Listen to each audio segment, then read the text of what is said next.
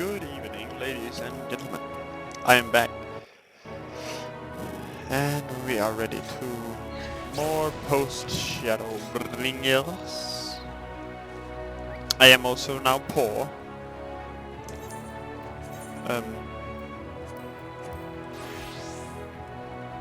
Crafted gear is expensive. And I didn't just get it for Summoner, that's the reason. Because I also got some for Scholar as well. Problem is, I couldn't afford all of it for Scholar, so I'm just here like kinda almost there.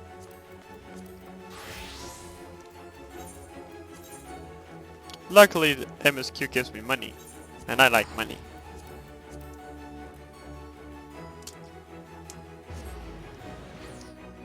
So we were going here to say goodbye before they all went back to the source, right? Yeah. Halric. Halric, oh gods, don't tell me he's wandered off again. Quickly, intern, we have to find him. Oh, Alice, I didn't see you there. If you're looking for Halric, he's gone for a walk with one of the others. They were planning to visit the graveyard if I'm not mistaken. Well, that's a relief. Shall we adjourn to the graveyard then?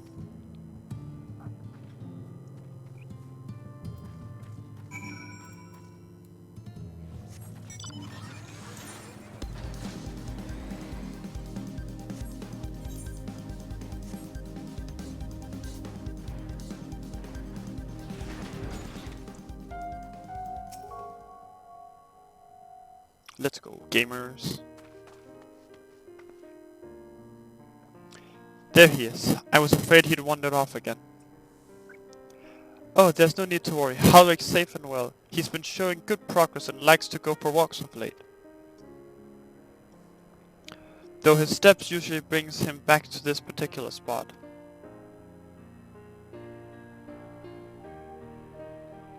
Oh, I wasn't aware he had family here. He doesn't. It's Tesleen. Her sword, that is. We buried it here in her honor. So he remembers.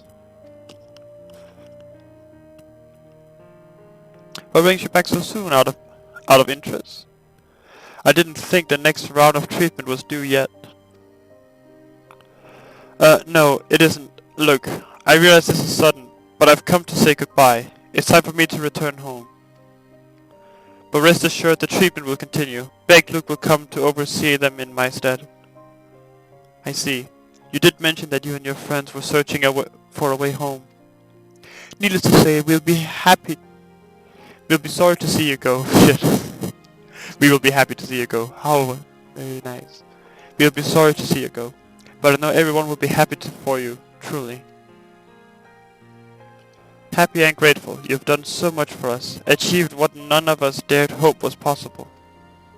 And we'll see to it that your good work continues, and that no more poor souls are buried here before their time. So rest easy and take care. We wish you every happiness. Thank you. I will miss you all.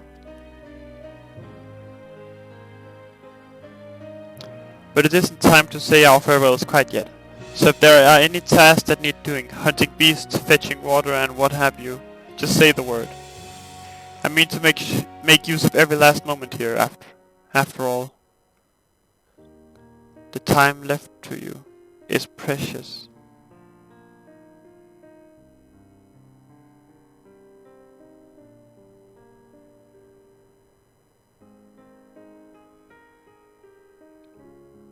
That's right, Halric. That's exactly right. Those words will guide you through, so never forget them.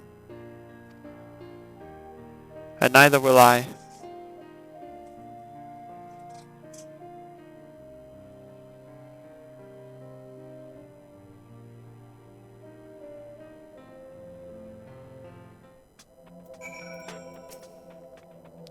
What? I'm not crying. I just have sand in my eye, that's all. As I mentioned, I mean to stay here as long as possible. In the meantime, perhaps you could go and look in on the others. Alphino, for instance, if anyone is crying, it will be him. Sure, I'll say. Sure, sure.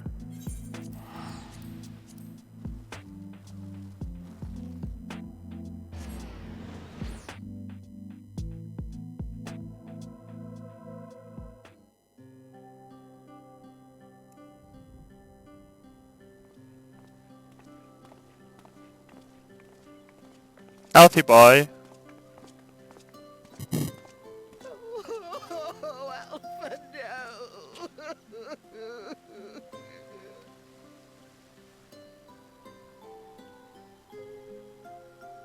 This is kind of what I Please, little expected. child, dry your eyes.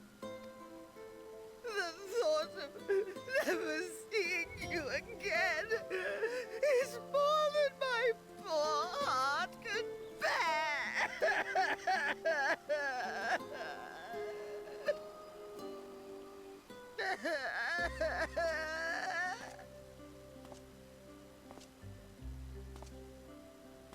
Oh, it's you. As you can see, Alphino has broken the news. I don't know how to console her. She thinks we'll be lost without him.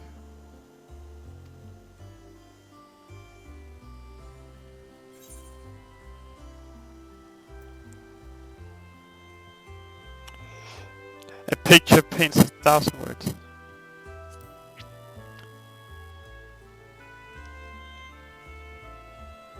You'll never let me forget it, will you? I'll have you know I completed the promised painting in the end. Be that as it may, there are times only words will suffice. Oh, my back. Well, shit. Hold on.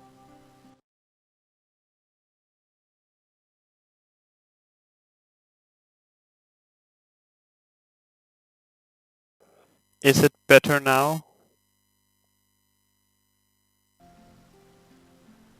Or is it still problematic? So it's still robot?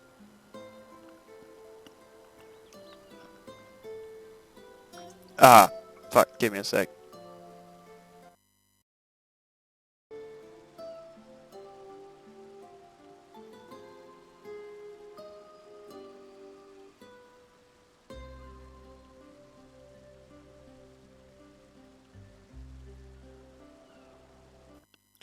Robot for you, but it's also robot for everyone else.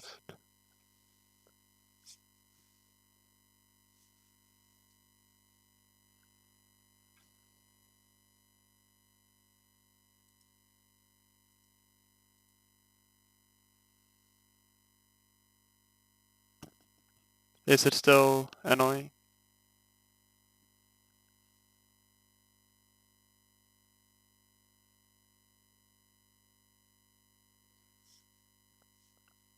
I'm just gonna do this real fast.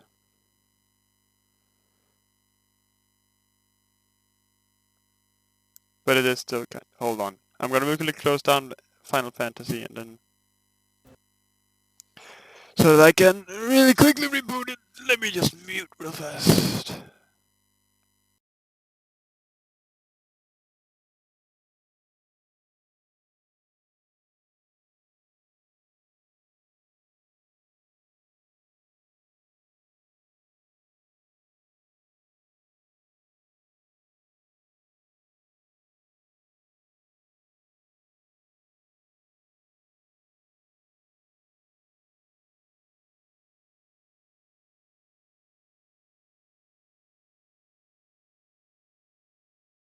Is it better now, or is it still funky?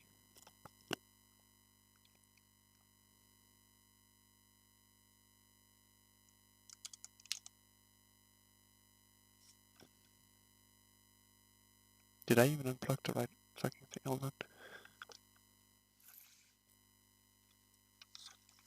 Yeah.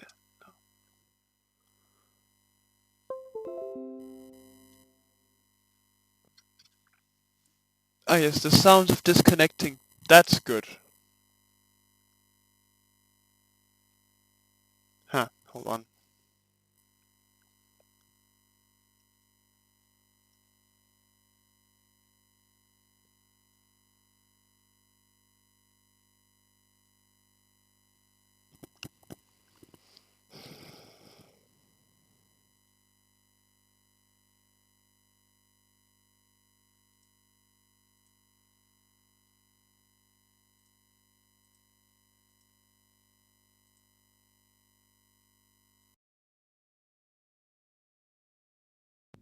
Let me just try.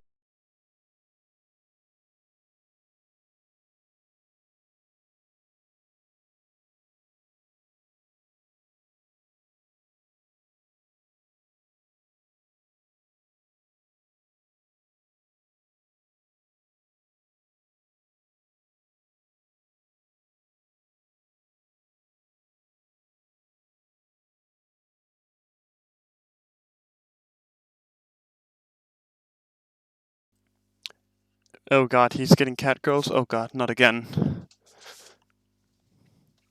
Is it still bad?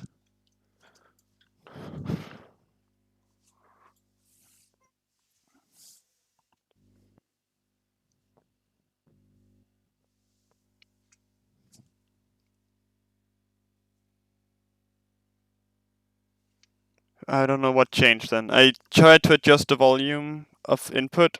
I guess that works.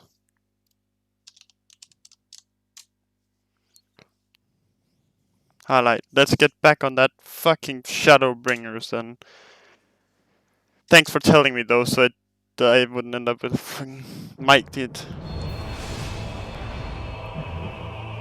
Riding home. Dying. Oh god, thank you Shadowbringers.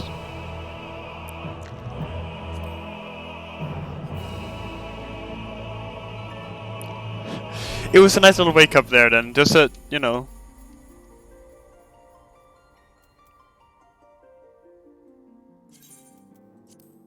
Big scent.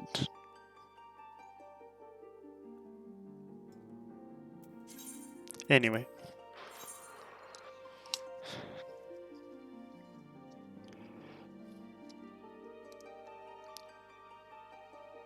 Da da da da da da da da da da.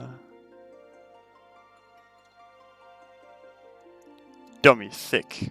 The clap of my ass cheeks have alerted the gods.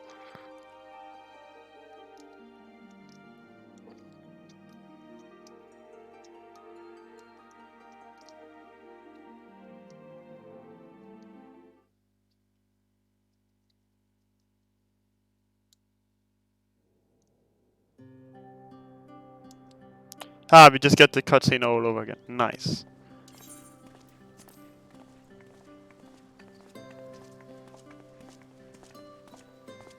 Oh, Alpha, no.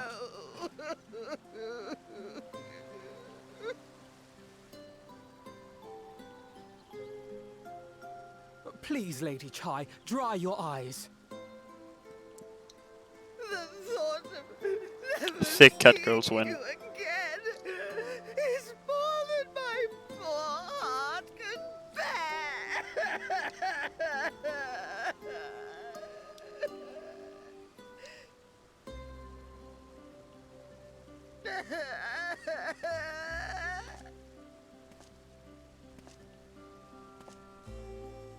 Oh, it's you. As you can see, Alphino has broken the news.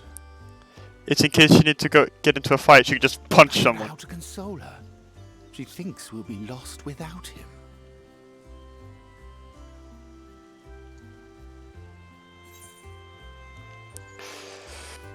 A picture paints 1,000 words. You'll never let me forget it, will you? I'll have you know I completed the promised painting in the end. Be that as it may, there are times only words will suffice.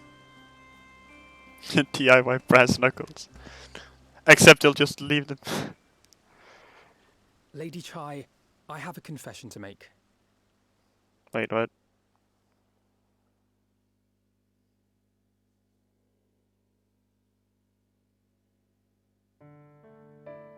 On the day we ousted Lord Vorthree, when I revealed the truth of his tyranny and your complicity in his crimes, I did so with great trepidation. Not out of fear that you wouldn't listen, but that you might never recover. There was a time when I too, in my hubris, believed myself worthy to lord it over others. And when the lie was laid bare, when I was forced to confront the cost, the lives lost, it all but destroyed me. to awaken from a naive dream to so harsh a reality, I would have understood had you all surrendered to despair.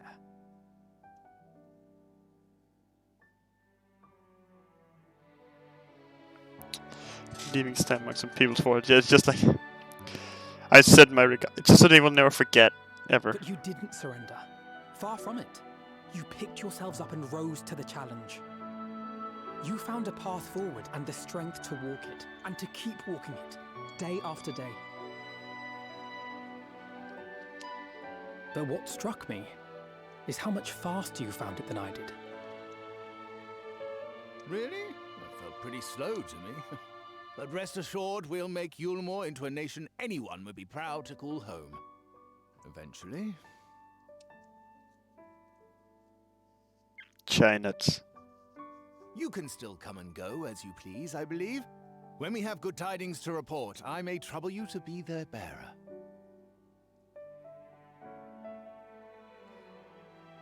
Always count on me.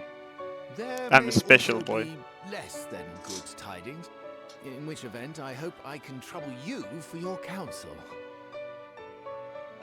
I should be honored to provide it, Master Chai.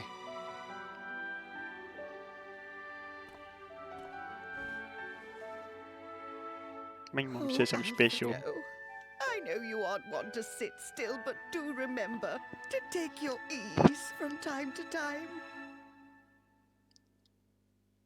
And no matter where you are, remember that there are people here who are praying for your health and happiness. Aww. Our brave and gentle artist. You have our love, now and always.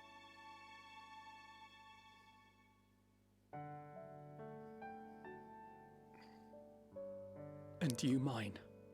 Please take care. Aww, that's so...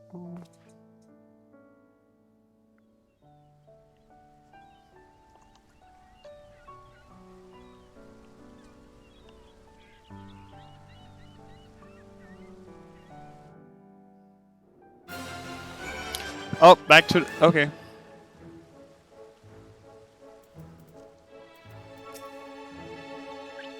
It's a strange feeling, Sentrin, to stand in the company of our friends, knowing that I will never see them again. I struggle to reconcile it in my mind. But this I know, I shall cherish my memories of Norbrand, of every soul I met here for the rest of my days. And I shall look forward to your tales of their endeavors. Forgive me, I realize now that I never asked you what business brought you here. Can I be of assistance?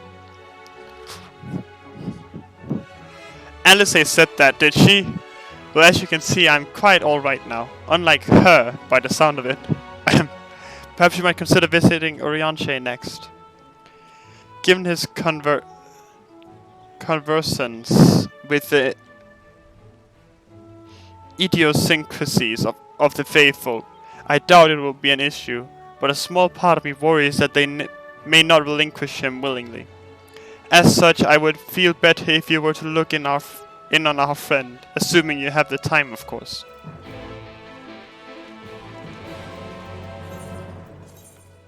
Assuming I have the time. It's not like I have a choice. I want to continue this fucking story.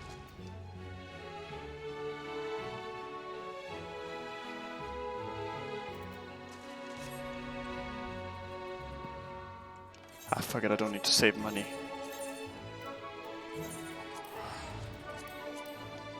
I'll get my money back.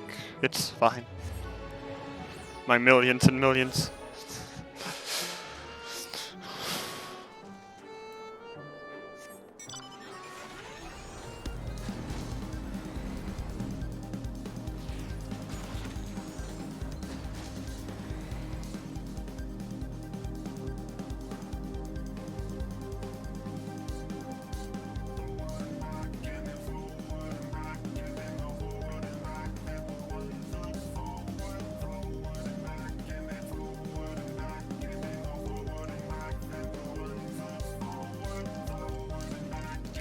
Wiggle, wiggle, wiggle, wiggle, wiggle, wiggle, wiggle.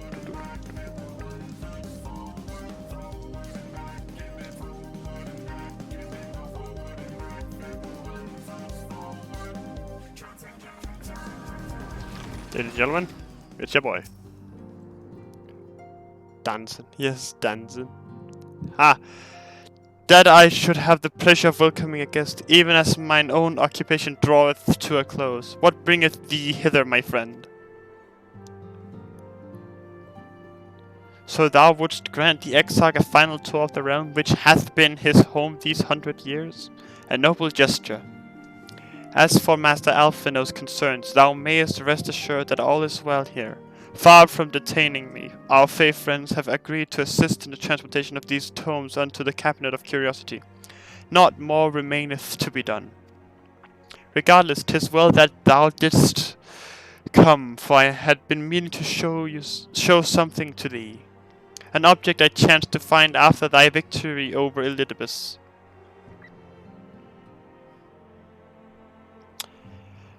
Though it hath lost its radiance, 'tis unmistakably a crystal of light, one that did in all likelihood once belong to Artbird.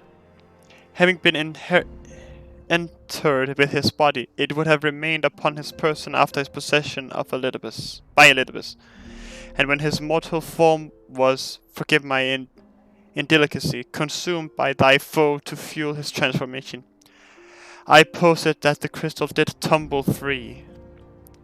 Save that which doth abide in thee, it is all that remaineth of our friend, and if thou art willing, I would have thee delivered unto Seto. I can think of no worthier recipient than he, and no more fitting a bearer than thee. As ever thou wilt find the Amaro in Workdorf. My thanks, Sentrin. I love Orianji's speak, I love reading it.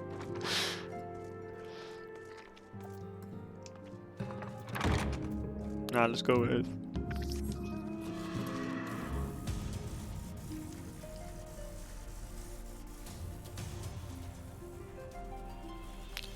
Hons.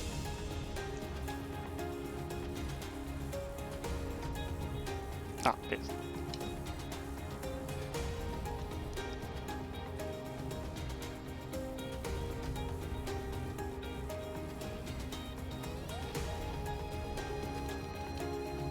Bunga bunga.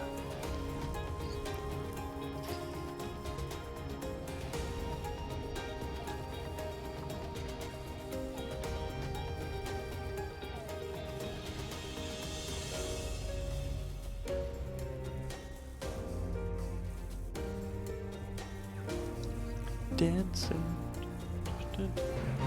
Those drakes are really pretty, I'm gonna keep it real.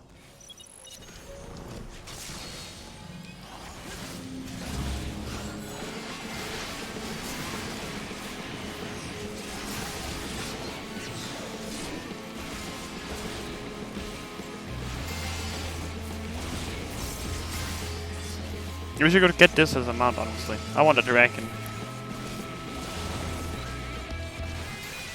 I mean, yes, I have a dragon already, but I want another dragon.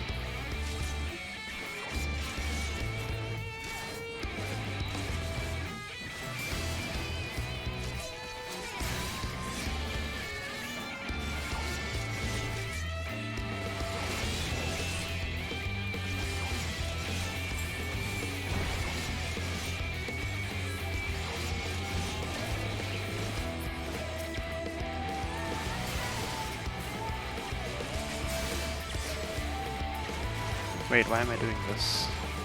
Right, because I want to.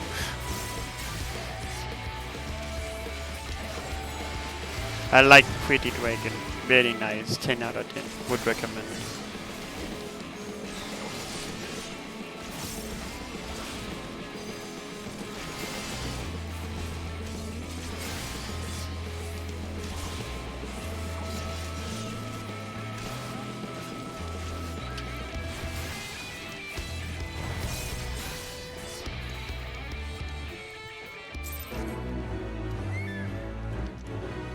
Great minds think alike! Now, Seto Kaiba. More dragons equals better life. Yeah, exactly! Except for Heavensward, where we had to kill the dragons, but we don't talk about that one. Ah, full glad am I to see you safe and well. Rumors spoke of strange spectral foes bent on your destruction. But with the sky returned to normal, I assume all is well again. So to what do I owe the pleasure of this visit? Quizduel. You want some math?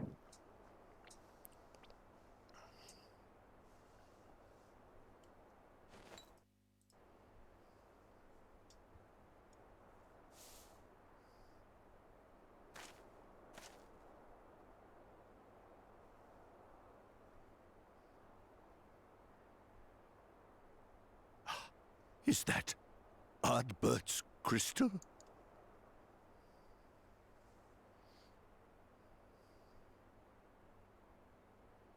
So it is. It has changed, but I would know it anywhere. However, did you come by it? Yes. You don't want to know, Seto. You don't want to know.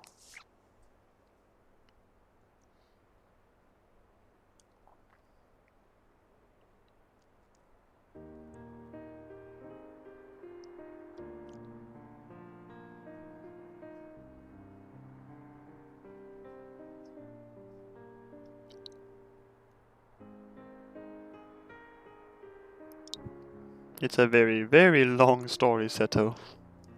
Then, even in death, his enemies found a way to profit from his sacrifice. Oh, it grieves me to think of his body being used for evil ends. But, thanks to you, his honor is restored, and he may finally find peace. No words can express my gratitude. I will keep this crystal safe to the end of my days.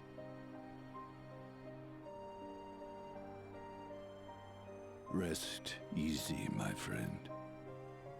You have earned it. Aww.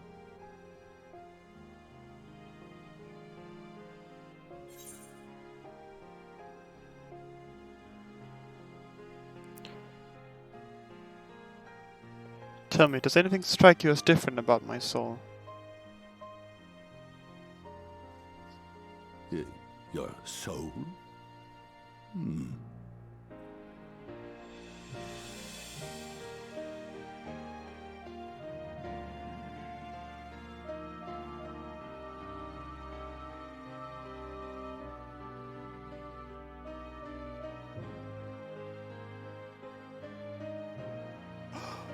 Oh, how can this be?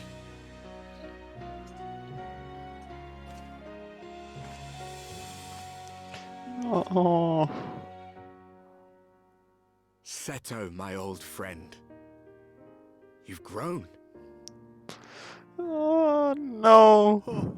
Oh, Ardbert, how I've missed you.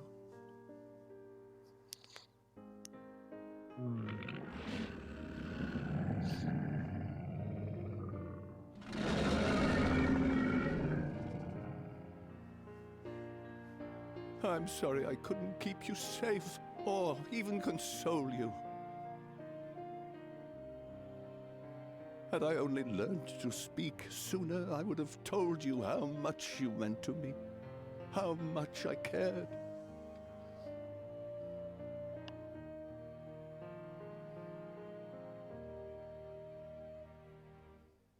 I knew.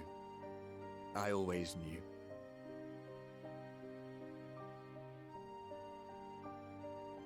But I'm happy to hear it nonetheless. Thank you, Seto. My partner in crime. Oh, this is no.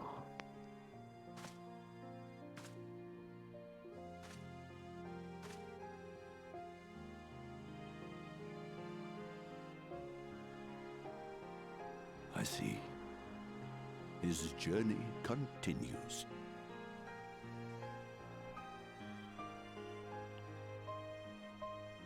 Forever and I onward. will not yet bid him rest. With you, he may look forward to many more adventures.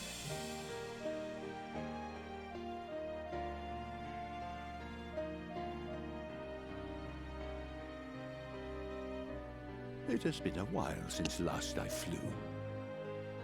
Perhaps I too will go on a little adventure? Ride the winds, seek the horizon? Yes, I think perhaps I will.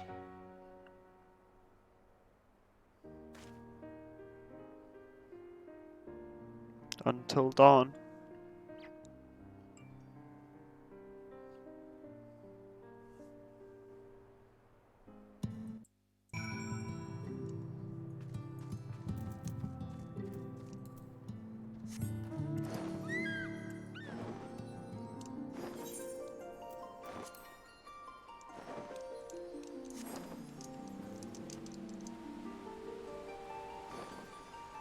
God, that's...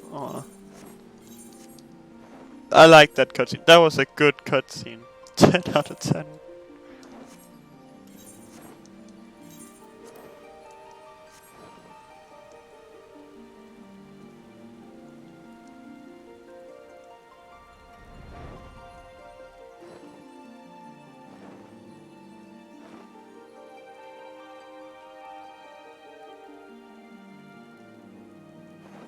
It's funny how it turns from pink to green.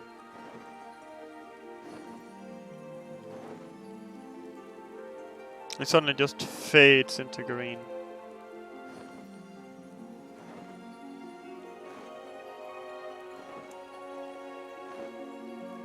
Hurry, boy.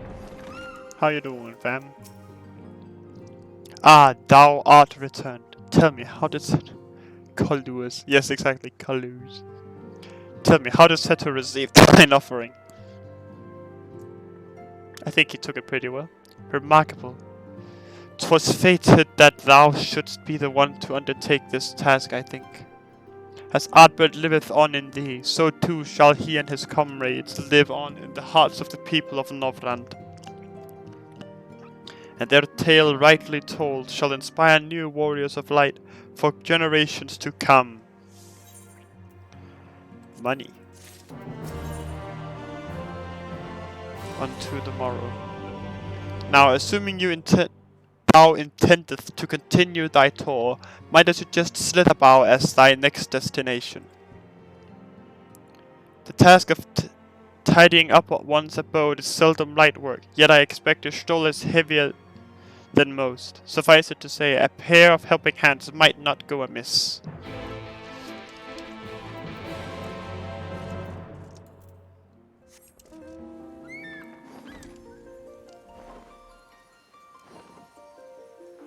Should I not say anything to Feul, or should I just leave?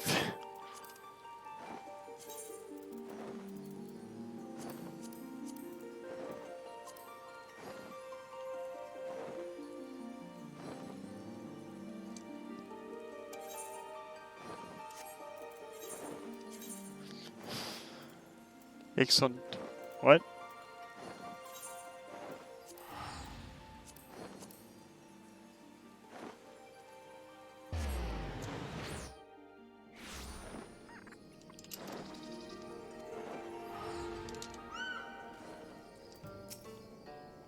Ishtola. And what is this? Have you come to spy on me? I would never. Does Orion should truly think me so slovenly? The nerve. Loath as I am to disappoint, I put my affairs in order some time ago. I've even bade my farewells. To everyone save Runar, that is. He's nowhere to be seen. That's because he loves you, yoink. He just wants to smash.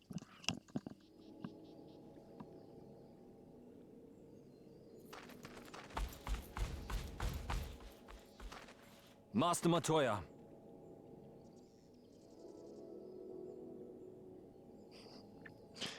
Aww.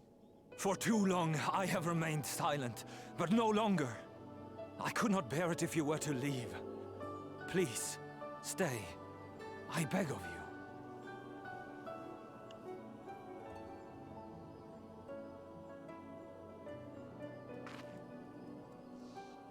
Runar, please.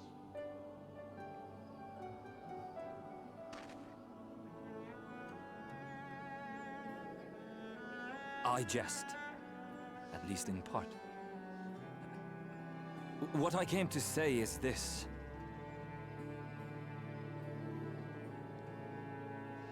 Thank you. Without your wisdom, your strength, and your kindness to guide us, our people would still be lost. We will never forget you, Master Matoya. Wherever your journeys may take you, you will always be in our hearts. And you in mine. Remember that your people's journey, that our people's journey is yet ongoing. Your lives will change, and so too will your dreams. Yet come what may, you need not forsake your time-honored traditions, nor less your beliefs. But neither should you be beholden to them. For it was with curiosity and courage that the Knights Blessed first triumphed over adversity. New knowledge and new wisdom are ever worthy of pursuit. Indeed they are. And so, until we return to the Sunless Sea, we shall endeavor to live our lives to the fullest. That is well. But however great your strides, there may yet come a day when the challenges you face cannot be surmounted alone. On such a day...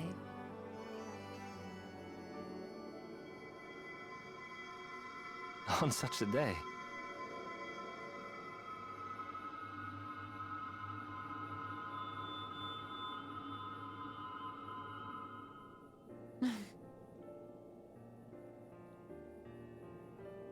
You may call on me. Since a means to travel between worlds exists, you can be sure I will find a way to employ it. And there remain so many mysteries here that want for solving. Kiss, kiss, kiss, kiss, kiss, kiss. Runa, really? Oh.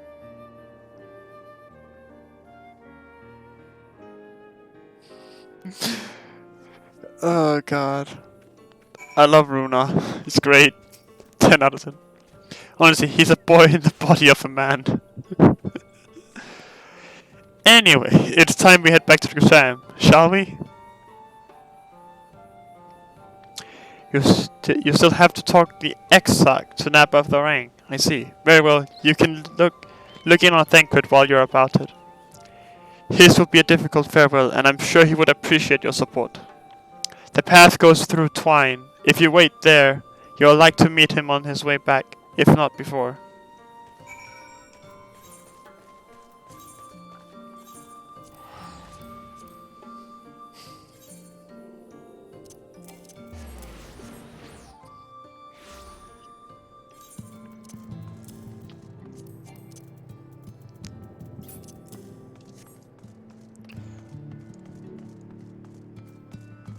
Magnus, my mans. My homie, my lad. Hey, you too? What's this, my bloody name day?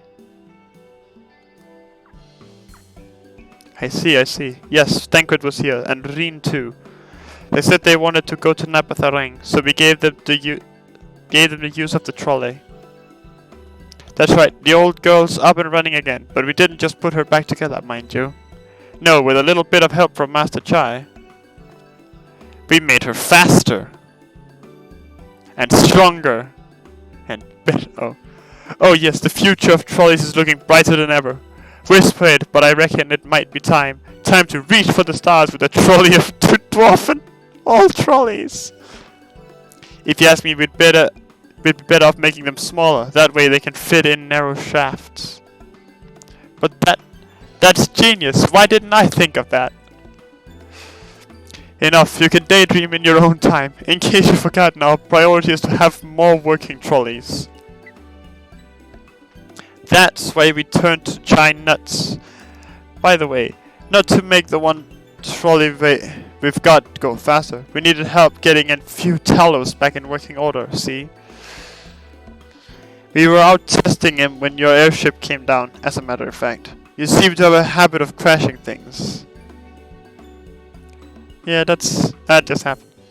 We're back. All thanks for the loan of the trolley. Sinton, what are you doing here? Don't tell me the others are waiting for us. That's a relief. At any rate, we've done what we came to do, which means I'm ready to leave. Or as ready as I'll ever be. Not to pry, but what's going on? You off somewhere? You could say that.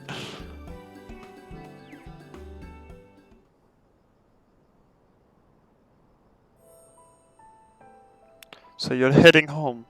I'm just a simple miner and don't know much about this world traversing business.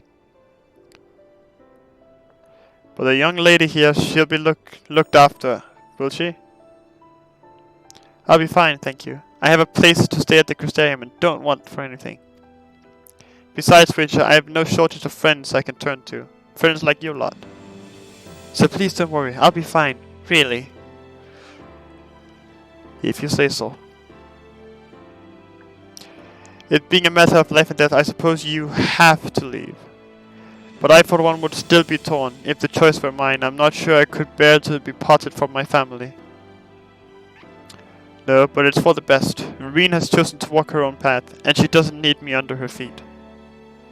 Besides, I have my own responsibilities, and I wouldn't be setting a very good example if I neglected them. Perhaps not. Either way, I envy you your dilemma. Well then, young lady, if there's anything you need, anything at all, you're welcome to call on us. I may surprise you, but we can't. It may surprise you, but we can't do more than simply offer you trolley rides. Thank you, Magnus. Everyone. Shall we then? If you've nowhere left to visit, we can go back to the Crystarium together.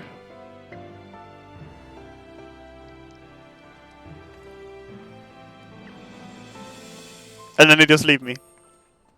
Let's go back together. Gets abandoned.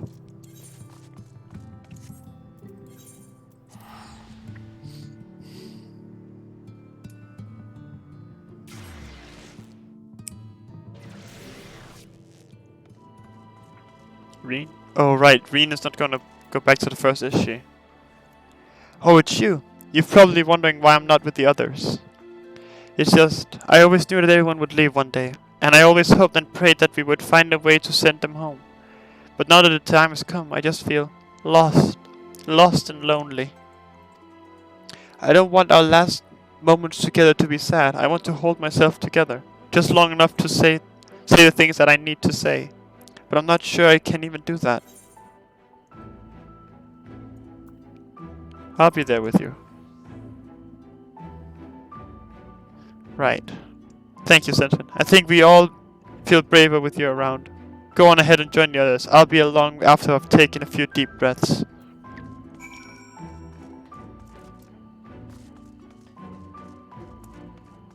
Of course it's Thancred I have to talk to.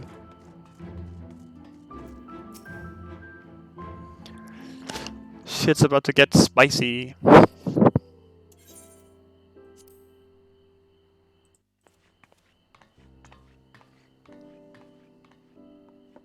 That's everyone then. We've all said what we needed to. Even as we speak, Backlog undertaketh their final inspection of our spirit vessels. When thine own preparations for the journey are complete, thou art to present thyself in the ocular. Am I complete?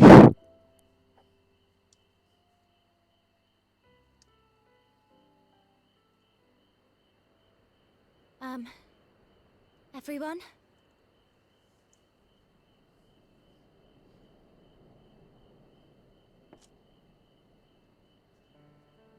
I want to thank you all, on behalf of the First. You, and Minfilia, and the Exarch. Without each and every one of you guiding us, fighting for us, we wouldn't be standing here now. There wouldn't even be a here. And no words can express our gratitude.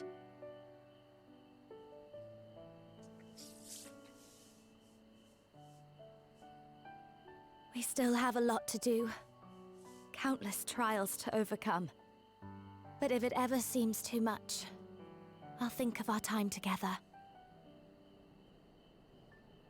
The happy moments, and the sad. I will remember it all. And it will give me the strength to carry on without you.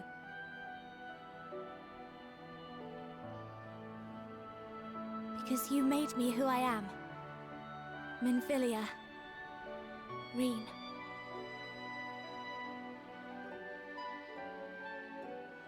To honor these names and these memories, I will stand with all the people of this land and strive for a better tomorrow.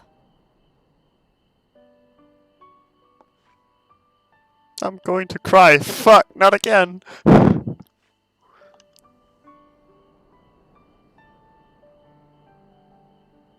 Thancred, I believe the honor of responding should rightfully be thine.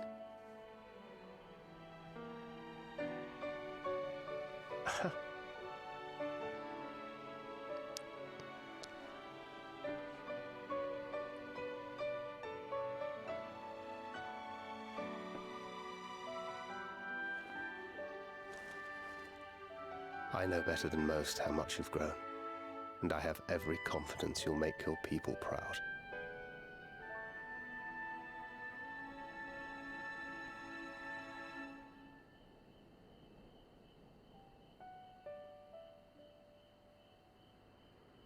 Gods know I'm proud of you. I always will be. You deserve all the happiness in the world, and more.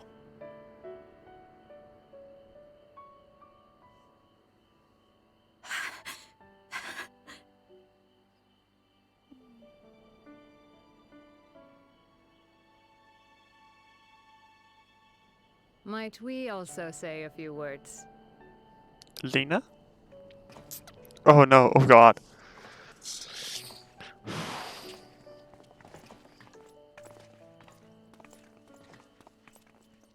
Why, this is just about all of you.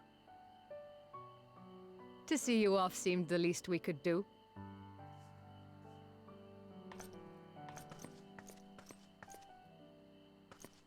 You risked your all for us, fought for a realm not your own. Before you came, we had never known the beauty of the night sky. Or the joy of your company.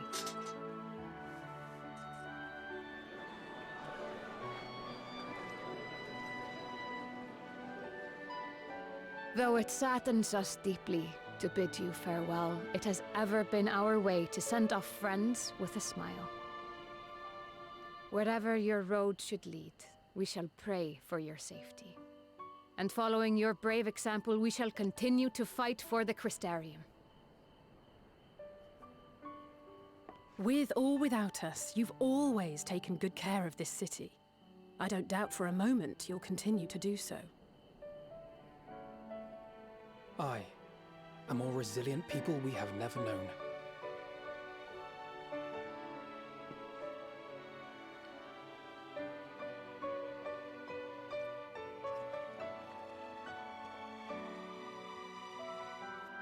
As resilient and enduring as the tower that watches over you. To the last, we did not question the Exarch about his past. It is only now, when he can no longer tell us, that we believe we know the answer. We have heard what became of him, and what is about to be attempted. From who? Who told? All will be well. Of this we are certain. How could it be otherwise, when every soul in the Crystarium is praying for it with all their heart? And so, when our Lord awakens, I bid you give him a message. Tell him he needn't worry about us. That he need no longer hide who he truly is. That he should live his own life to the fullest, And that if he should ever find himself reminiscing on the past with a smile, we shall be smiling with him.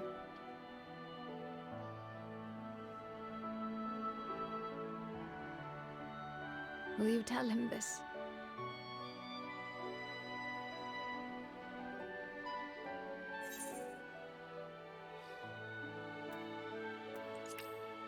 Word for word.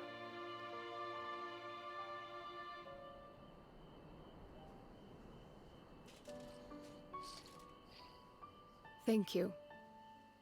Please look after him for us.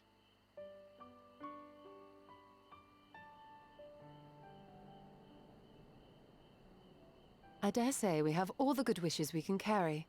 Let us be on our way.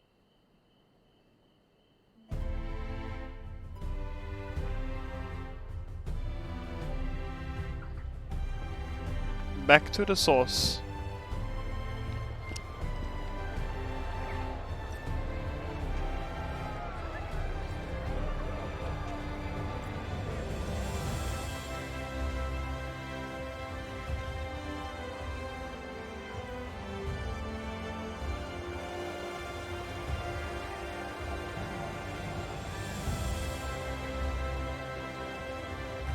And I don't go with him, of course. I just stand there like an idiot, like I always do.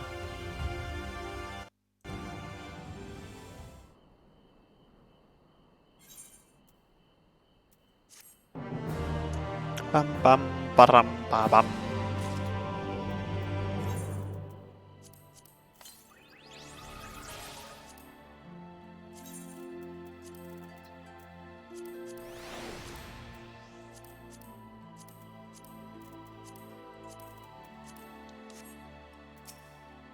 Bebes. Reflections in crystal. Well, I suppose it's time. Are you ready, Senton? Alright, let's not keep the others waiting.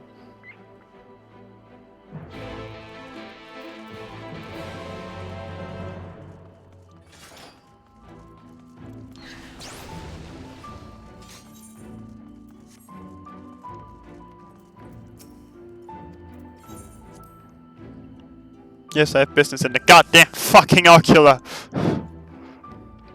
At this point, you should know whenever I'm up here, I'm here to talk to you, you wank. Ah, there you are. I take it you're ready for the journey. The spirit vessels are primed and our company complete. At a word from you, we shall begin. So, continual playing sequence. It is recommended you set aside sufficient time to view this scene. Yep! Begin the soul-imbuing ritual and return to the source with your companies. Very good. I shall distribute the vessels at once. Sorry, you just get to see chat. There we go.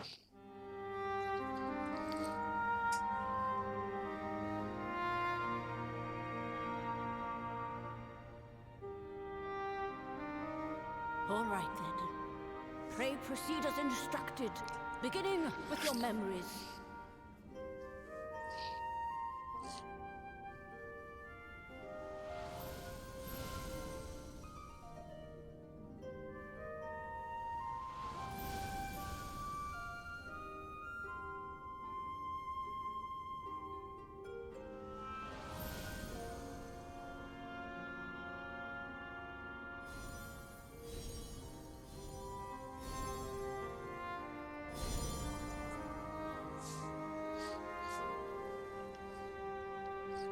Now let us pray this fucking works. The first step is complete, and all appeareth to be in order. Well, that just leaves our souls then.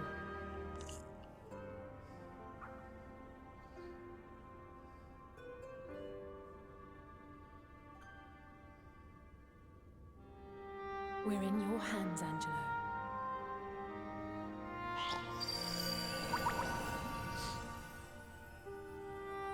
What? I'm confused.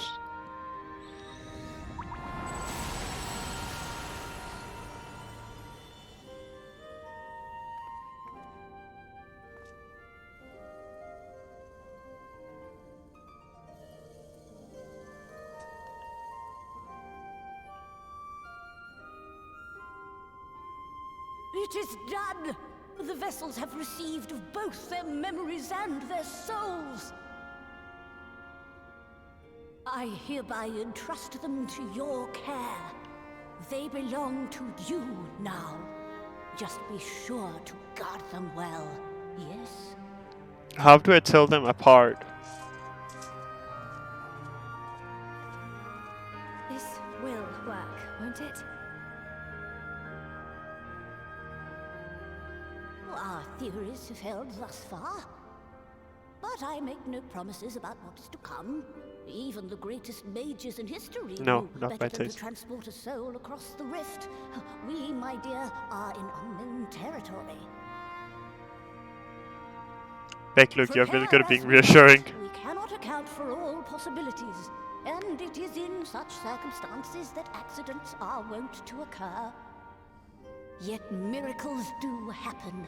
So let us pray and will our friends home.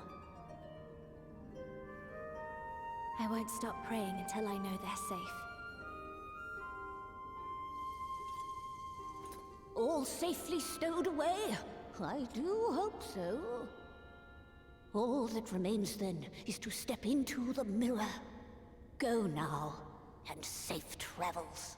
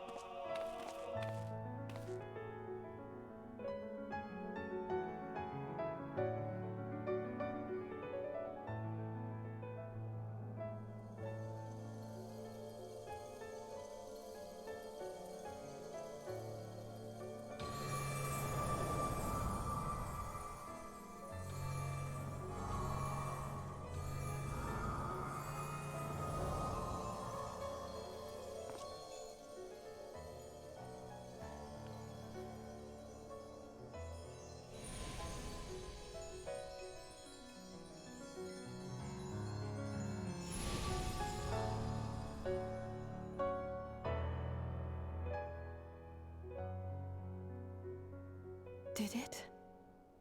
Are we? From those who've fallen to those who rise, a prayer to keep us ever by your side, an undying promise that we just might carry on in a song. Pray don't forget us, your bygone Oh, you're back! You're back! You're all back! as a new begin, and should our souls scatter unto the wind, still we shall live on. Thank you. My body feels like a sack of potatoes, but otherwise, I have never felt better. That said, I doubt any of us will be fit to travel for some while. Maybe leave the rest to you.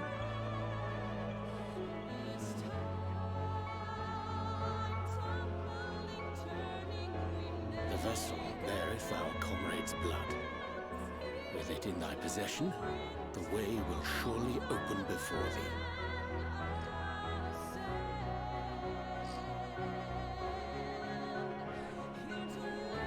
To the Crystal Tower!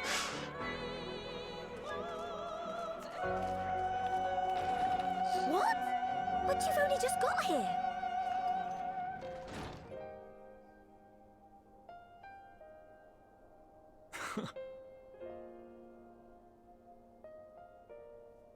Tataru, might I trouble you to brew us all a pot of your special tea? Ah, and we may require an extra cup.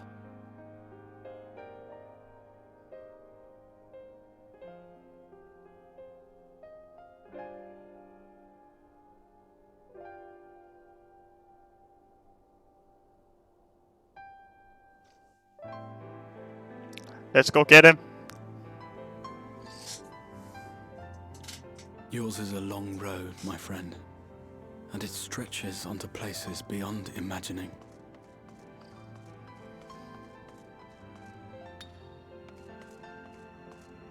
With your every step, these grand adventures shall grow more distant and faint. And there may come a day when you forget the faces and voices of those you have met along the way. On that day, I bid you remember this.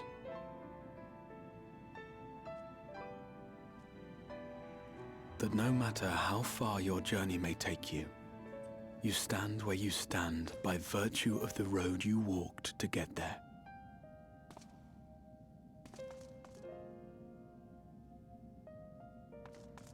For in times of hardship, when you fear you cannot go on, the joy you have known, the pain you have felt, the prayers you have whispered and answered, they shall ever be your strength and your comfort.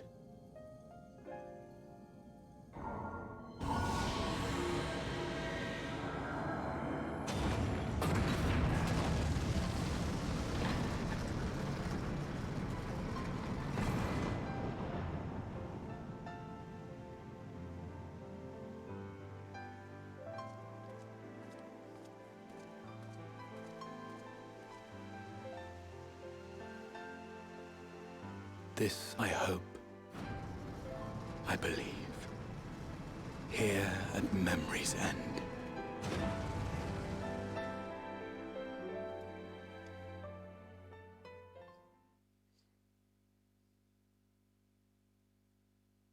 Some days later.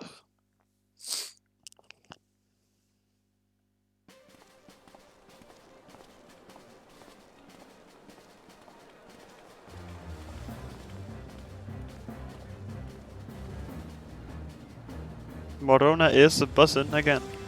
Business is booming.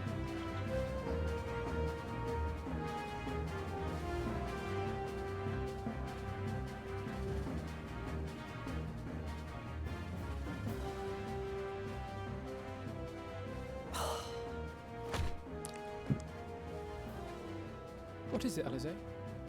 Are you all right? Do you still feel under the weather?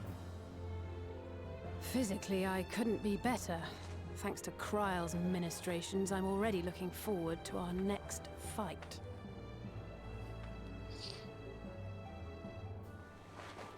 But seriously, don't you have anything to say about that?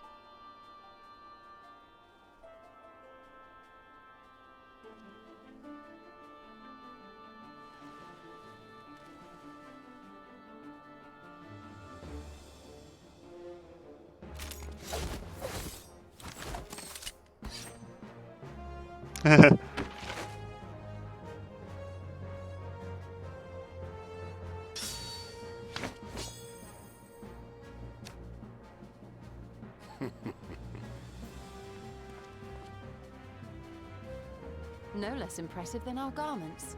You've outdone yourself, Tataru. To give credit where it's due, I had help from a certain fiery pixie who visited me in my dreams. They gave me all the information I needed to get the details just right. Oh, it's fail. For your weapons, though, I needed a lot more help.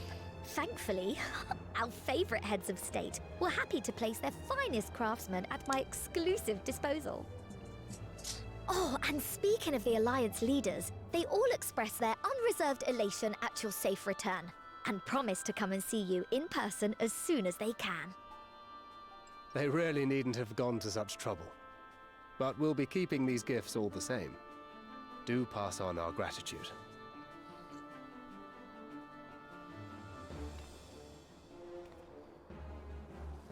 She wants cool loot too.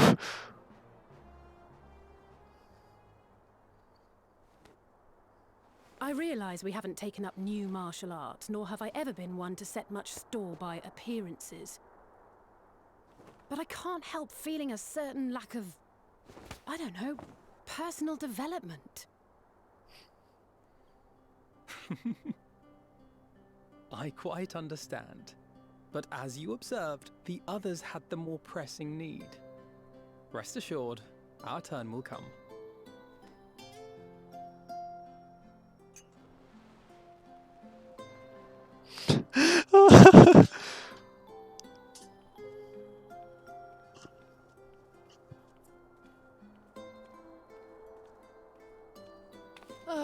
If I expend any more ether, I swear I will blink out of existence. I need a bite to eat.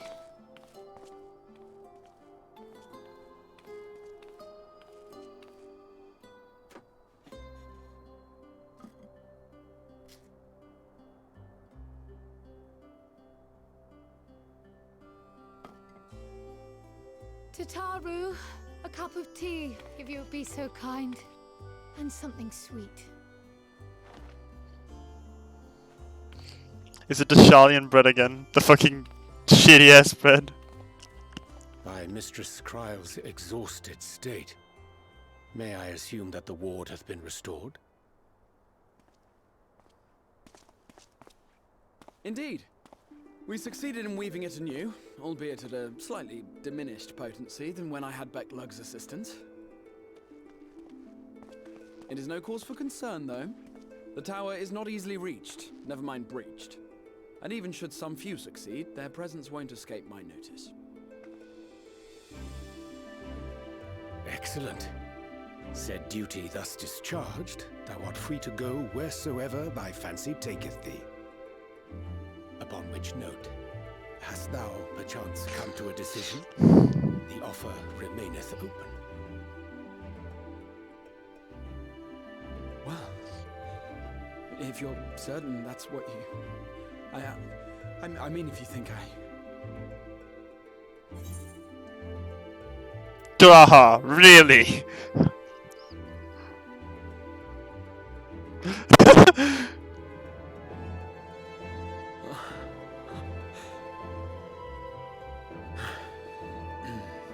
Right. I accept. Henceforth, I shall count myself a scion of the seventh dawn. Grahatia, at your service. When I was a boy, many long years ago, I yearned to stand tall as the heroes of Eld.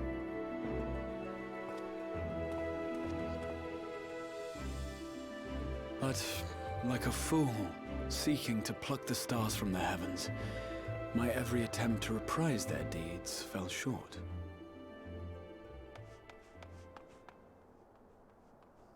Help! Somebody help!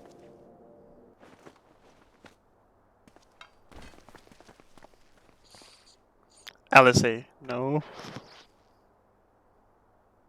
Hippogriffs! Hippogriffs on the Please, we need help! I could do with a little rampage myself. What? Now wait just a...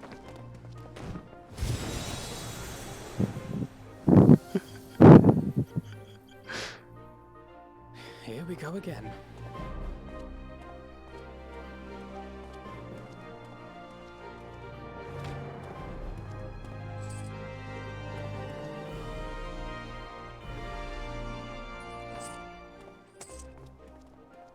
What was that about?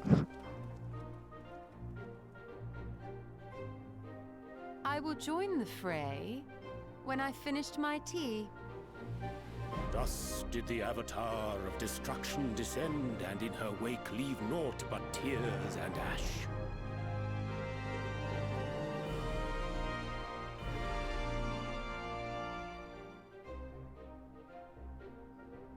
And then, one day, an all but forgotten dream from my youth stood before me, in the flesh.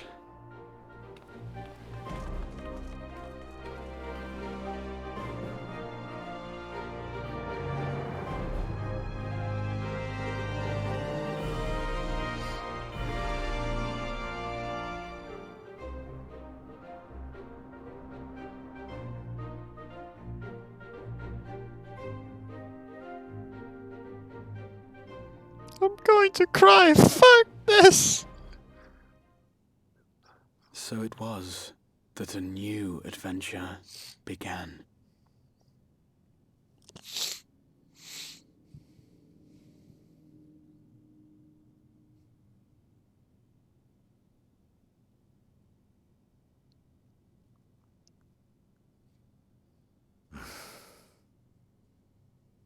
The memory of a dying world's end. Night after night. And I thought it but a tired old dream.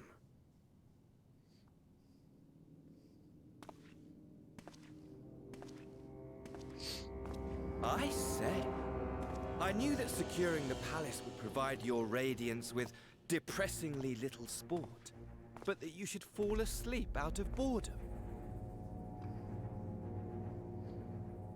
Splendid. Truly splendid. And my own preparations, you will be pleased to hear, proceed apace.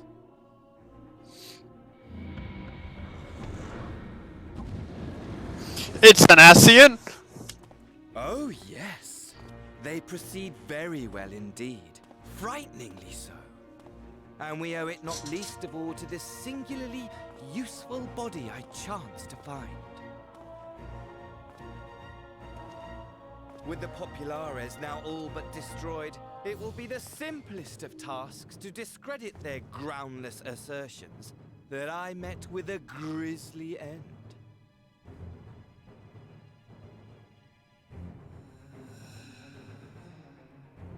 And as the very much alive Lord of House Brutus, I have a vast fortune at my disposal. Ah, money, money, money, the great motivator.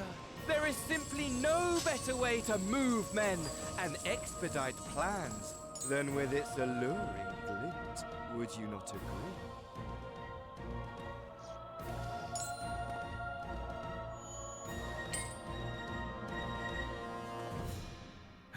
But wait, were we not acquainted, you and I? Elidibus?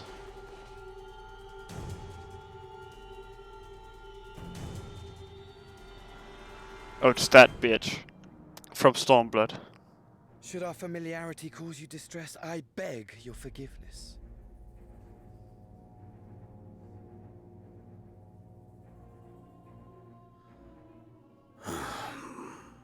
What did you say your name was? Oh, a dagger through my heart, that my deepest desire should forever remain unfulfilled, to live unrecognized, to die forgotten. Oh. So it goes. Whatever this flesh may have been before, it serves only as a vessel now.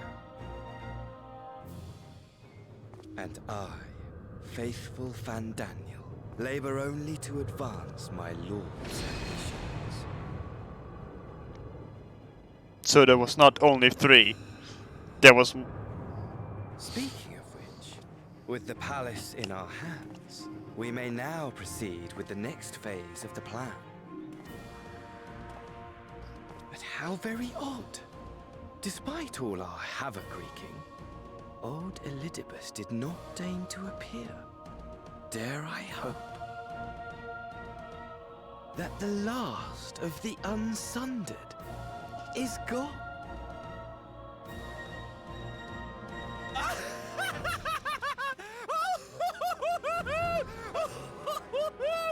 Imagine it! Bound no more by the shackles of mouldering memories of damnable duty, free at last to live for the moment!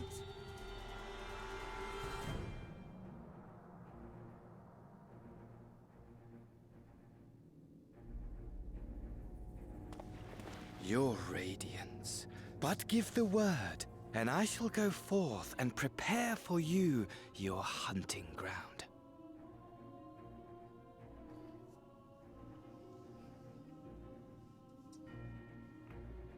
That which awaited was a fell beast. Ferocious, ravenous, remorseless. And awfully gay. Do as you will.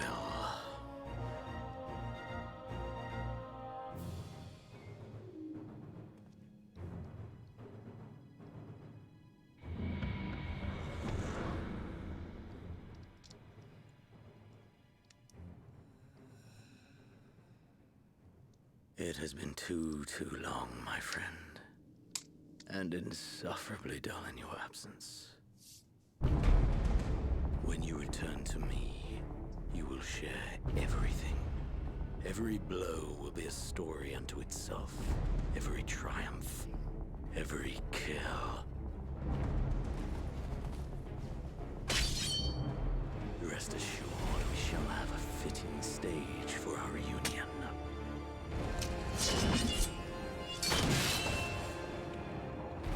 Oh yes, to reprise that transcendent moment, I will set this world ablaze.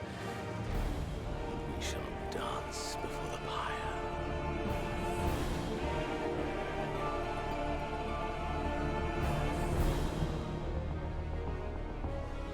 The beast shall kindle the flames of the apocalypse.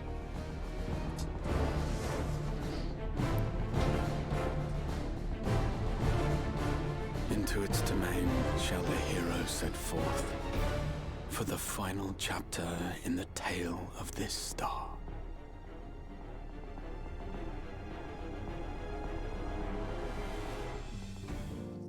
It's not over till it's over.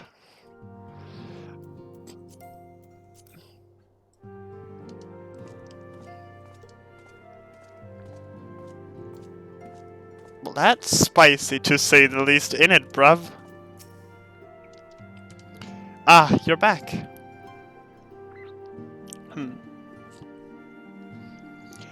Tell me something, do you think I was excessively familiar earlier, in my tone and mannerism?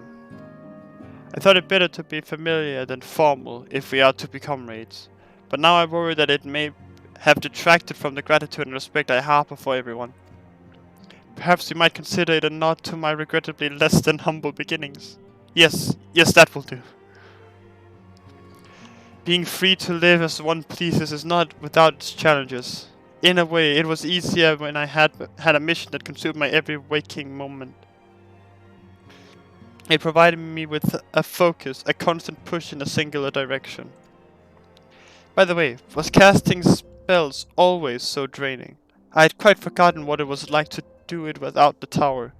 I've rarely felt so exhausted, or hungry. Yet if all I did was bend the bow, I would be of limited use to you on your adventures, so I shall persevere. In a moment, yes, but not right now. Whoever I might have been before, I am now a scion, and an inexperienced scion at that. A green initiate eager to learn how best to contribute to the cause, that he might follow in the footsteps of his inspiration.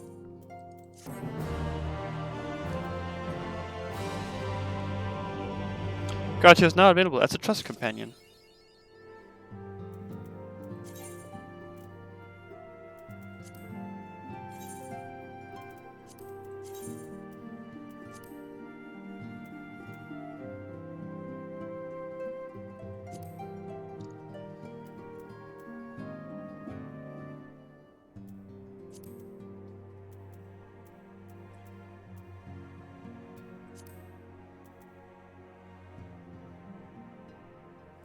Interesting. Let me just do something real fast.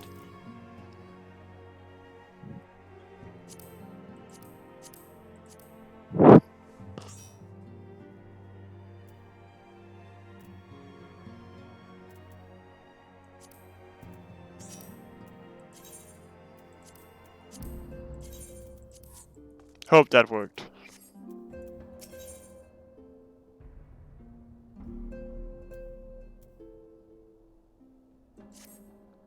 Oh, greetings, Hudson. Come to look in on our friends. No problem, Hidden, no problem. Rest assured everyone is quite well. I've been keeping a close eye on them, and I've satisfied myself that they are all in fine health. As a matter of fact, they're about to convene in Dawn's Respite to discuss how best to use their pent-up energy. Let's join them, shall we?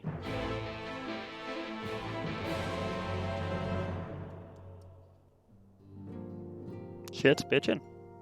Hella. Well, my friends, now that we have all settled back into our body, it is time we resumed our duties in earnest. Let us speak of our plans.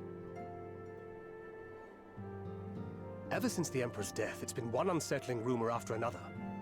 I've a mind to pay a visit to Garlemald to ascertain the truth of the matter. A prudent endeavor. 'Tis of the essence that we establish the full extent of the threat. Not least if it should prove that Xenos doth indeed orchestrate events from the shadows. In light of which possibility, I shall accompany thee on thy mission. Be assured that thou shalt find me more a help than a hindrance. Thou requirest another to imbue thine ammunition, dost thou not? He's got a point.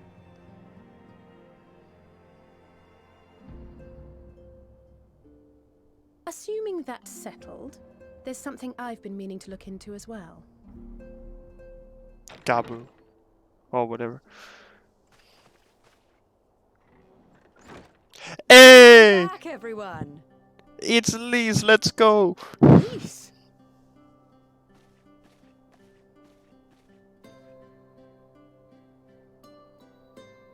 You're fine now, right? No more headaches or keeling over? That's right. We're fighting fit and raring to go.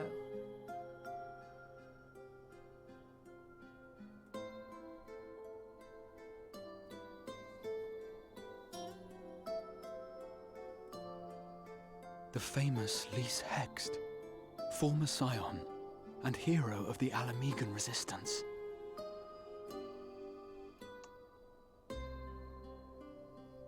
I don't believe we've met. Really?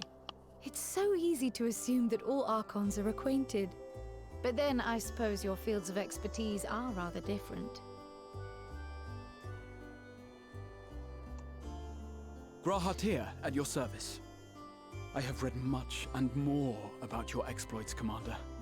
It is a pleasure to finally make your acquaintance. Likewise. The others told me all about you. Do not be so sure. Words scarcely do justice to the vital role he played in our victory in the first. A more dependable comrade one would be hard-pressed to find.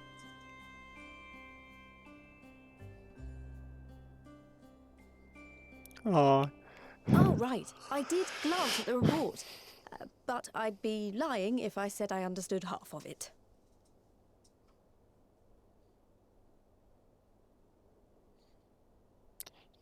Basically, world travel.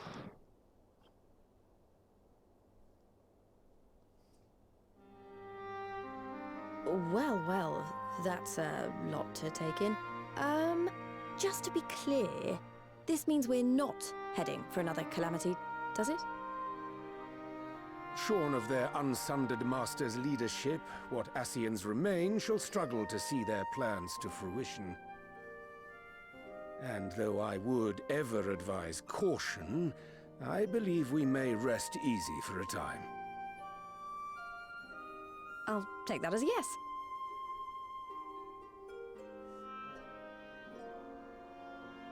Even so, I don't know what to make of this business about Hydaelyn and Zodiac being primals. A difficult truth to bear, yes. But at last we understand the nature of our adversary. And if there are no further calamities, neither will there be rejoinings, meaning Zodiac will never regain his full strength. Even so, as the oldest and mightiest of primals, he remains a force to be feared. Though his is a power born of the desire for salvation, we have seen the havoc it may wreak. And it falls to us to ensure that it is never again brought to bear upon this star.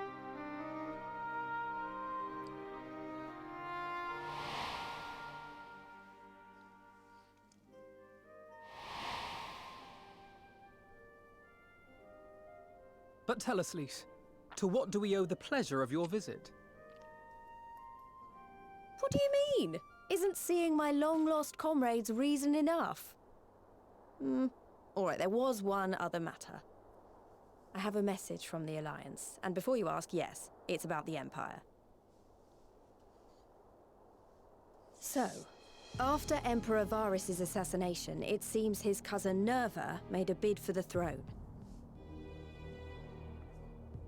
The trouble is, he wasn't the only one with designs on it, and it didn't take long for a civil war to break out. And it's not just in the provinces. Early reports say huge swathes of the Imperial capital have been reduced to rubble. The Alliance will soon convene in Alamigo to decide on a course of action, and we were hoping you'd come along. Well, as it happens, Urianger and I were just this moment planning a little trip to Garlemald. And we should be grateful for any advice the Alliance can provide on how best to make the most of our visit.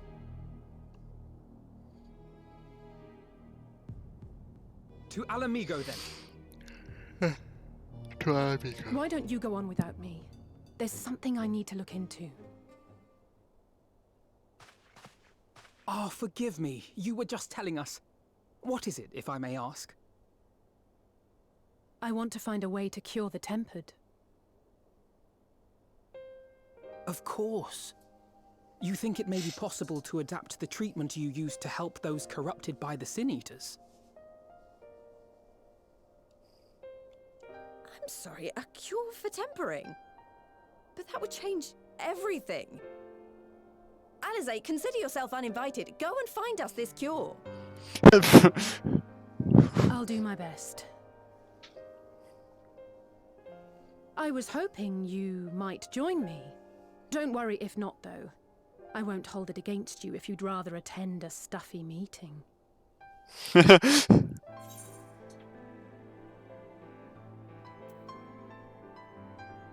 What meeting?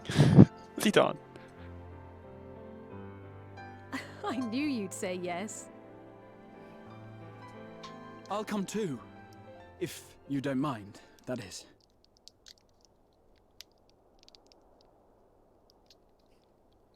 No!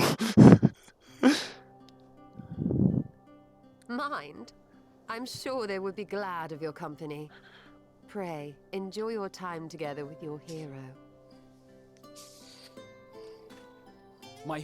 No. That's not...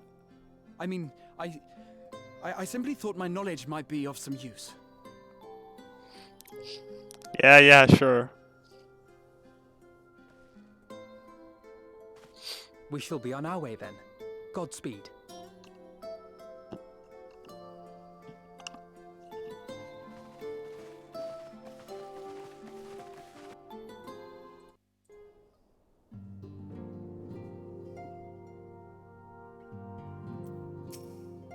Ugh.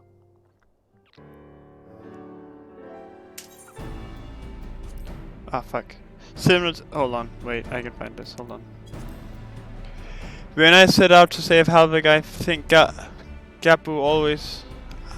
I think Gabu was always at the back of my mind. And having proved that the light corrupted are not lost, I am convinced that the same must be true for the tempered. Similar to those corrupted by the Sin Eaters, the aether of Gabu's soul has been rendered stagnant. And though its root cause is different, perhaps the solution is the same.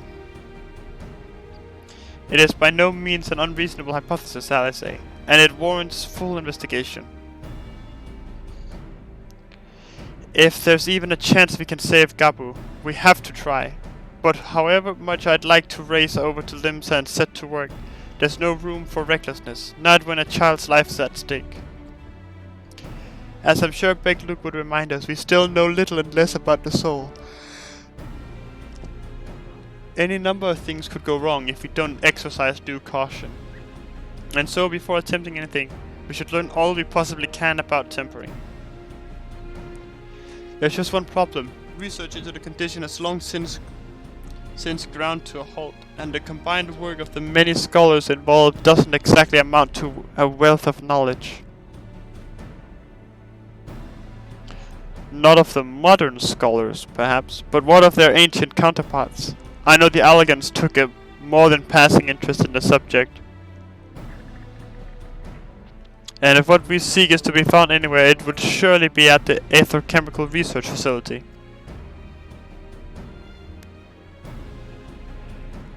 Where they experiment on primals and their worshippers. Yes? Good thinking. I've never actually been there myself, but I did read the reports on Asisla, which means we'll be needing an airship.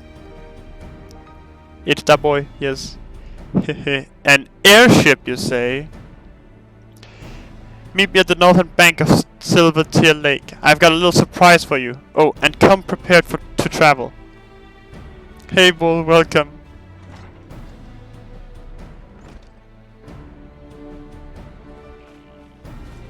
Am I at 5.0 yet? Or 5.5?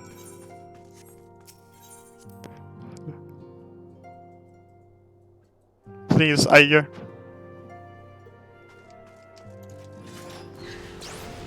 If you mean the one where Xenos goes ballistic.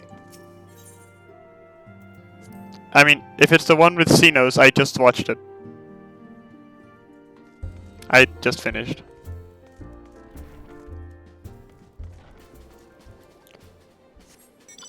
Oh, fuck.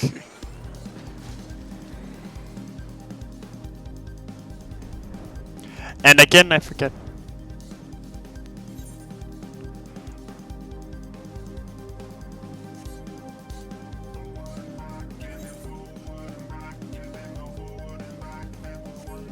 What the fuck?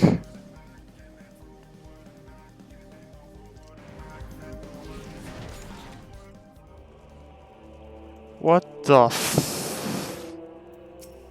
What have you done to the Excelsior?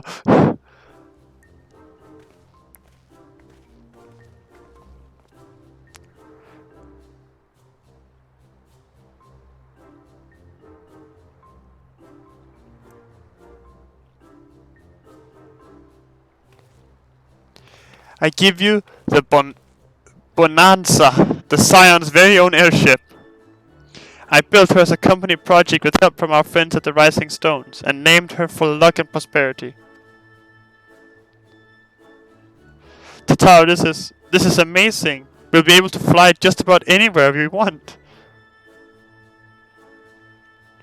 Pog, Dumpfer. Our garments were impressive enough, but to build an entire airship. I see the annals that did not execrate the many tales of the Scion's fabled coin keeper. I did also introduce myself as your pilot, except the training didn't go quite as well as I'd hoped. But that's alright, because we have hired this capable fellow here instead.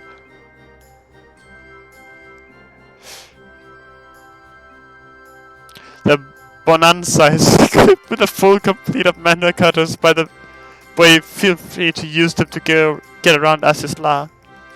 But enough talk, it's time to fly all aboard.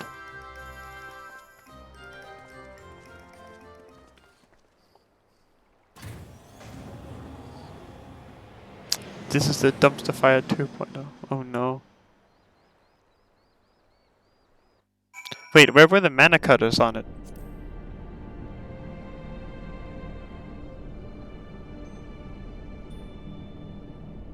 Okay. Honestly, Sid would be jealous by the way of the way that airship flies. Tatara has outdone herself. Anyway, here we are on Asisla, and Alphinaud's report did not do the scale of this place justice.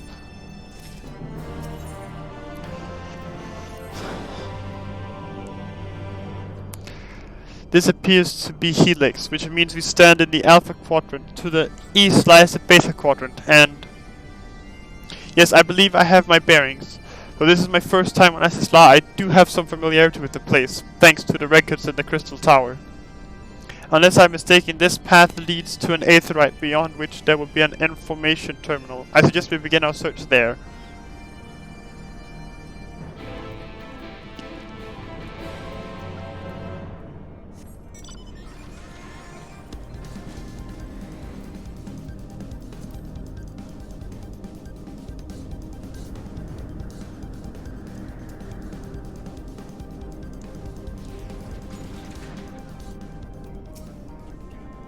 And here is the terminal. A moment while I search the archives for references to tempering.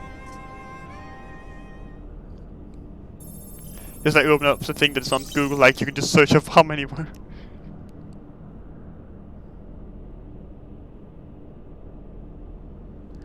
Ah, there we are. Iconic corruption. An overview. That sounds promising. Indeed, let us see what this report has to say.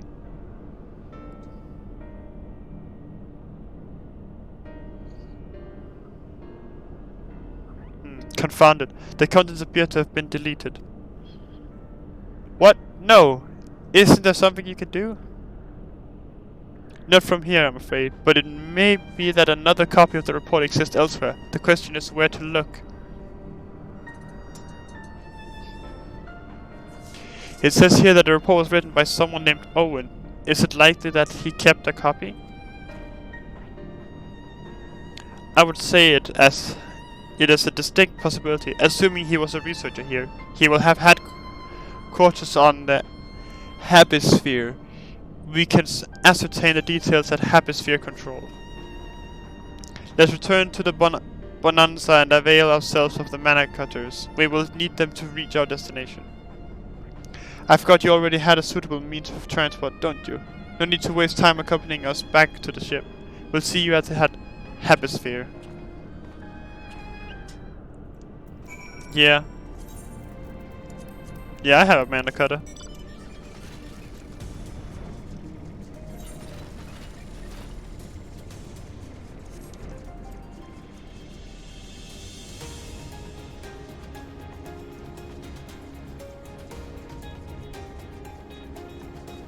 Where do I keep this mana cutter?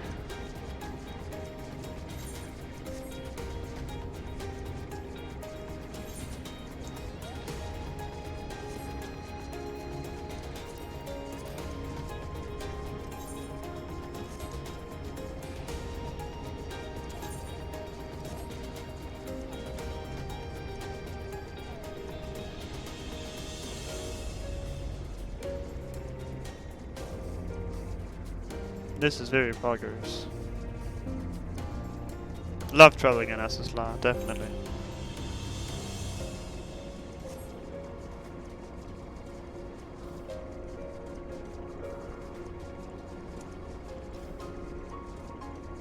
The zone is big and it keeps getting bigger.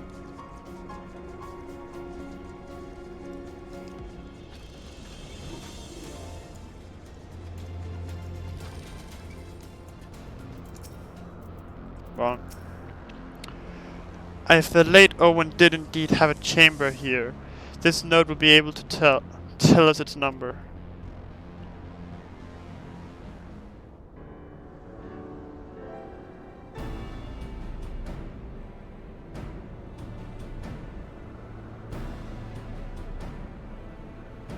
Yeah, from what I recall of the layout, it should be somewhere in the vicinity of... Warning, an evacuation order is presently in effect. Bro, Owen Wilson wasn't... Wow. Who was seen that one coming? An evacuation order is presently in effect. Entry to the Habisphere is not permitted at this time. Foiled again. In all likelihood, the order would have been imposed during the 4th Umbral Calamity, and I doubt it will be lifted in the near future. Energy level critical. Returning to bases for recharging. Well, surely there must be some other way to gain access. Force, for example? Ere we resort to that, I have an idea. Were we to send a surge of energy through yonder control mechanism, it should prompt the system to restart, releasing the locks. As for a suitable energy source, a concentrated lightning shot might suffice. Happily, I seem to recall that they are known to form a point of stagnant aether throughout the continent. You seem to recall? Are you honestly telling me that that was in the records? In records too? Bro. Ha, I am. A report sent to the capital mentioned that lightning aspected aether was prone to pooling on the continent, resulting in surges that interfered with equipment. A minor detail, I grant you, but in my role as caretaker of the Crystal Tower, there was no such thing as too much elegant knowledge. Besides, my studies helped me to feel connected to the source, to home. I must have explored this facility 1,000 times in my mind, but to finally stand here with the two of you, 'tis more exhilarating than I can well express. Wow. Now then, the lightning shot, if I may. I suggest we split up and search.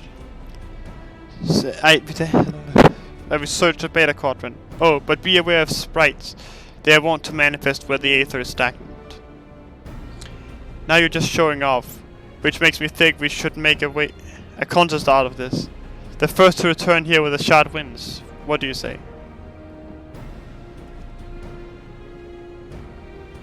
Very well, it would be my honor to come third.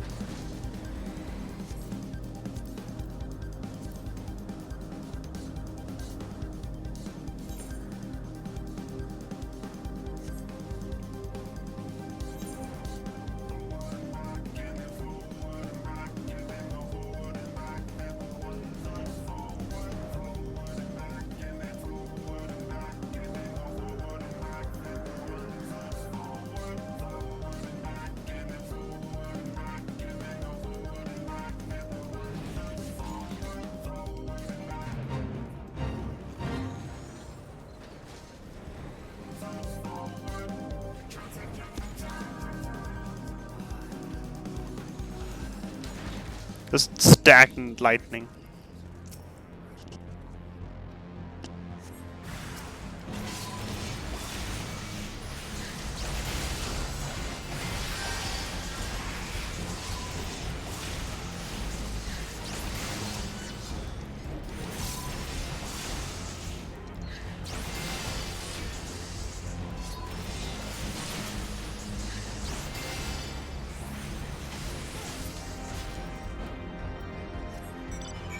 Oh, fuck.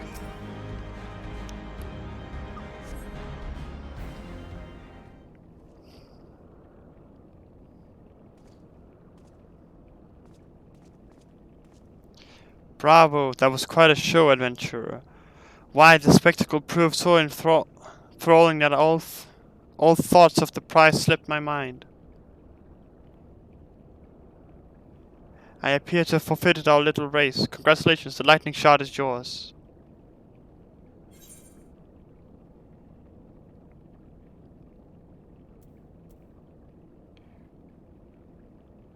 What? No dramatic interest. You've changed.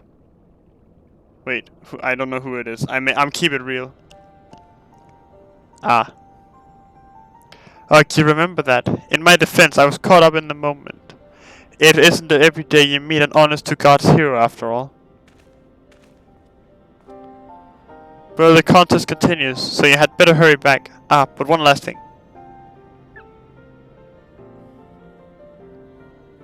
Thank you, Citron, for bringing me here.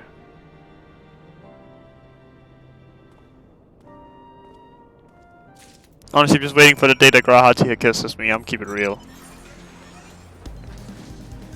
At some point, he's just gonna do it, and he's not gonna think about it. I'm just...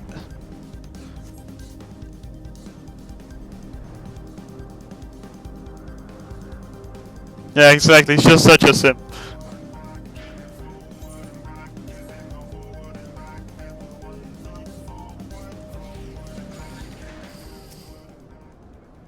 It appears Elsie had no luck, so victory is yours. Congratulations. Now then, may I have the shard?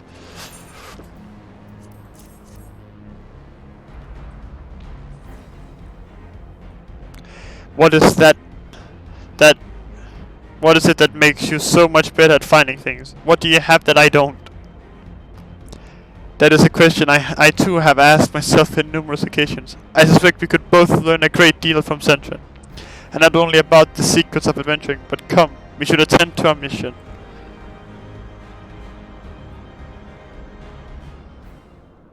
Eyes. I have eyes.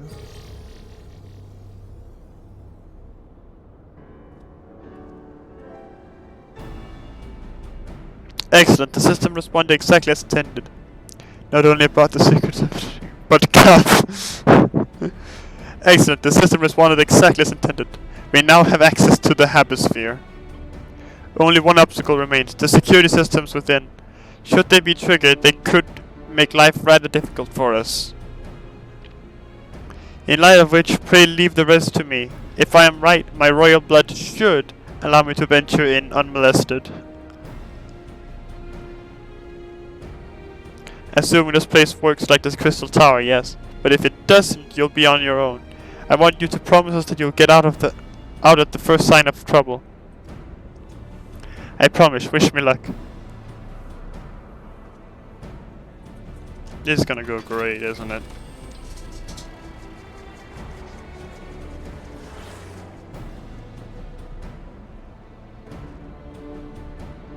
Well, nothing for it but to sit tight.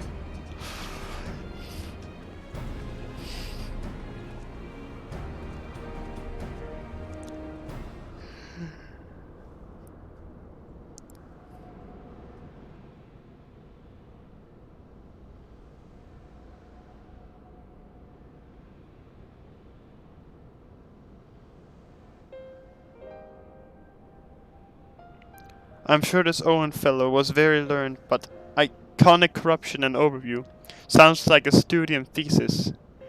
We all had to write one. Lest you wonder, mine was about the combat applications of Aether. I'm nothing if not practical. Alphino was more philosophical, of course, political, dare I say it. He chose to write a lengthy discourse on our nation's duty to the world. A controversial subject, to say the least. He asserted that Charlian's knowledge should rightly be used to protect all life on the star, in direct opposition to the country's cherished policy of non-intervention. Being a leading member of the Forum, our father was not happy. At the time, of course, Alphino was utterly convinced of his views, and would cheerfully argue to the death with anyone who saw things differently. By which I mean the rows were long. To be fair to him, though, he's since learned to be a little more open-minded, but deep down he still holds fast to that one belief, and I admire him for it.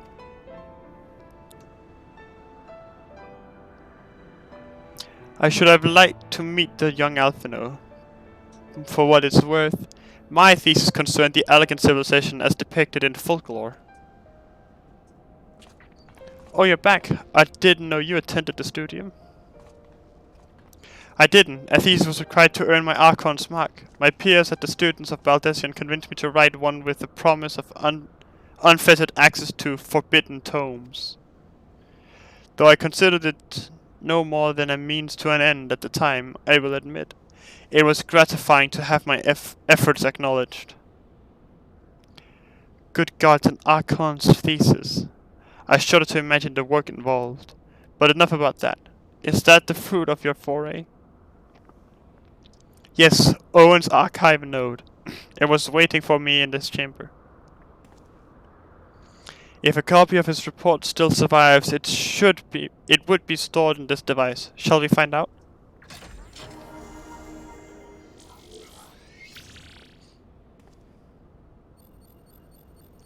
Bleep, initializing, scanning for registered user. User not found. To proceed as guest, please complete biometric authentication.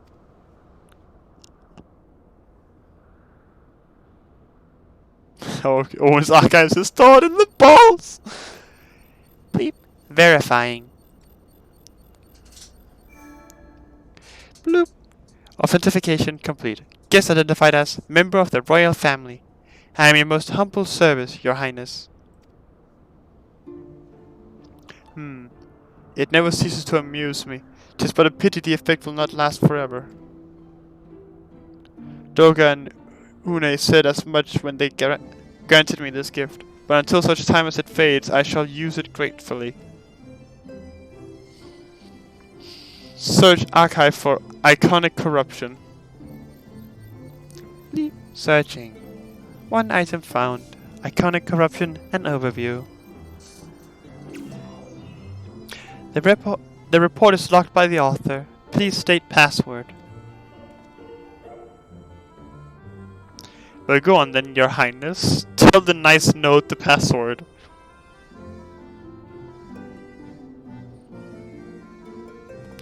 Right, let's see.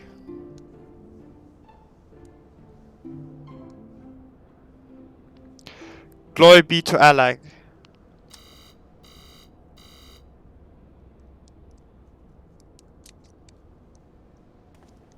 Long live Emperor Sunday.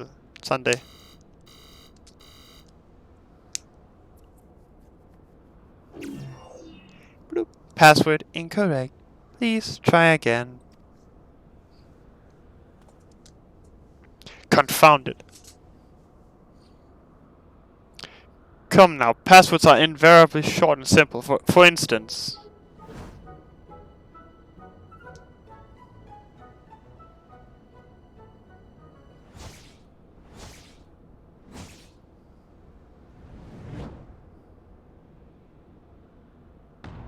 Password!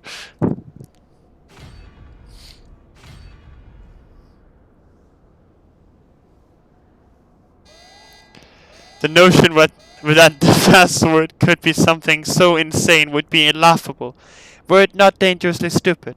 Furthermore, your conduct in the presence of His Highness is grossly inappropriate. Know your place, handmaiden.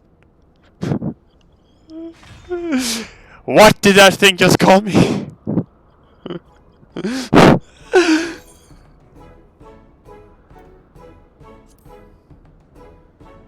Wild Rose. Password incorrect. Again, be warned that any further inappropriate behavior in the presence of His Highness will not be tolerated. Alright, that's it. I see we dismantle it and manually extract what we need. Now, let's not be too hasty. A single misstep and we risk losing the report altogether.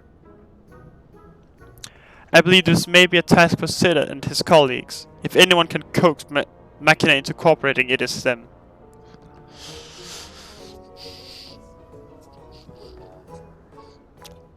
Come, let us bear the node back to the Rising Stones. Come.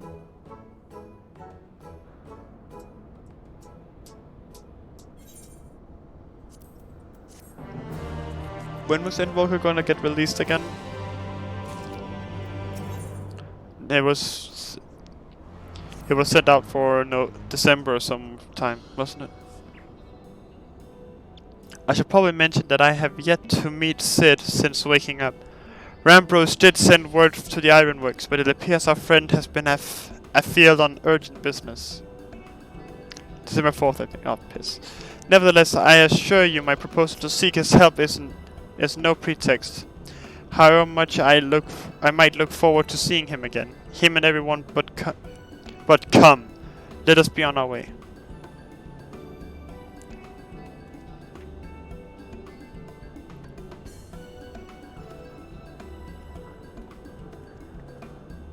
But come. Hey, look at him, all but running. How sweet. But come. Still, it wouldn't do to keep him waiting. Shall we?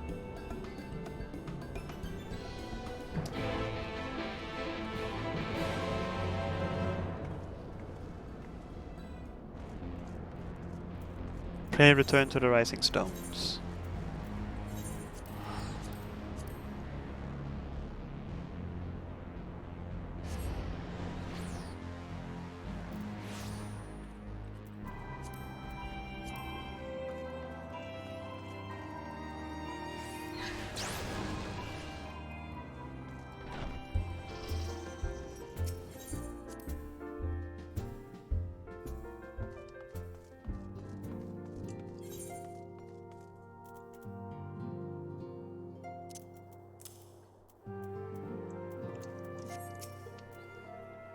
Wonderful news, Sentient. Tataru contacted Sid on our behalf, and he is on his way here, even as we speak.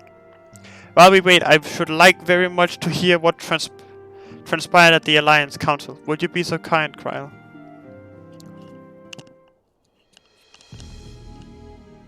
As you know, the meeting was convened to discuss how best to respond to recent events in Garlemald.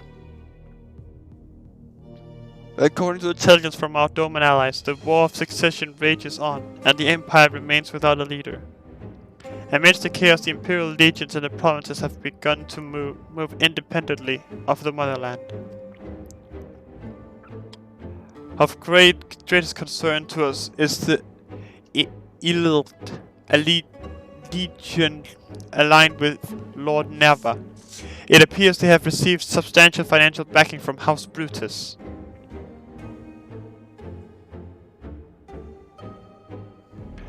Brutus, aren't they the ones who took in Yotsuyu and Asahi? This bodes well. Xeno's movements, meanwhile, remain shrouded in mystery. We're hoping that Thancred no Yangtze will be able to shed some light on his activities when they return.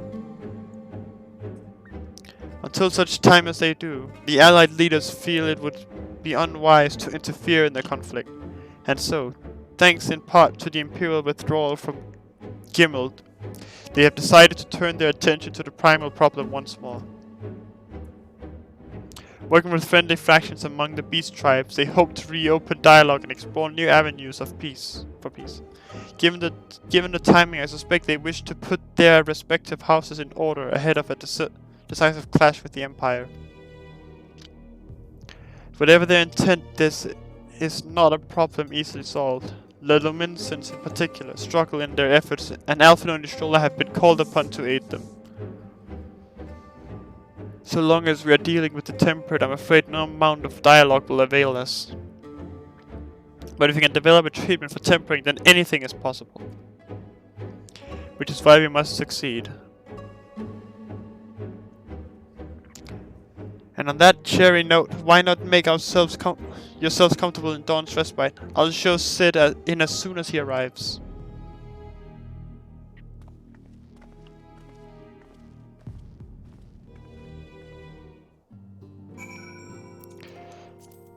So, how long until I'm at, you know, where Endwalker starts?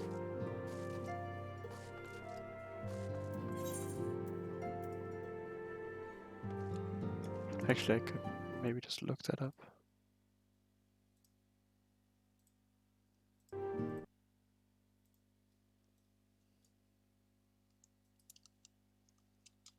I'm just gonna look up, like, quest list. And then it gave me a Realm Reborn. Fuck.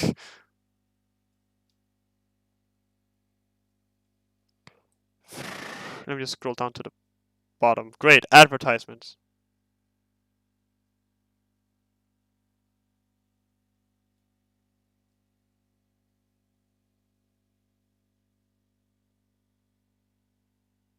Wait, reviving the legacy. One, two.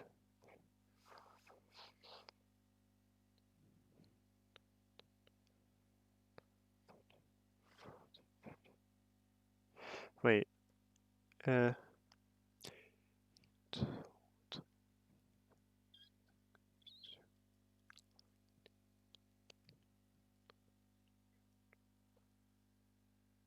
Oh shit, we're almost there. That's 16, excluding reviving the legacy. I'm almost done. I'm almost free. I'm gonna go get some water. I'll be right back.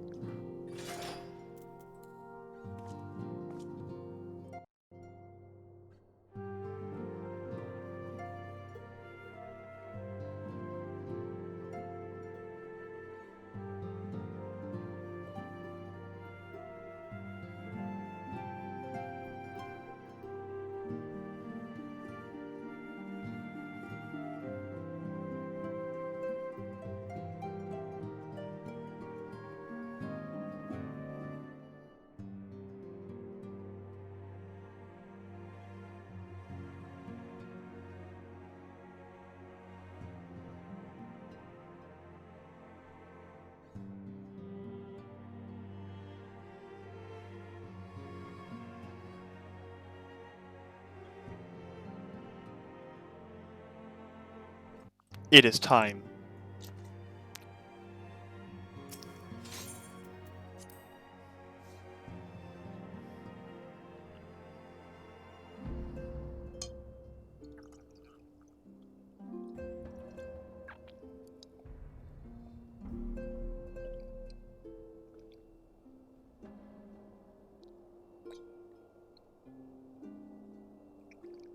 Listen, just because I like playing Jurassic World Evolution does not mean... Let me just find it again, hold on. So once I finish that quest specifically, then I'll go... then I'm gonna head out for the night, maybe. Unless there's a lot more time then.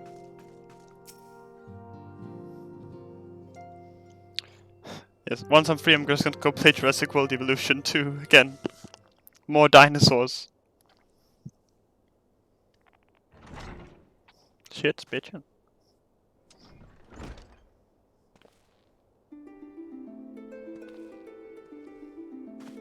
The man, the myth, the legend. Sid! Hello.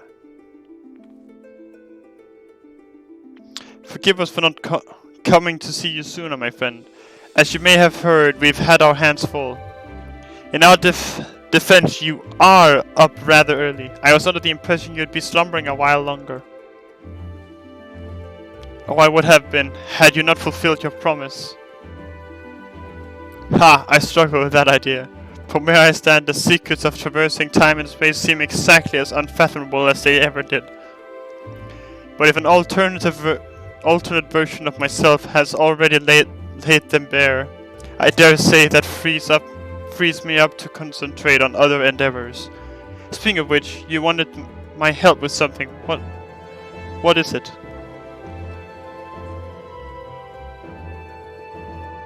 Elegant tech, because it's fucking bitchy. Shit's buzzing. Hella. Well, a treatment for tempering. And for the next step you need to find the password to this elegance report. Just so, with an area clue to guide us, we could be here forever and still not guess correctly. And thus return to you. Well, I'd love to say that we could help you, so I will. Once suitably configured, a Magitech terminal should make short work of identifying the password. I knew I could rely on you. Now, anticipating that it might be of use, I took the liberty of borrowing a tombstone from Rambros. It contains an elegant dictionary.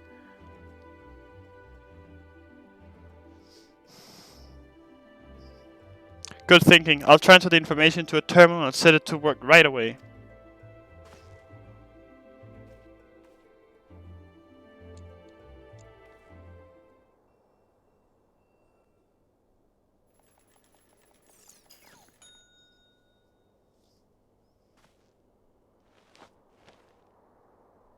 Ah, looks like it's finished. Let's see. Freedom. The password is freedom. Ah, short and simple, just as I said. Would you care to do the honors, Your Highness? I would, milady.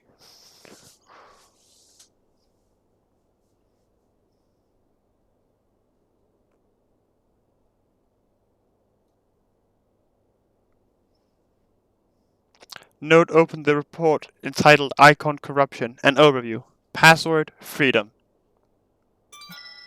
Password accepted. Bloop. Opening report.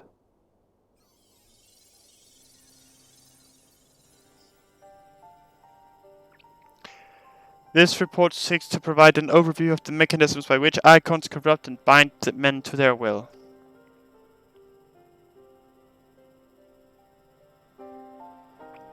The phenomenon we call corruption refers to the alteration of the aether, the soul.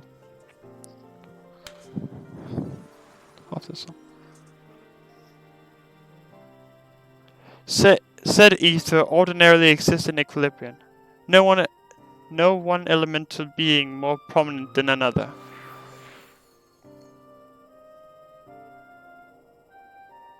But when a subject is exposed to the aether of an icon, this changes, the soul taking on the properties of the entity in question.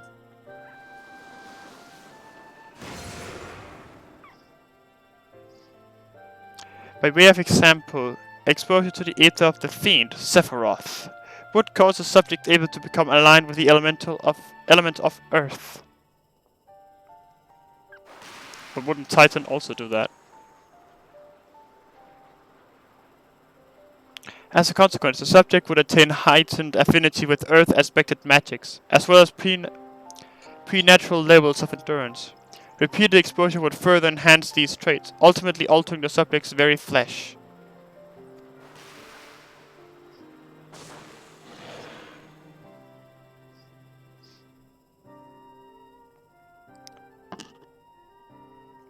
The changes undergone by the subject are not solely attributable to elemental alignment, however.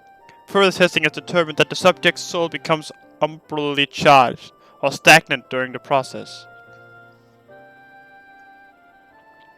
This stagnation of the soul has the effect of diluting the sense of self, rendering the subject vulnerable to the will of the icon, the thoughts of whom come to consume their entire existence. In this manner do the corrupted become worshippers of the icon, their prayers serving to further empower the entity. Having discerned the mechanisms of icon corruption, my colleagues and I set out to develop a material capable of shielding one from its effects, an endeavor in which we were successful, albeit at a great cost. In the course of testing, many of my assistants, good men and women all, fell victim to corruption, and in accordance with protocol they were summarily put to death. I subsequently submitted a proposal to investigate potential cures for corruption, but it was rejected, deemed non-essential by Lord Ammon. Though I knew it would be fruitless, I protested the decision, and for my impertinence I have been stripped of rank and title, and will shortly be expelled from this facility.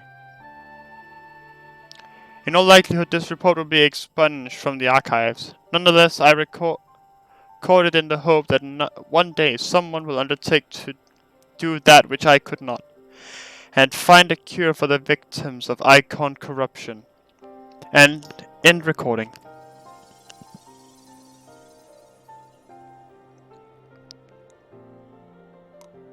So not even the elegants were able to find a cure, or rather, were not given the chance to do so. One cannot help but wonder what motivated Lord Ammon's decision. More importantly, this confirms the stagnation of the soul is indeed the problem, and Angelo can remedy that. True.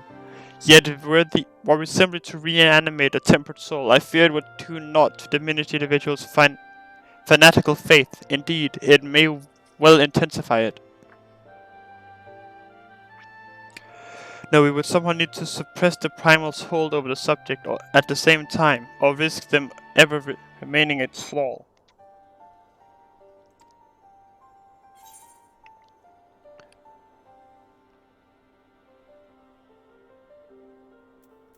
If we could only make them remember who they were.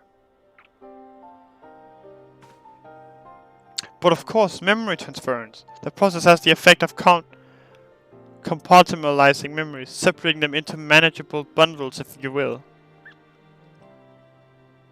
By adapting the technique, it may be possible to achieve selective reanimation. That is, limit the effects to only those memories that existed prior to tempering. Thus restoring the sense of self, we could theoretically drown out the incitements of false faith which had come to dominate the individual's thoughts. I see. The theory seems sound, and our experience treating the light corrupted would help us identify suitable memories for reanimation. But are you confident you can adapt memory transference as required? I seem to recall your attempts to do so while trying to bring us home culminated in literal bloodletting. They did, you are right. Despite my best efforts, I could not recreate the mechanism, and I could see that the rather clumsy compromise I reached would not provide the basis for a cure. Then perhaps it's better that we consider another approach. Your doubts are understandable, but this time I believe we have reason to be confident. You see, nodes such as this were built with the ability to simulate magics, which leads me to believe that it may be capable of performing simulations of the transference technique. If so, we would be able to conduct years' worth of tests within the space of a few days. In theory, it would be no different from how we identified the password. But it'll take more calculating power, a lot more. I honestly couldn't say whether our equipment would be up to the task. Tell me, Sid, why do you suppose Owen locked his report behind the password? To keep it from prying eyes, of course. Why else? Wait, a password that could be guessed by anyone with leisure and a dictionary wouldn't keep it from a person minded to look. No, he wanted his report to be seen by those who strive for freedom. Not unlike the members of a certain distinguished engineering collective, I believe. I believe their motto was freedom through technology or some such. Ha! You two, round up as many Magitech terminals as you can. Find and bring them to the workshop. Right away, Chief.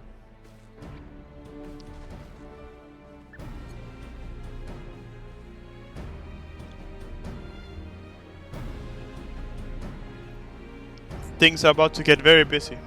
Lucky we have you to help, eh?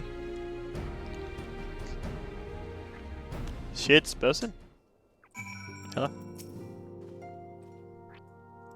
Right, while Grahatia and I configure the terminals, I want the rest of you to procure supplies. Namely ceruleum to fuel the terminals and ice shards to keep them cool. The more we have of both, the better. Leave the ice shards to me. I'll round up some adventurers and go on a gathering spree. In that case, I'll trust Central and Alcé with the ceruleum. Here's a promissory note for each of you.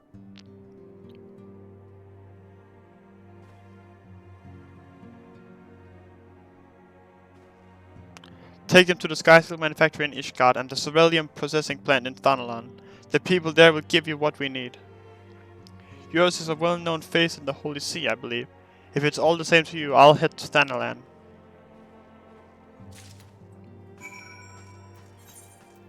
To the Skysteel manufacturer, you say?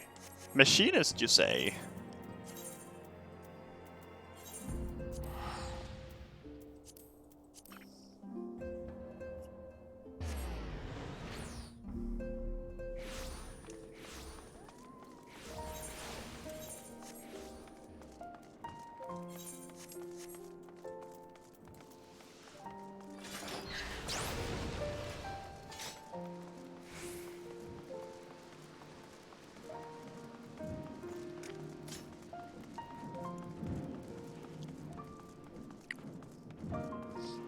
Wobble up, chuckle fucks, you know who it is. Welcome back, Master Sentin. How may I serve you this day? Ceruleum, all of it. Hand it over.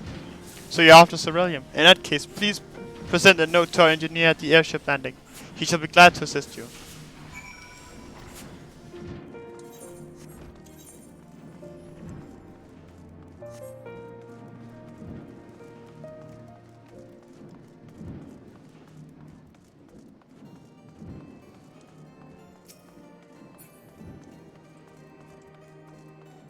The fucking taps at the behind me is... oh god.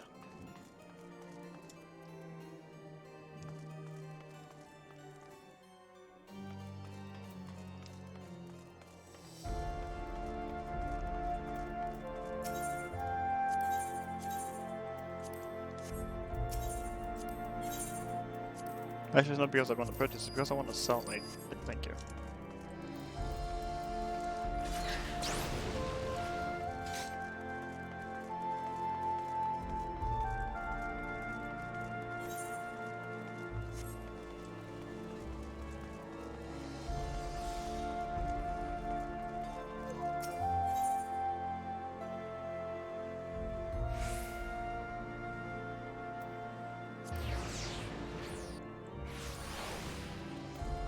Haha, I remember.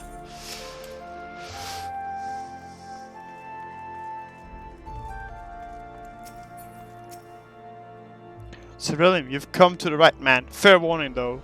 The price has shot up on account of the uncertainty with the Empire, so I hope you've got the coin. Use this for a missionary note. Well now, a promissory note from the Ironworks. Don't see any of these. Don't see many of these. Not that it's a problem. It's as good as a gold to me. Nice.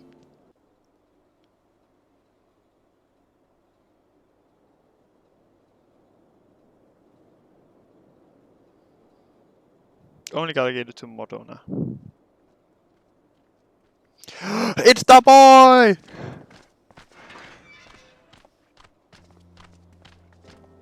My friend! After the disappointment of not seeing you in Alamigo, what good fortune to chance upon you here of all places. As you may have heard, the Allied nations are making a renewed effort to address the primal problem. To that end, have I invited the chieftain of the Vanu to Ishgard, that we might together plot a course.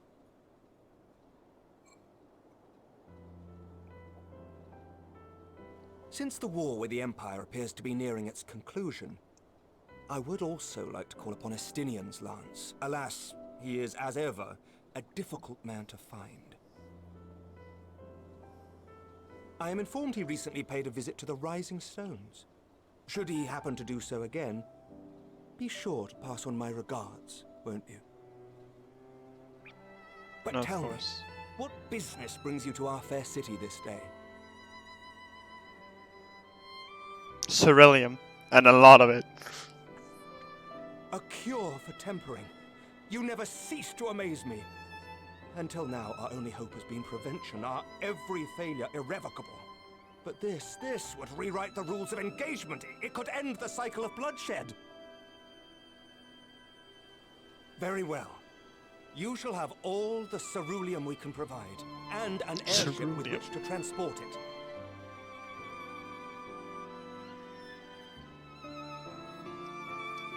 We could also just ask the dragons. In this matter, you may count on Ishgard's full support.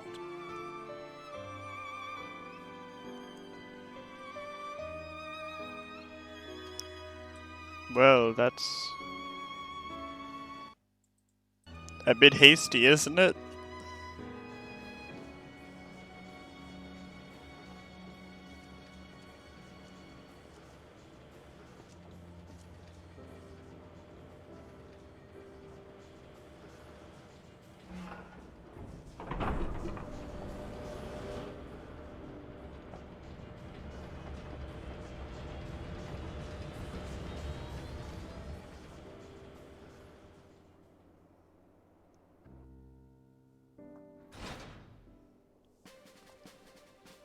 Yeah, alright, well, see you later. Have fun.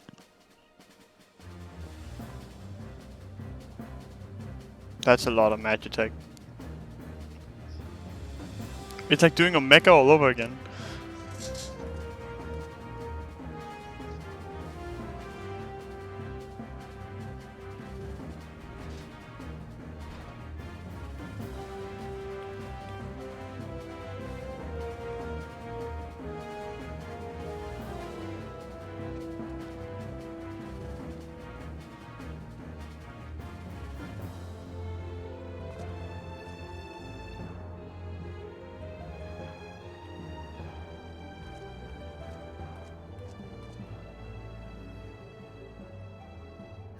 Who would have thought ceruleum weighed so much?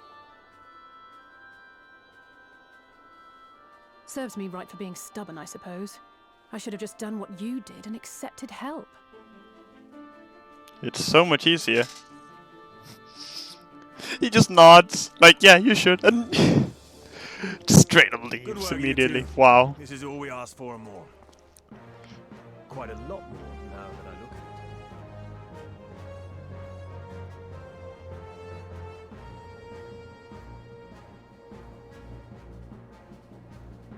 Lord Emmerich, eh?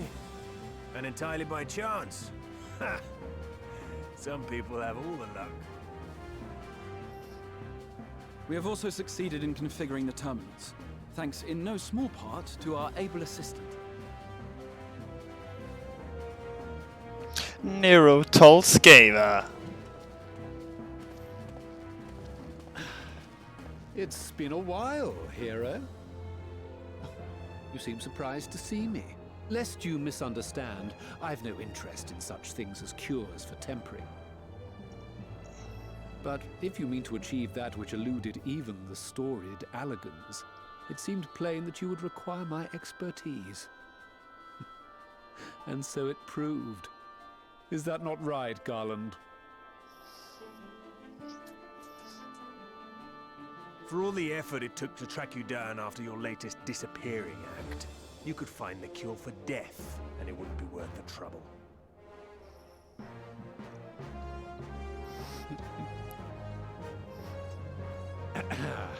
That wasn't the only reason I agreed to cooperate.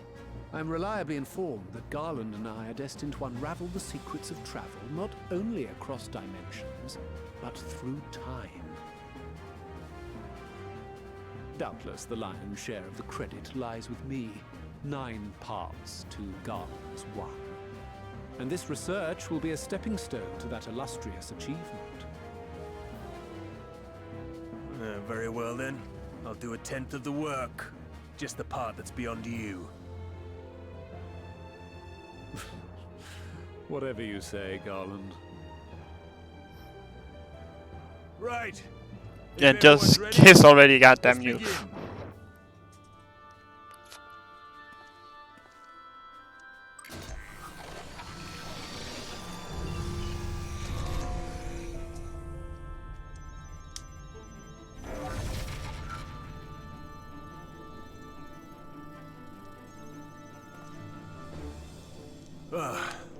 All appears to be in order. Now, we just have to wait for it to find us our magic.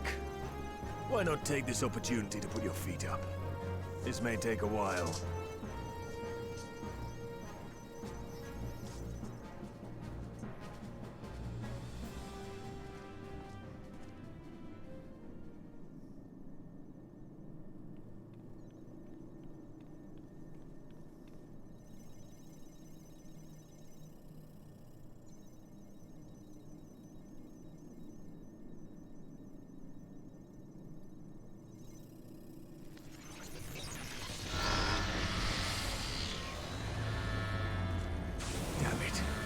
It's overloading. She won't last much longer! We'll have to shut it down. Wait! We're close. So very close. Oh.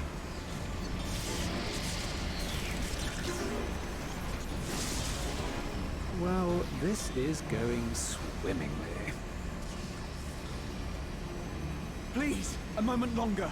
I beg you. There.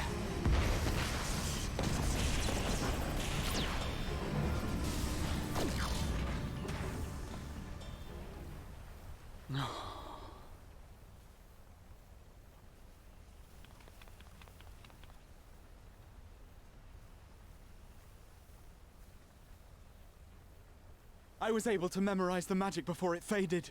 It still needs to be put to the proof, but I believe we have our cure.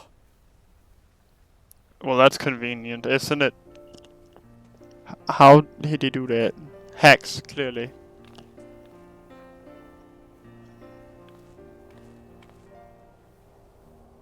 It's just as well.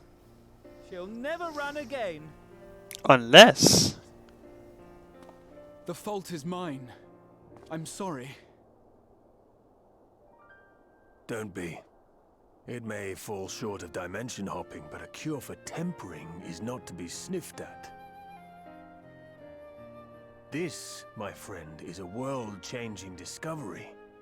One we're proud to have had a hand in. A few Magitech terminals are a pittance to pay.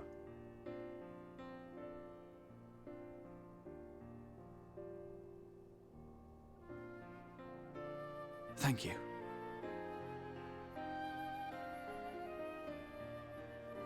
Well, we've done what we can. The rest is up to you.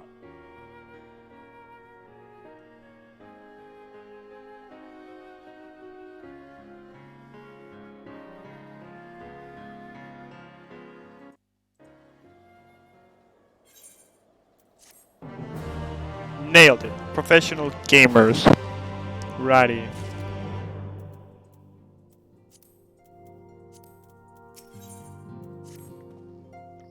At long last we have our cure. In theory at any rate. We cannot be certain until such time as we put it to the proof, but I am quietly confident.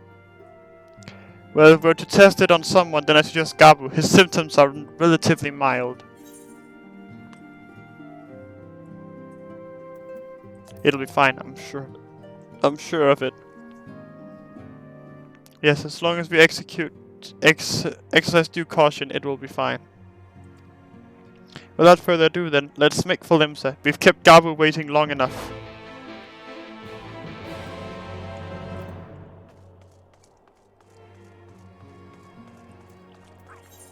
To Limsa Lominsa.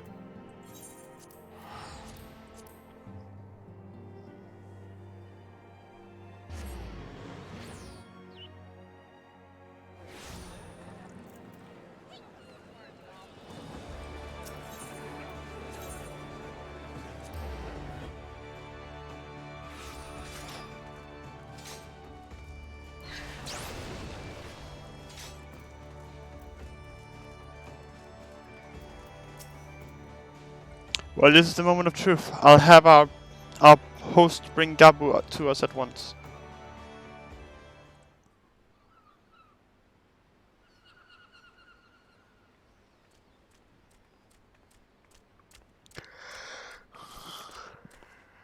Apologies for the wait.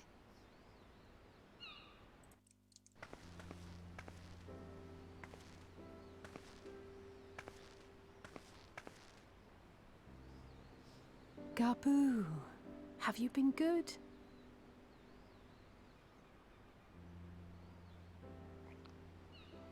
Wow, they really just Still not subtitled changed, silence. I'm afraid. He just stands there in silence until we move him. It's all right now. We're going to help you get better.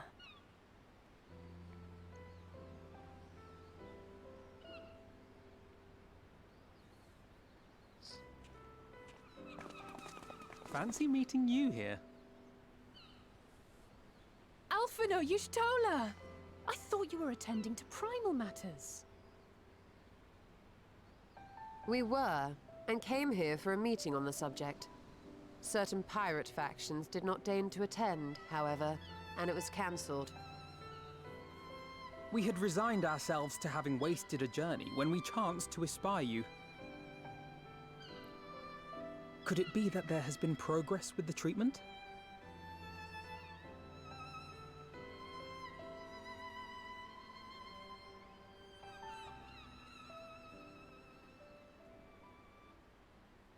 Using Magitech terminals to formulate the solution. I would never have contemplated such an approach. So this new magic, adapted from memory transference, would be used to purge the subject of their fanatical faith, while Angelo would be responsible for reanimating the ether of their soul.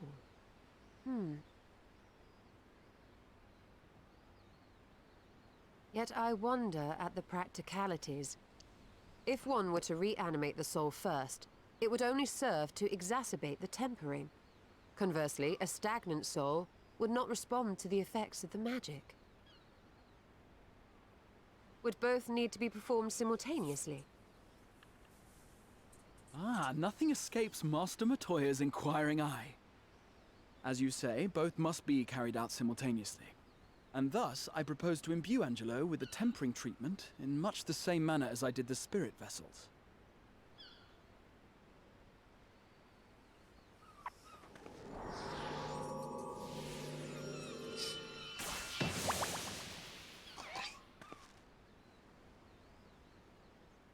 By doing so, we also spare Graha the trouble of casting spell after spell. It's really rather efficient. Be that as it may, certain difficulties are unavoidable. The imbuing process will still require no small amount of ether. And, as I can no longer draw upon the Crystal Tower's stores of energy, I will be compelled to rely on those of others. Well, I, for one, would be glad to assist. As would I. Since the resumption of our duties, it has been naught but stuffy meetings, and I have ample ether to spare. Excellent. With your permission, then, let us begin.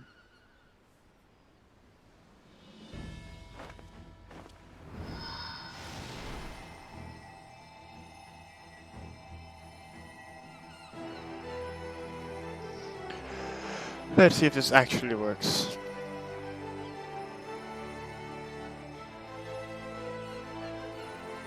Yes, this will do.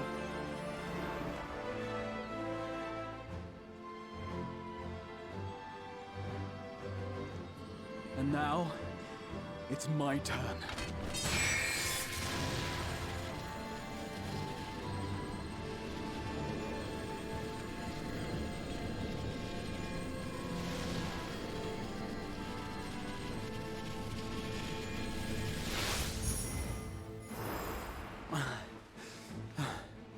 Tis done.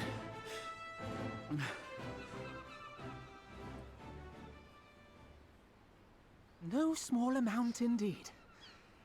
Oh. Well, we seek to go where even the Allegans did not. It was never like to be easy. The rest is up to you, Alize. The treatment itself will take time and focus, so we will need a quiet room. I'm sure our hosts can spare one.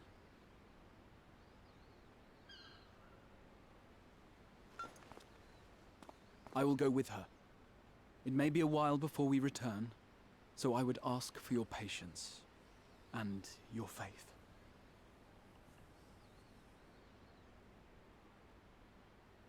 We'll bring Gabu back. You see if we don't.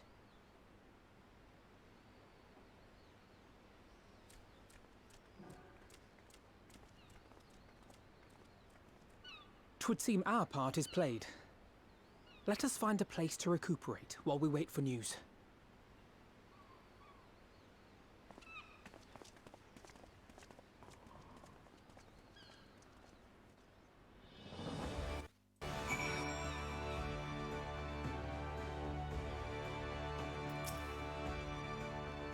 Well, this seems as good a spot as any to have a rest. Okay, great.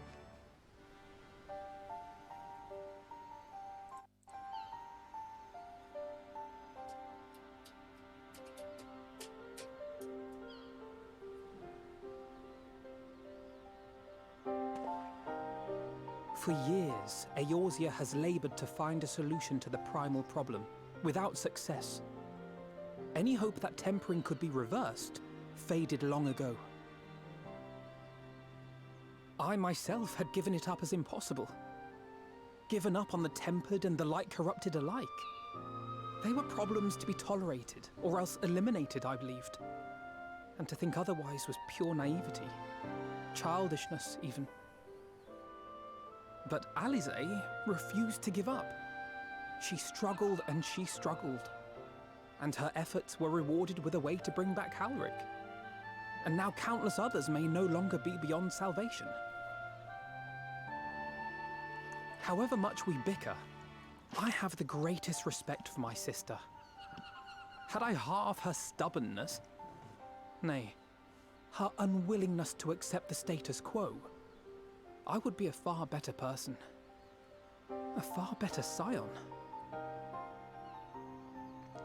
I play Polymerization and fuse them.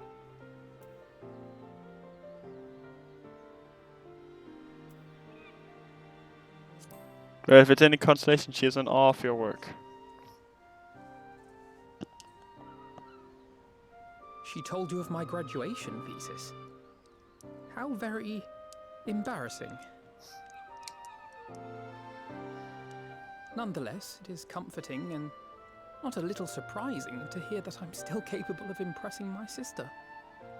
On the rare occasions I'm not annoying her, that is.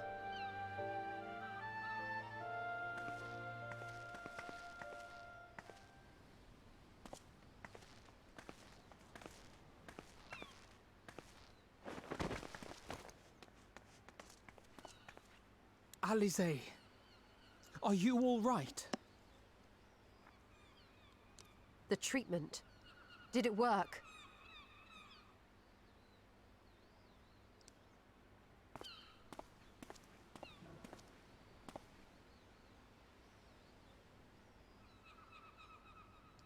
Oh, I'm so glad to see you all. Delighted, happy, glad. Gaboo!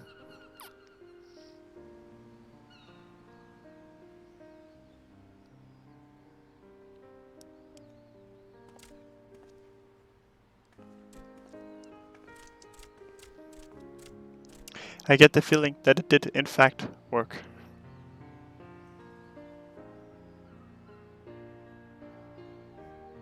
All this time, my mind was filled with thoughts of Great Father Titan.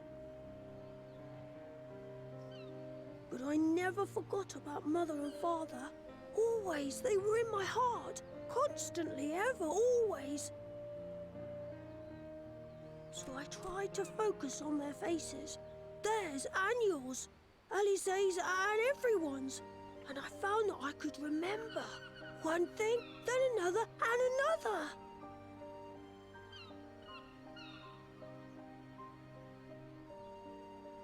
Your hopes reached Gaboo. They helped him to hold on.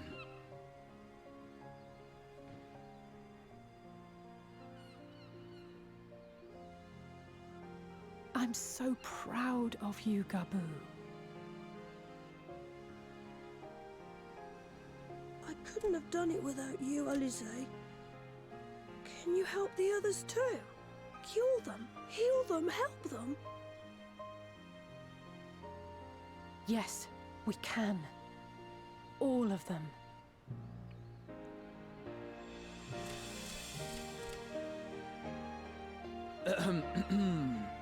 Without wishing to dampen the mood, I feel compelled to add certain caveats regarding the viability of the treatment for general use. As you know, reversing the effects of tempering demands a profuse amount of ether. And while Alisaie was able to heal Gaboo alone, I fear the same will not be true for those who exhibit more advanced symptoms.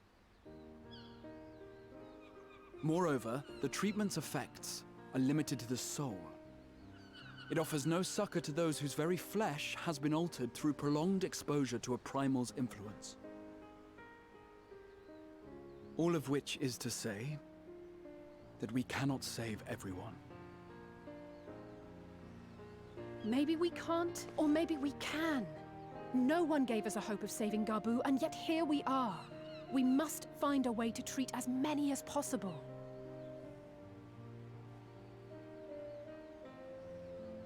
Then, the next logical step would be to produce a veritable army of Porkses, would it not? Granted, it seemed a simple enough process in the first, but I suspect it will be different here in the source. Not that I am any authority, of course. Yet there is an authority on familiars to whom we may grudgingly turn. She's stubborn, haughty, eccentric, irascible, laconic, annoying. And her name is Master Matoya, the real one. Yay, Master Matoya!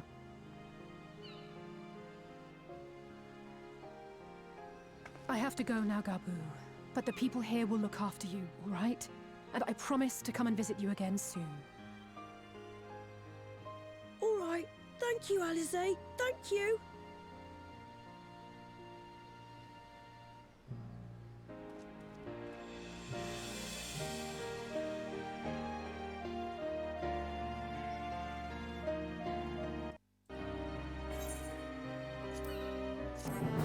Money, money, money, give me that money!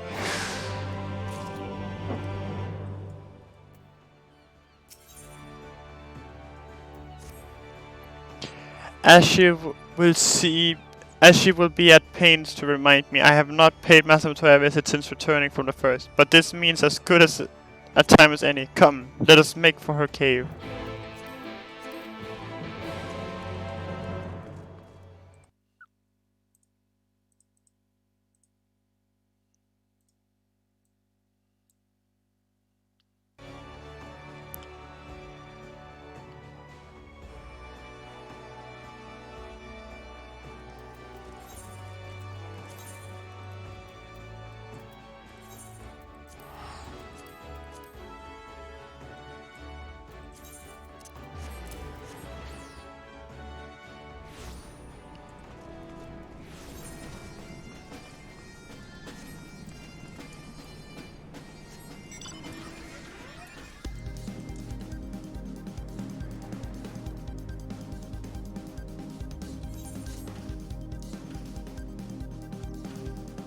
Oh look, it's Alexander.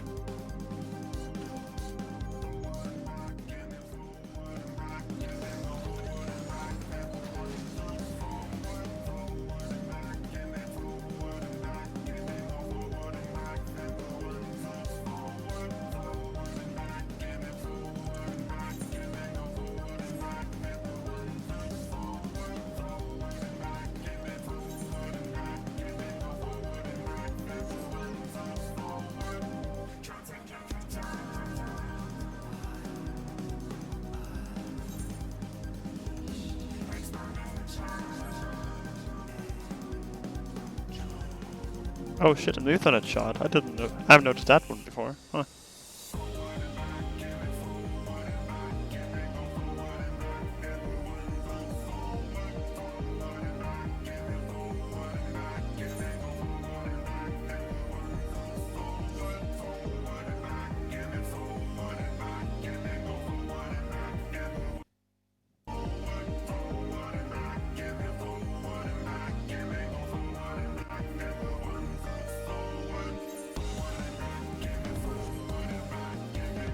Wow, this is a great song. It really goes forward and back.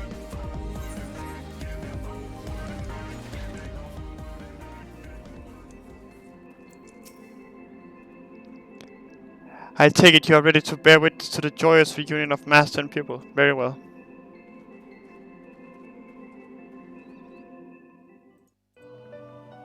Actually, I was kind of ready to play cards for the frog outside. I'm gonna keep it real with you, Chief.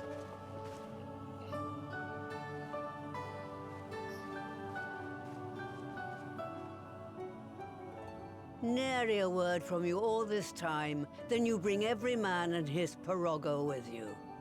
Did no one teach you any manners, girl? They were too busy teaching me etherology, Master. Jesting aside, I wanted to be the one to express our gratitude. I am told you spared no effort to sustain our bodies while we were away, and for that, We owe you our lives.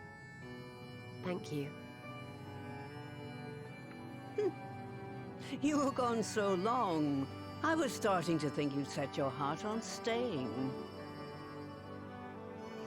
It wasn't easy to leave, as it happens.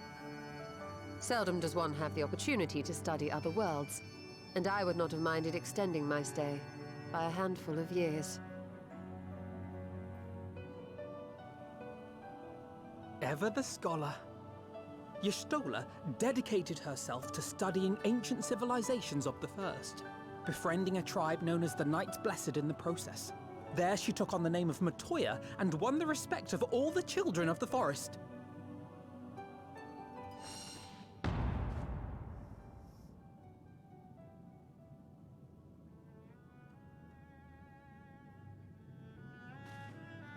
I merely adopted an alias in accordance with the custom of my hosts. Yours just happened to be the first name that came to mind. You mean to tell me you went gallivanting about using my name and only bother to visit when you need a favor? And don't pretend you don't. I taught you long enough.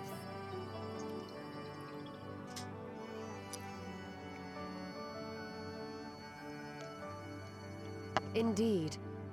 And devoted pupil that I am, I could not fail to recall my master's sage advice. When the answer eludes you, look to the wisdom of your elders.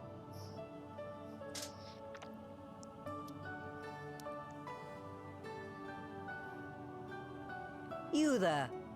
Were you going to introduce yourself?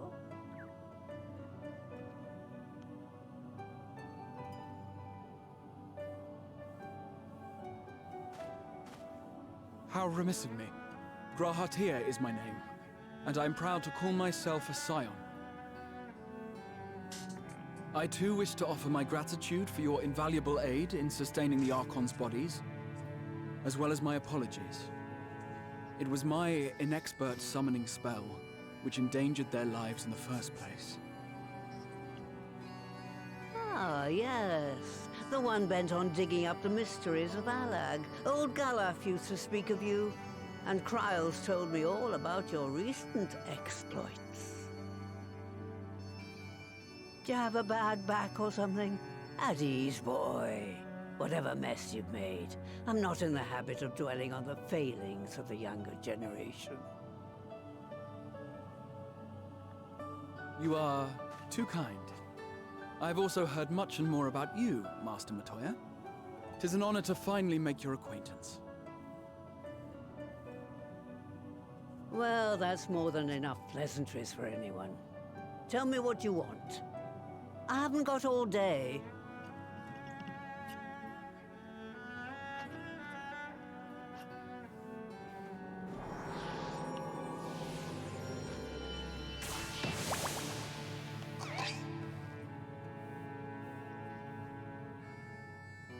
We need a bunch of familiars. A lot of them. All of them. So that's the way of it. It should be a simple enough matter to make the familiar. The magic, on the other hand. Ah, that you may leave to me. Being the only one possessed of royal blood, I alone can imbue the subject with the necessary magic. So I just need to create porxes with the power to stir the soul. Just, I say. Though we're talking about a veritable herd of the little buggers, we'd collapse before we reached double figures.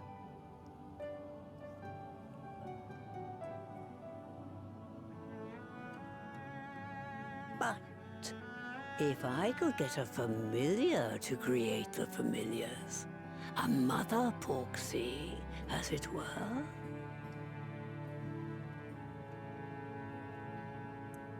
That makes sense, I guess.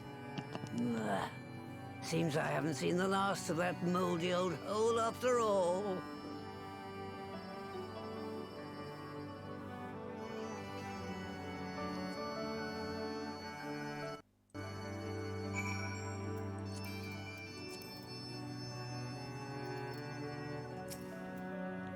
Alright, off to my old workshop then. Everything required to make you familiar is there.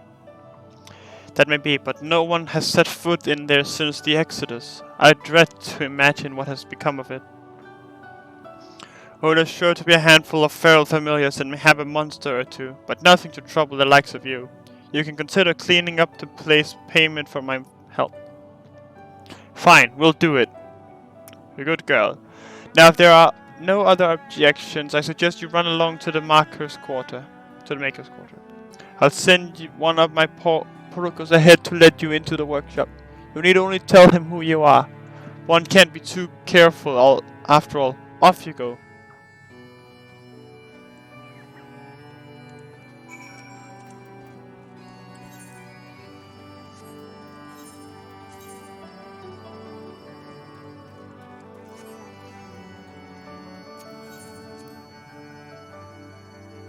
But first, I've just gotta play cards with this Froggy.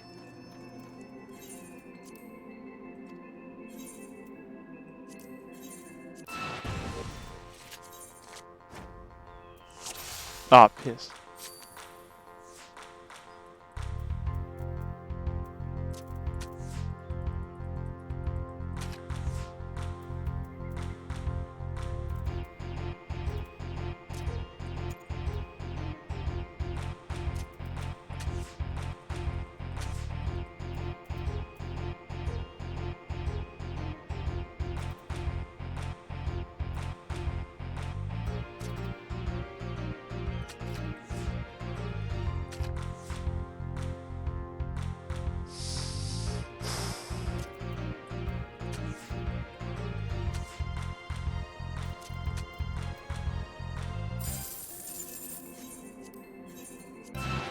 No. I'm not taking the L.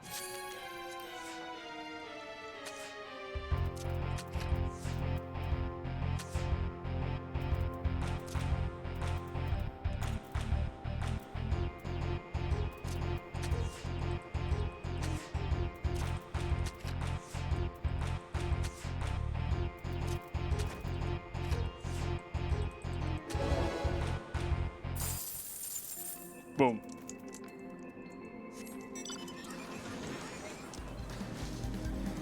It was just reverse that fucked me up.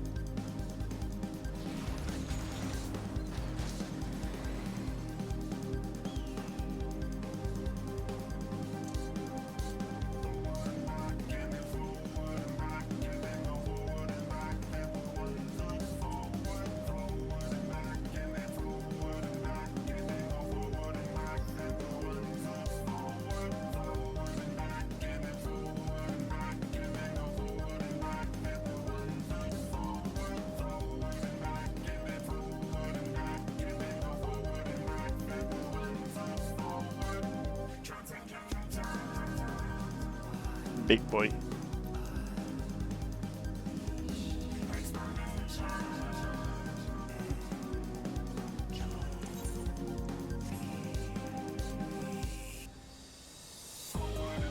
Must be that building there, yeah.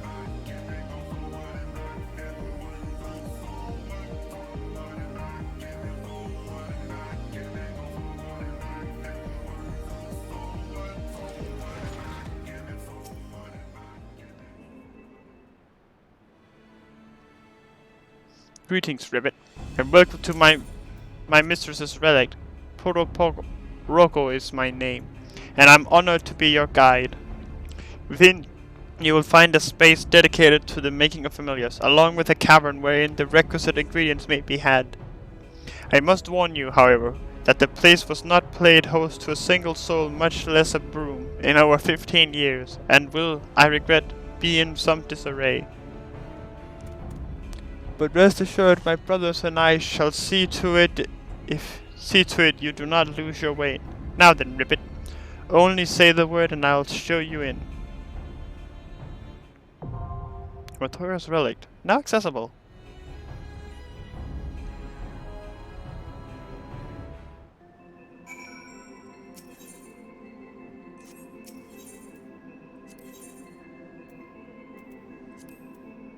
I stand ever ready. Wait, what? I stand ever ready. I stand ever ready.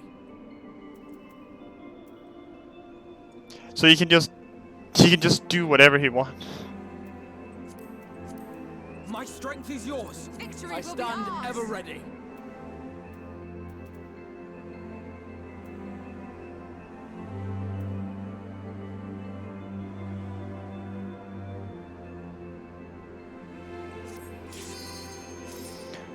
Let's trust it. Fuck it. YOLO.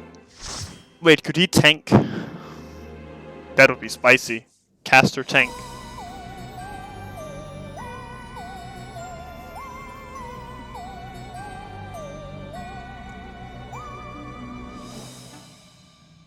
Well.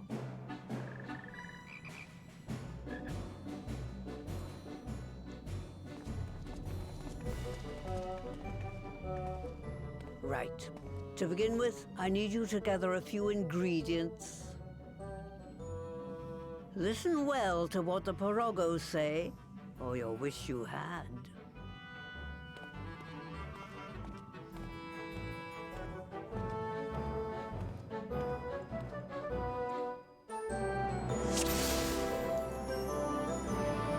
First, we need to harvest some clay.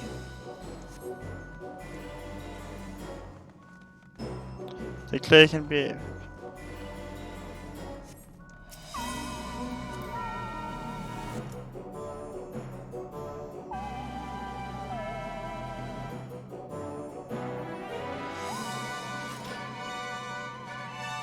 Please follow me, Ribbit, and put down any pests that bar the way.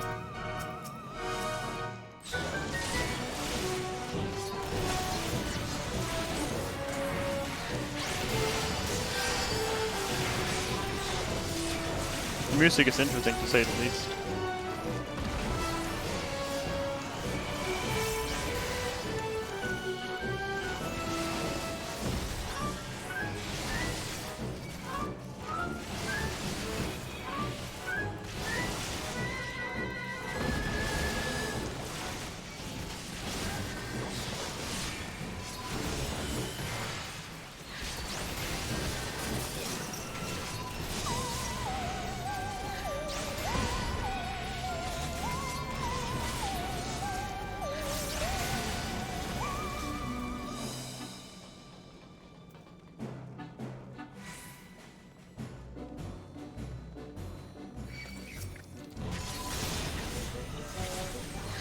So it's just going to be a boss for each material we need, I'm assuming?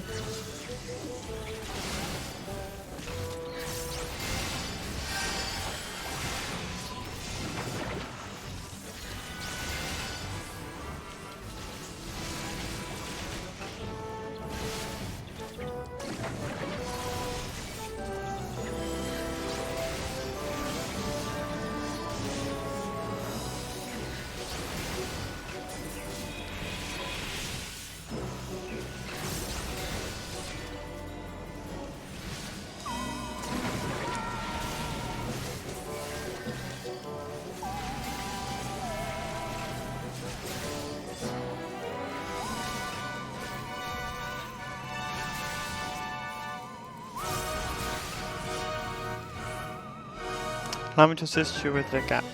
Ribbit. Not what I expected, but that'll work.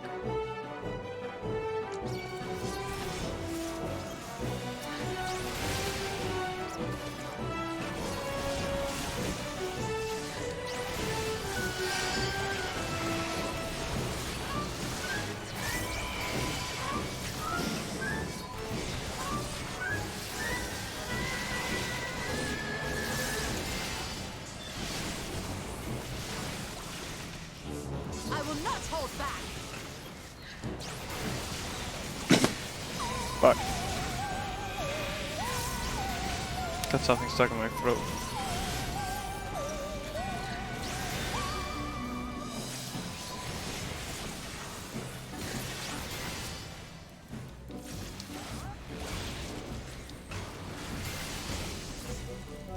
Alright, yeet.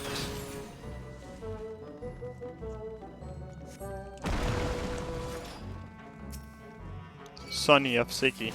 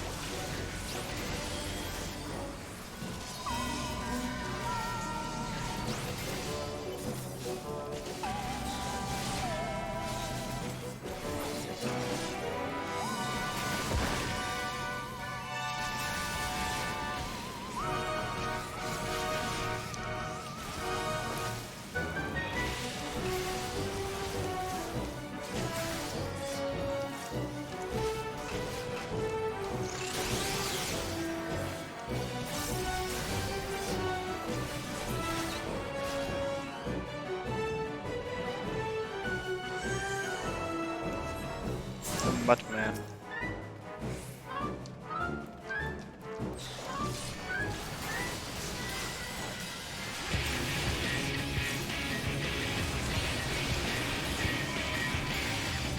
Hard rock.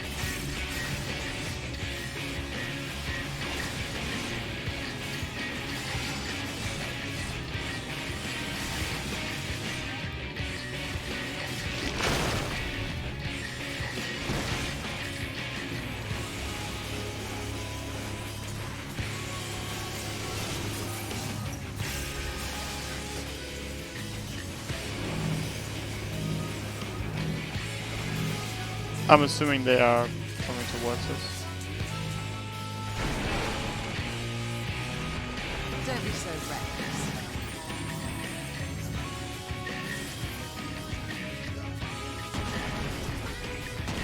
Oh, okay, fuck.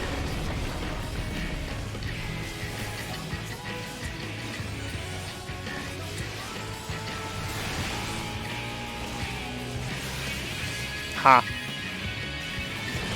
Blackest Night works. Oh god.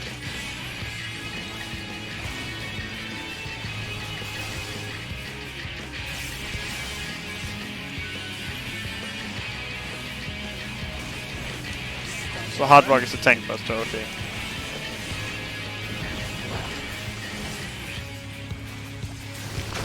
This is going to leave a mark.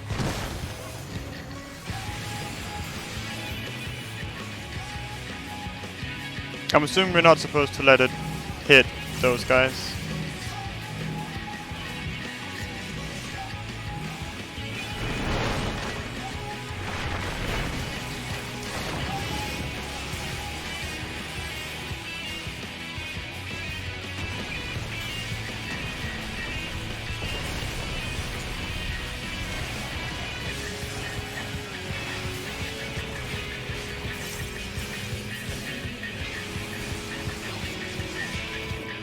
Stony.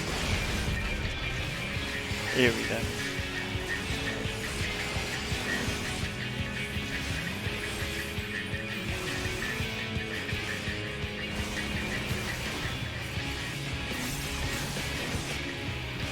This one isn't too bad, honestly. Just had to figure out what was going on.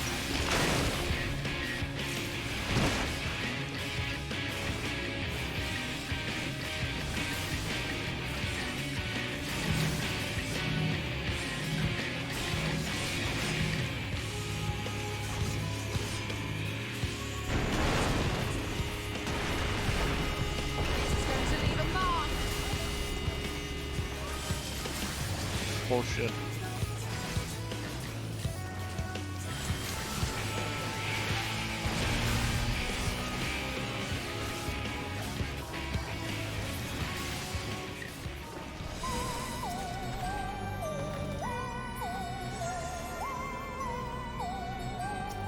Okay, now we have the clay.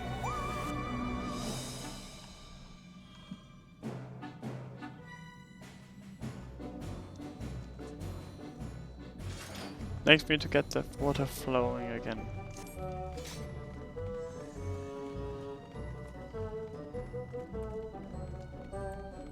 Clear note cauldron.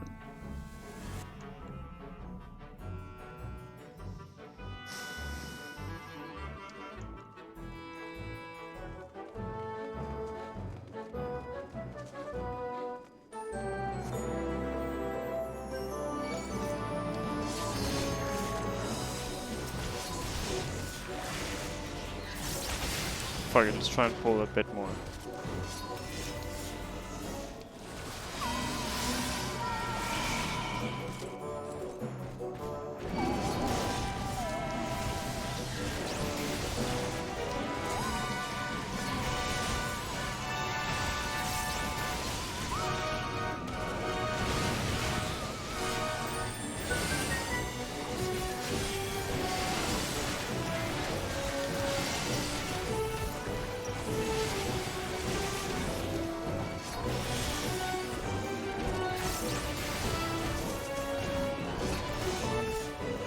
Yes, it kind of works.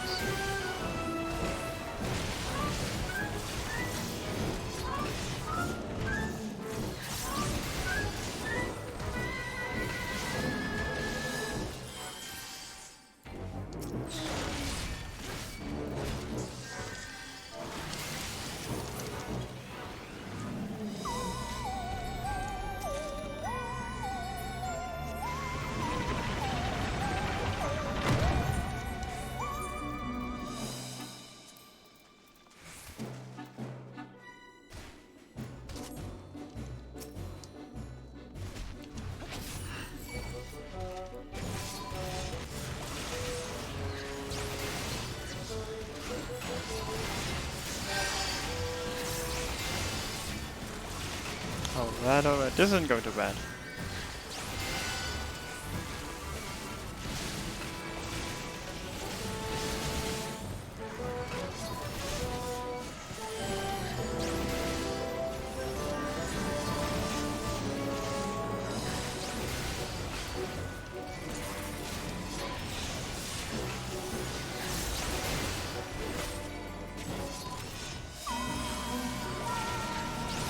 Is there more ads before the boss?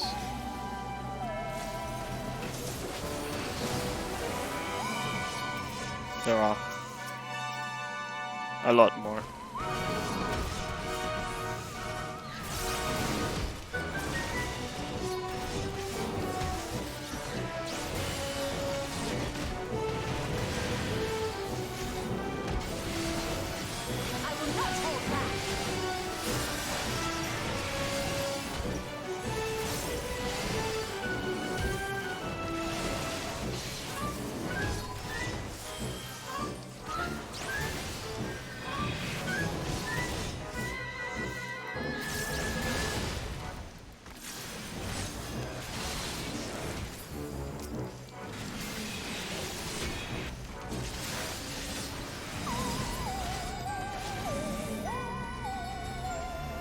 Whoop.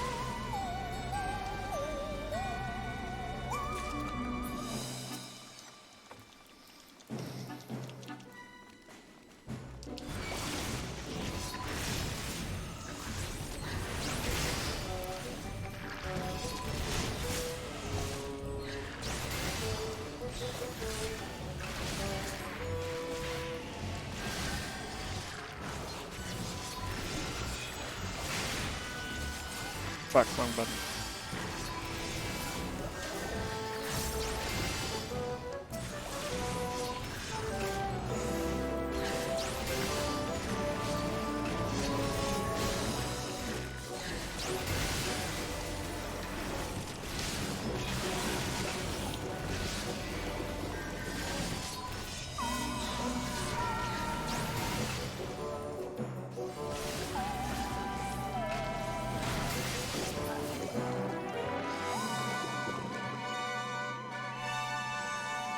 Oh, that's where the boss is. Okay, we've got plenty of room. Okay, then. Guess not. Unless it's just some surprise ads.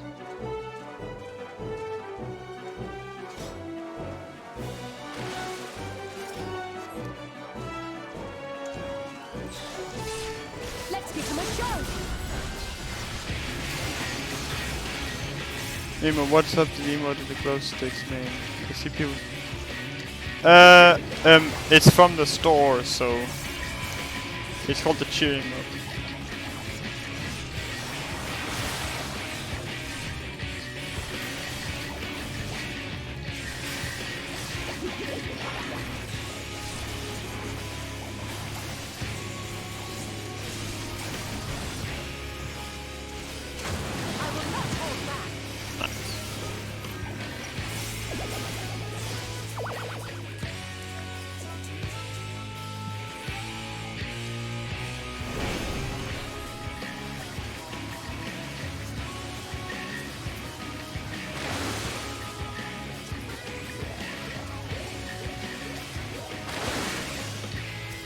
Singing in the rain. Wow.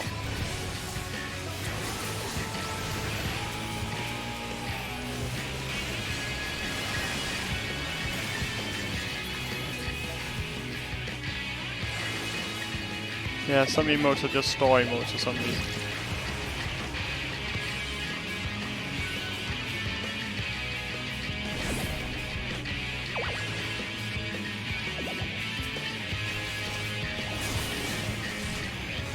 Why won't you get hit, I wonder.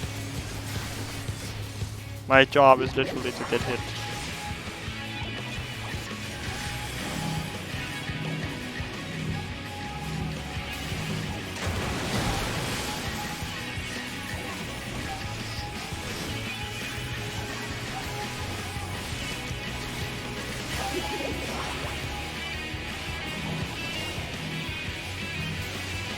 Oh no.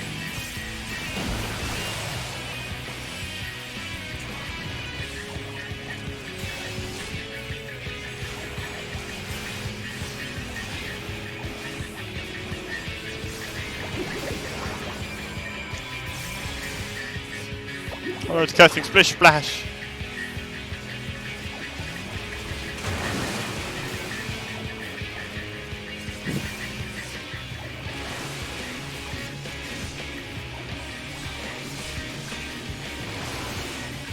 Wrong button.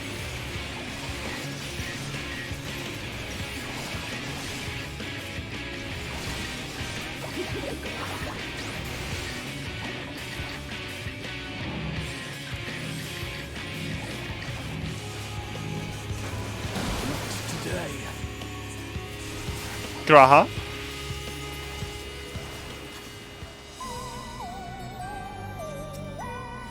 Once more then.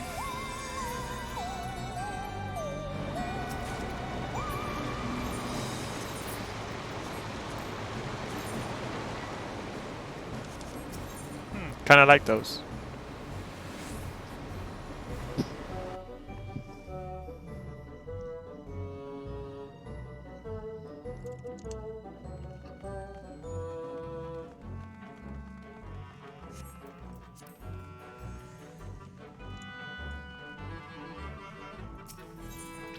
Fire up the kettle, easy.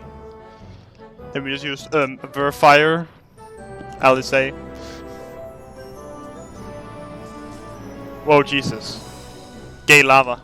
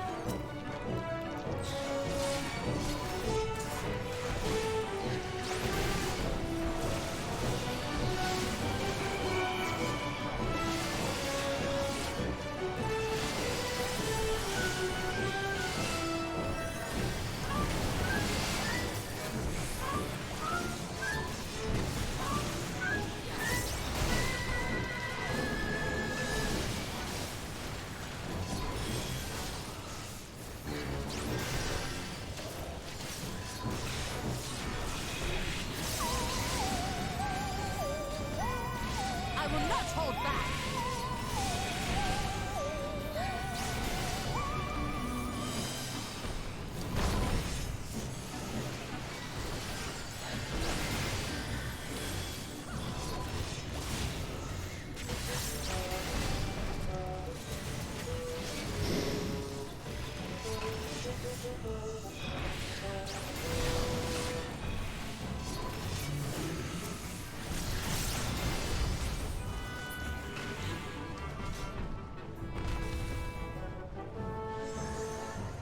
Split the lava.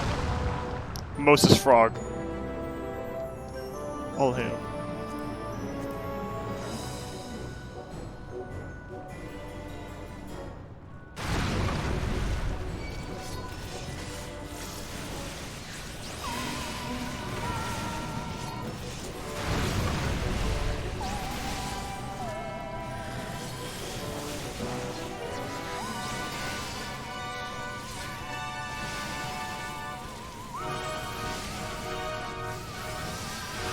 Music is still kind of funky, honestly. I can't figure out if I like it or not.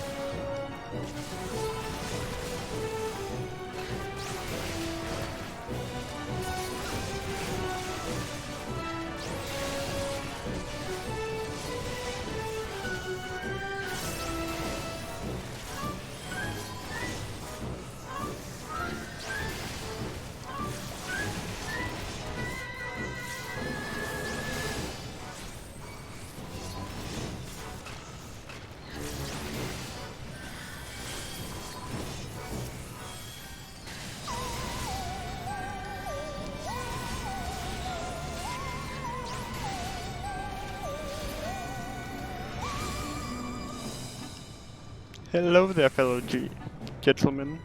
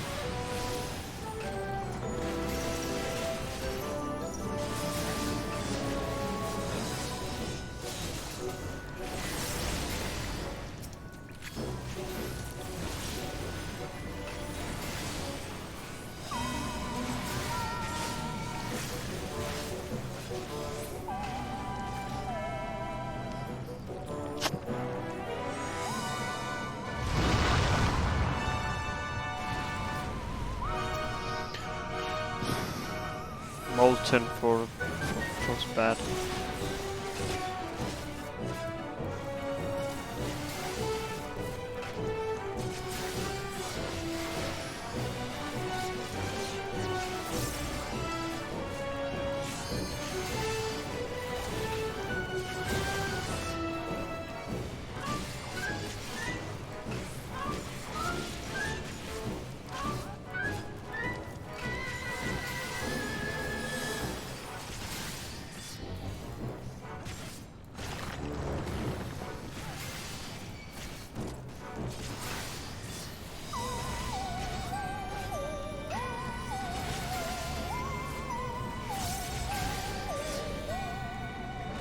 Nailed it. But then if the big Venus wasn't the boss, what was then?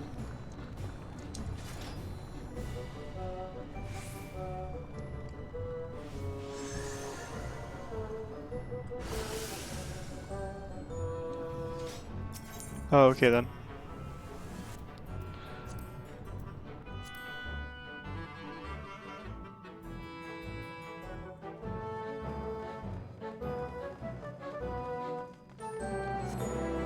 Alright, time to make ourselves a Poxy.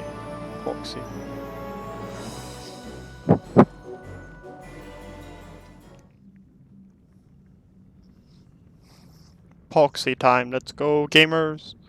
Right then, let's get this over with.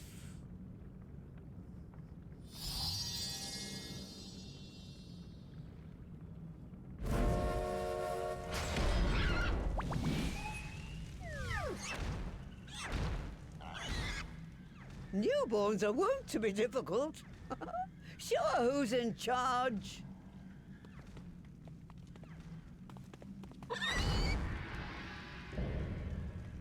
Porcine Porcelain, Mother Poxy.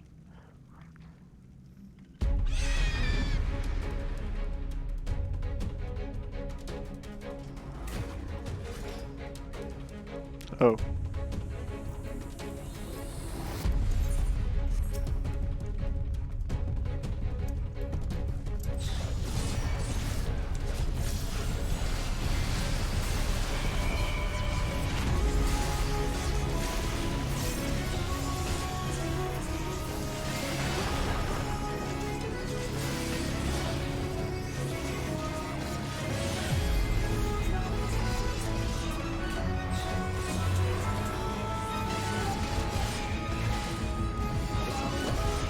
I've seen this before, so I should I'm calm here.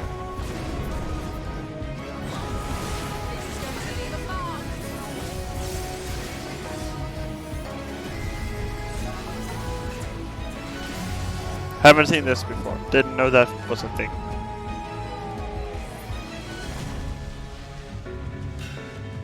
Barbecue.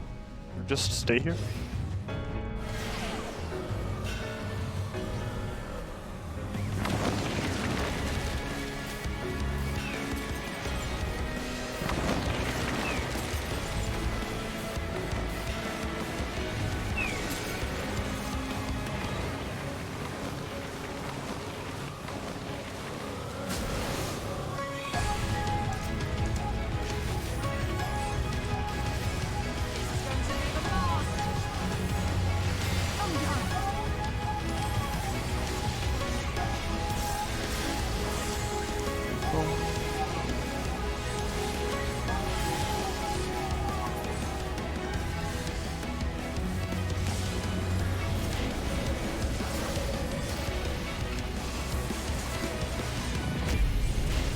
Aeolian Cave Spirit.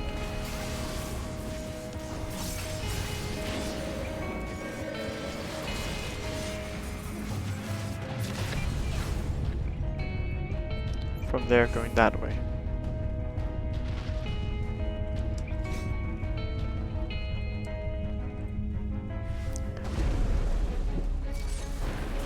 This is going to leave a mark.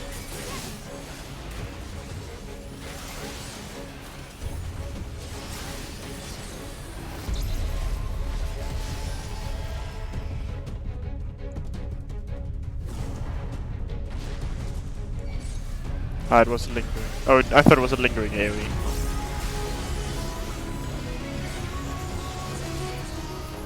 Minced meat.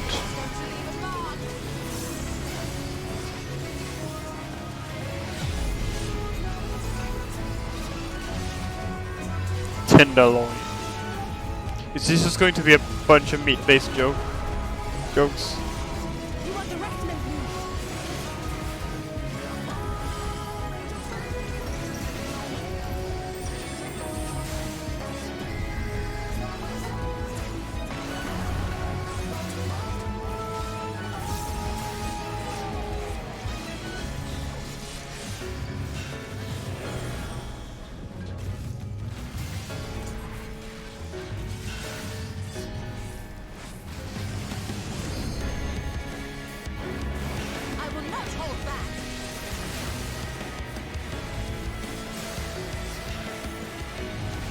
And there we go.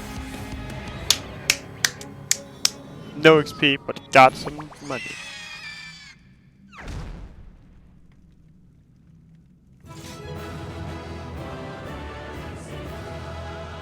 Victory is ours! Waha!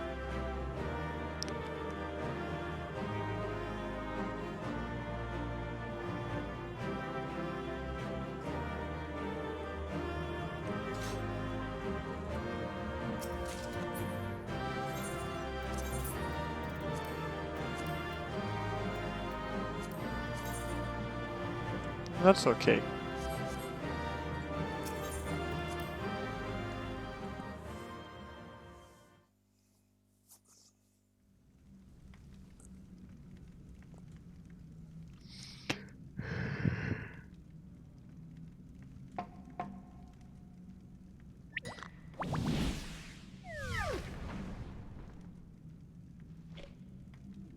There we are. Quite tame.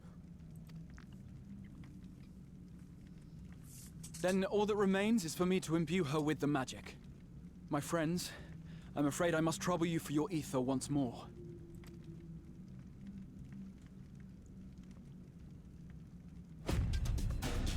Guess you ain't gonna voice chat while streaming. No, not while... no, while I'm streaming, no, not really. Since I'm just gonna be story most of the time, so it'll just be kind of weird for you.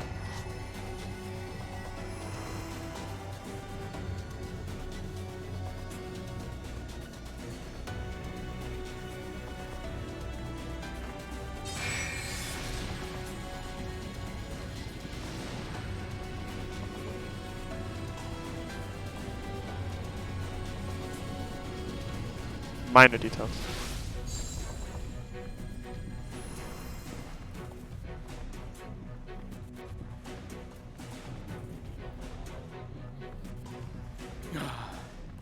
That should suffice. Good. Let's set her to work then, shall we? I want to see some porkses. Assuming that is, someone can spare the requisite energy. I mean, it's one sorta... A drop in the ocean for the great sorcerer. When I'm playing alone, it's kind of weird. I dare say.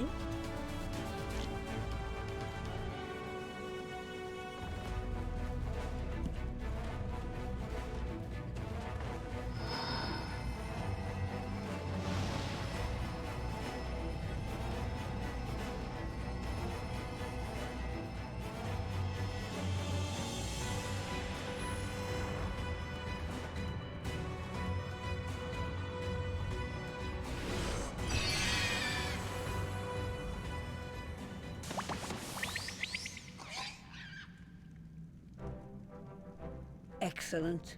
Our very own litter of Angelos.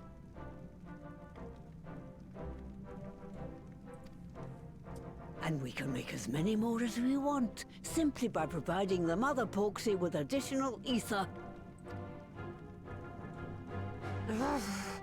I will require a moment before I try again. It's still hard work, but a damn sight more efficient than making them one by one. Thank you, Master Matoya. Everyone, we're a step closer to our goal.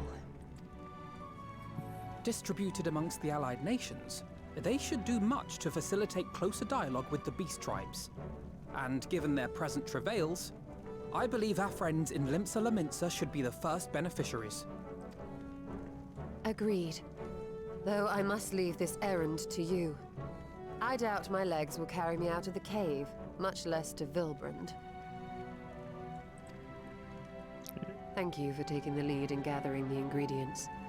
I expect you would benefit from a rest too. I've literally In addition to the contributed no proxy, aether. I trust you've gained an inkling of how much effort goes into the creation of familiars. Or mayhap you attribute your struggles to old age. If I said yes, would it persuade you to treat me like an adult? Not with that pertness, it wouldn't. Anyway, assuming you have no other favors to ask, I shall be leaving.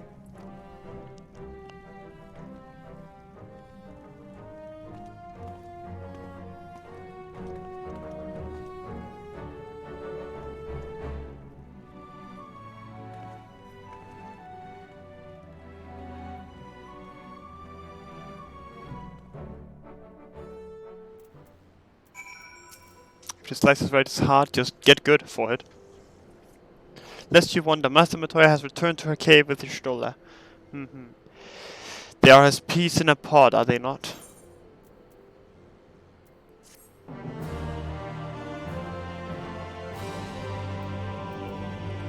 Yeah. Matoya's really with trust. Yeah. Yada yada. Well then, my friends, let us return to Limsa Lominsa and deliver the good news to the Admiral. A word to the officer in Bulwark Hall should be sufficient to secure us an audience.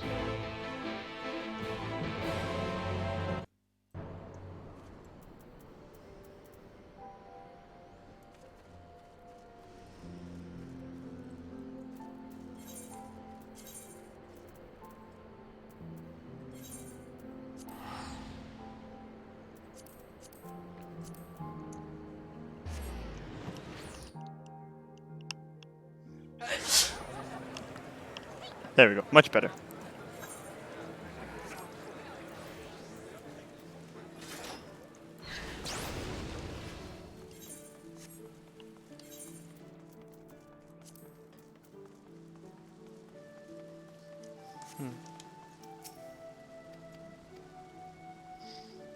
Oh shit, I should probably read that.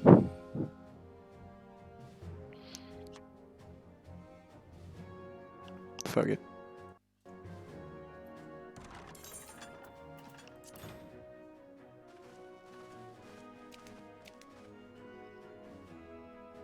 My friends, what brings you here this day? Basically, on temperament. Is this true? By the Navigator, a cure for tempering. As often as I've been in awe of you, science, I would not have thought it possible. And yet it is, Admiral. We have done it. Here in Limsa, and production of more familiars has already begun. You have my thanks, truly. This will do much to advance the cause of peace. Yet I fear it will take more to close the rift twixt man and beastman. But even to speak thus divides us. Welcome as it is, cure will not guarantee recollection between our peoples. For though summoning and the temperate may serve to fuel the conflict, they are but symptoms of it. If we are to resolve the primal problem once and for all, we must address the cause. We must strive for mutual understanding and find a way to leave our bloody past behind.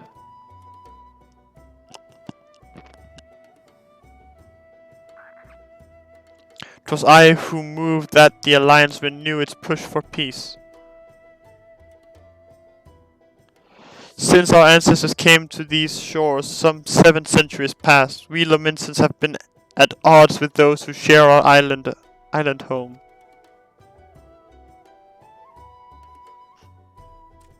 Save for a brief moment of cooperation with the kobolds, our history has been of nigh constant territorial squabbling. Meanwhile, our struggle with the Sahakin for control over the seas has only grown fiercer. a matter made worse by the thrice-damned calamity driving them to seek new spawning grounds.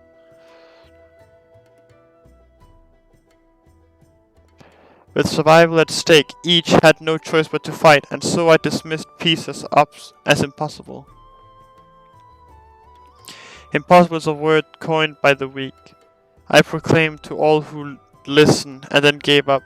You and yours put me to shame.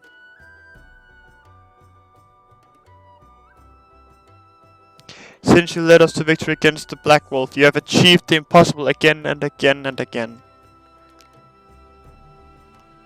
And I thought it high time I followed suit, hence my proposal to the Alliance Council. But no sooner did I reach out to our neighbors in Wildbrand than my own people sought to thwart me. You speak of the pirate who failed to attend the meeting. Acting through a friendly faction among the kobolds, we had intended to seek an audience with a prominent patriarch. But the bloody executioners would not hear of it, and their absence sent a message to the rest.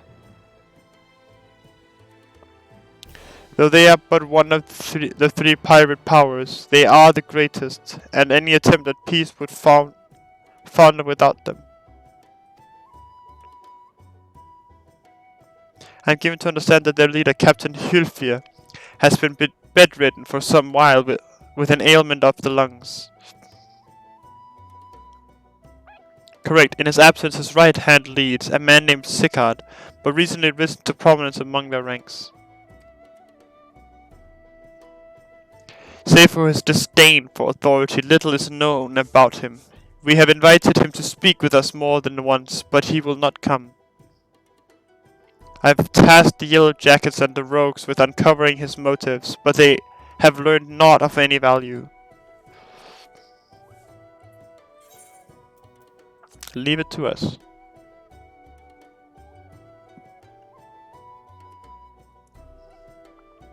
We have a nose for the truth. Whatever this Sicard wants, we'll find out.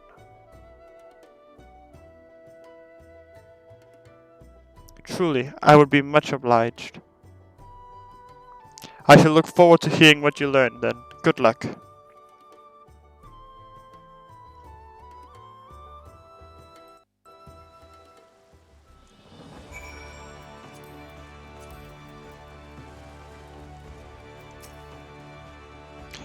By way of a first step, I suggest we split up and make inquiries around town. Someone must know this Sicard.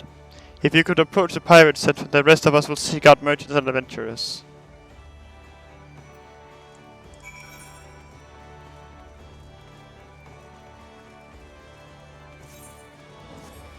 I'm compatible pirate pals? Yes, of course.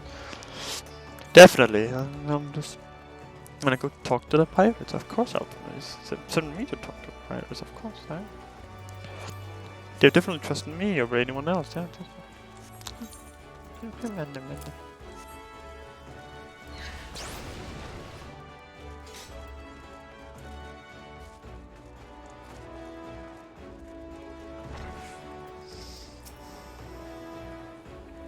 Curious what Sicard are you? As am I, my friend, as am I. Sadly, I know nothing of the man, save that the bloody executioner experienced a marked improvement in their fortunes after his promotion.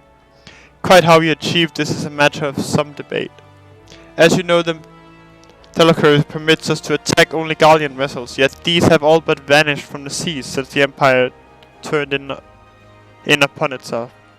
In order to adapt, we Krakens have taken to trading with the East, but the executioners are less forward-looking. I cannot imagine they would willingly abandon the old ways. So how then are they lining their coffers? Whatever their secrets, they are not like to share it with their rivals, but mayhap you will have more luck.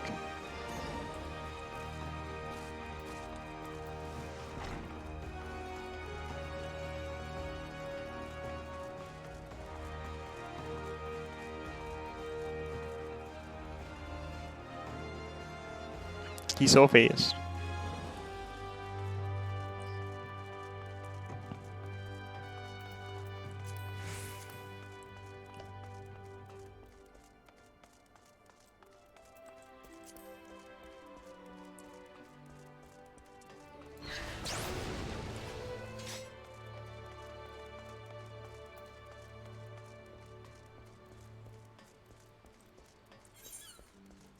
Wrong place. Fuck.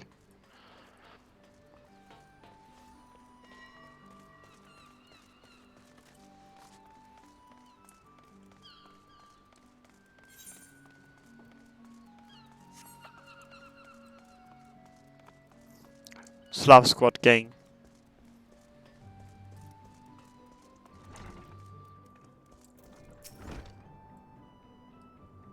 Hey, you want to know about Sigurd? Yes, as a willy bugger is what he is. Found some clever way to make coin, they say, and then traded it for Moon's Cat's place at Old Wilfer's side. There was a time we raised the executioners for our pick of the Empire's fleet, but the Guardians are gone, and them days with them. Oh, fuck. Not we Cyrus are struggling, mind. We do well enough garden fish and boats from the fishbacks and other beasties. Get the first pick of the produce for our trouble sea. Quality stuff at a bargain price. This we pass to our sisters as can't sail on account of getting old or wounded, or with child. And they cook it up and sell it for a pretty profit. Simple. Oh, I miss the old ways, don't get me wrong. But when I see the girls with their little ones, I think of myself. A life of peace and quiet ain't all bad.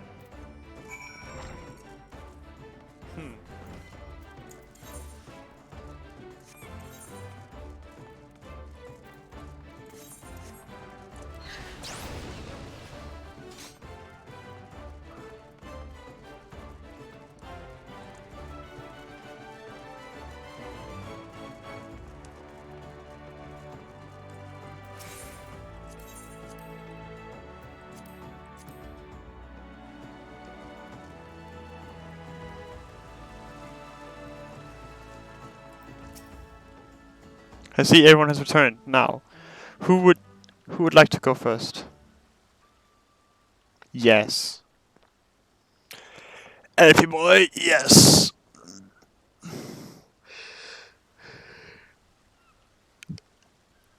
So just as the Imperial prey began to disappear, Sigurd turned the executioner's fortunes around with a mysterious new source of income. Whatever it is, it's nothing to scoff at. According to a tavern keeper I spoke to, the crew have been indulging themselves as never before, but no amount of drink seems to loosen their tongues as to how they are coming by their coin. For my part, I spoke with a reporter from the Harbour Herald. The publication has been investigating the secret of the executioner's good fortune and making little headway. Plainly, the executioners do not wish the nature of their business to be made public. And I think I may know why. In the course of making inquiries on Hawker's Alley, an interesting fact came to light. Just as the executioners began to enjoy better fortunes, the price of crystal went into sharp decline. A sudden fall in demand, I was told. Curious, I contacted Hoary Boulder, who has been watching the movements of the beast tribes, and my suspicions were proven correct. Despite ever worsening relations between the beast tribes and the Taliskori, neither Titan nor Leviathan have made an appearance of late, suggesting that the Kobolds and Sahagin lack the means with which to summon them. Do you mean to say the executioners are divesting them of their crystals? All indications point to that conclusion, yes. Though we have no hard evidence as yet, we must investigate further. Agreed, so how do we proceed? Oh, I have an idea about that. In fact, I have already taken the liberty of making certain provisions. Anyway, yeah, provisions. Gold. We're going for gold, gamers.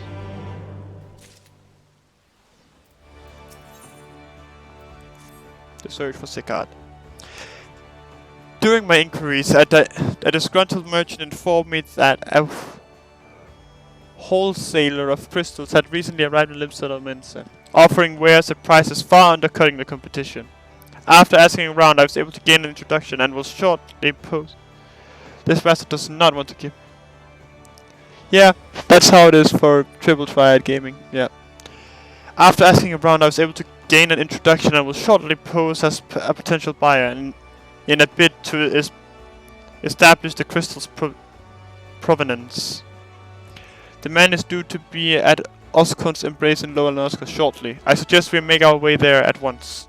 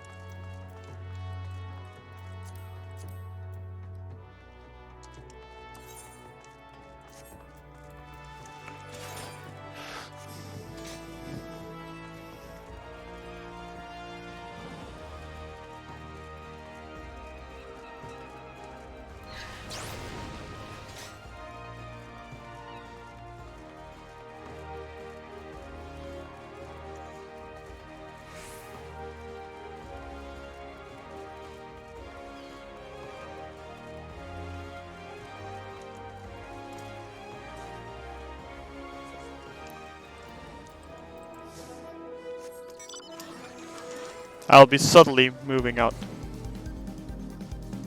They will never see me coming.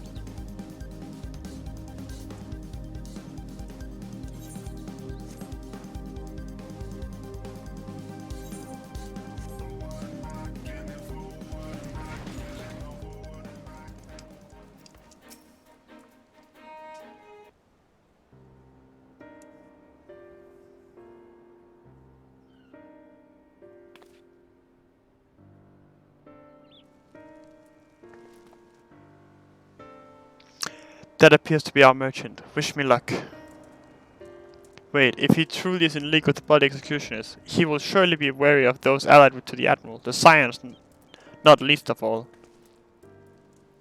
Compared to yours and Sentrin's, mine is an unfamiliar face. Let me play the role of buyer.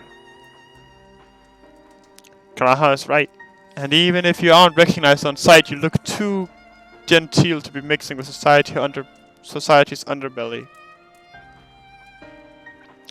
Genteel, but very well. Leave it to you. I leave it to you, Graha.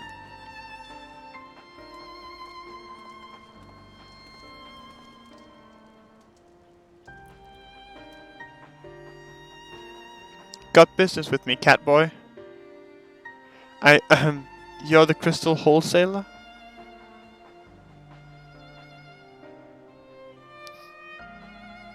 That I am, but you're no merchant, so what do you want the crystals for? Don't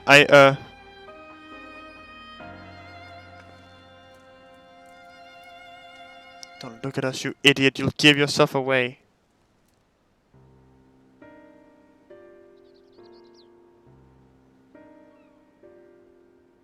Oh, I see, you're a weaponsmith, am I right? And you need crystals to make staffs like that fine specimen you've got there. That's right. I am indeed a weaponsmith, and I use naught but the finest materials. I bid you show me your wares. But we don't invite just anybody into our storehouses. Takes time to establish trust, you understand? Look, I have a large and urgent commission. If the quality is satisfactory, I will not quibble over the price. Alright. It's plain that's no ordinary crystal adorning your staff, so I'll make an exception. Come with me. It's going to be a trap.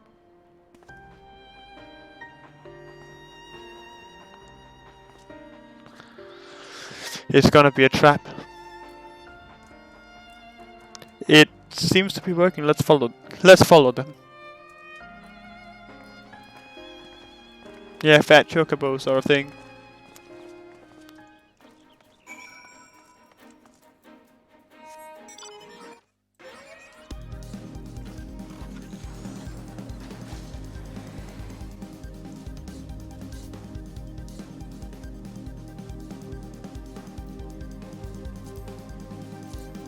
Oh, that one, yeah.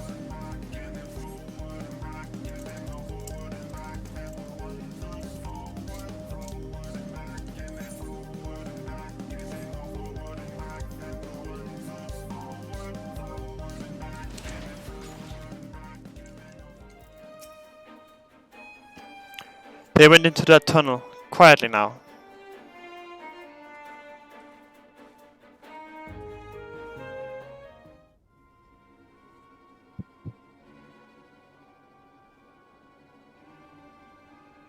Is that Outbird?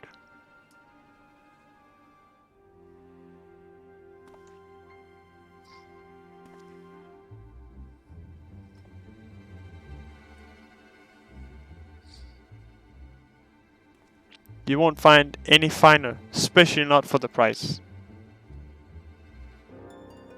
Indeed, I would expect to pay more than double for such quality. How could they possibly be so cheap? There's nothing unlawful about him, if that's your worry. They're from Ogomoro, if you take my meaning. Stuff's as pure as it gets. You won't be disappointed. So, how much did you want?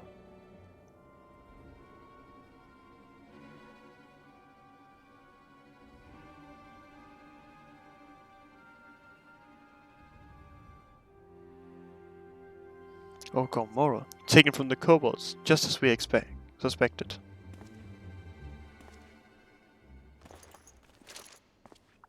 That's enough. Shut your gulps and turn around slowly.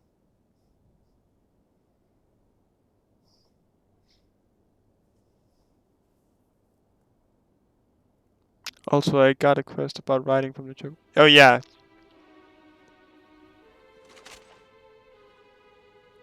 I'm Sickard, acting captain of the Bloody Executioners. No need to introduce yourselves, we know who you are, scions.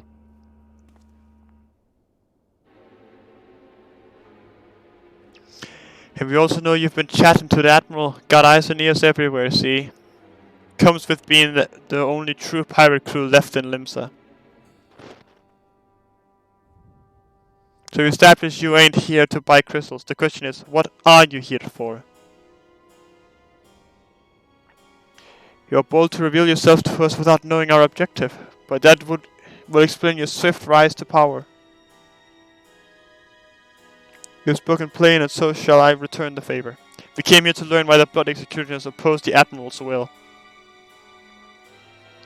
And we have our answers. Should Limsa make peace with the kobolds, you would lose the source of your newfound wealth.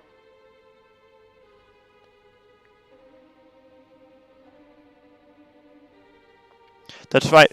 Just to remind you, though, we ain't breaking any rules here. The law forbids us from attacking any vessel not flying the Imperial flag, but it doesn't say nothing about beastmen. Only reason we keep our operation nice and quiet is cause we don't want no one taking our business. Wait, just listen to the end, will you? For what it's worth, I have the highest respect for you and yours. Him, especially.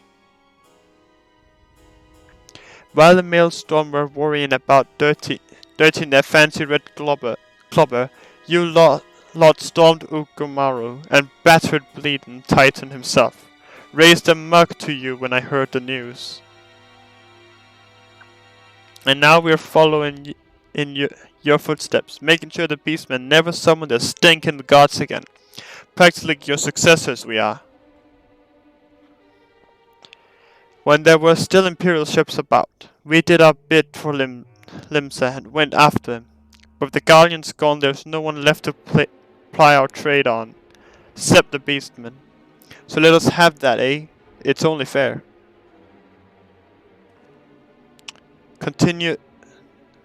Contentious though some may find your views, it is true that you have broken no laws. That being so, I see no reason why you should not state your case directly to the Admiral's face, unless the acting captain of the only true pirate crew left in Limsa has some other cause to hide in a cave. Well said indeed.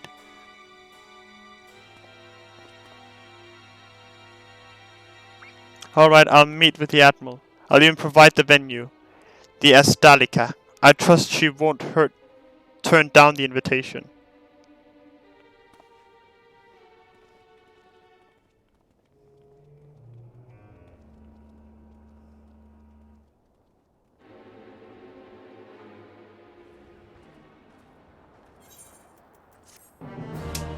Bam bam bam badam. Easy man-mans.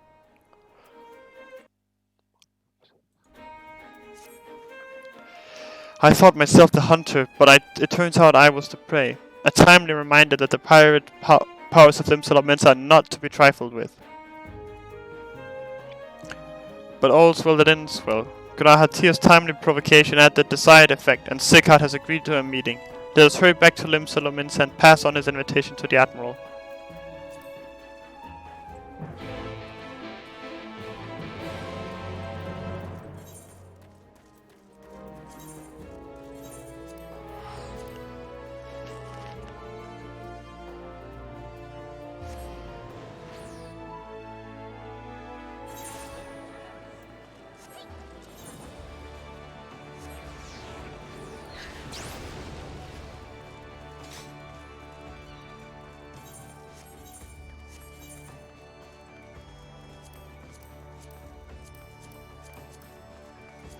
There's actually a lot of dungeons, Jesus. And your companions have already reported. Yeah, will you be joining them? Yes, I will.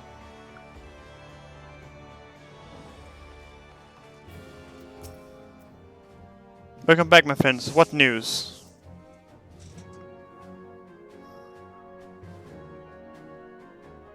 So they have been stealing crystals from the kobolds. I'm thankful for solving the mystery and securing a meeting besides. Suffice to say, I accept Sigurd's invitation, and I would have you join me as my guests.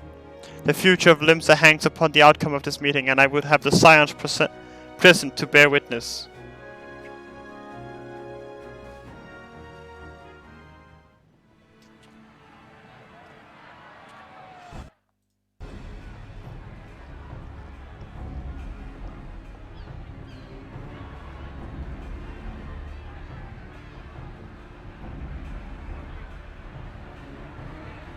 Look who's come crawling!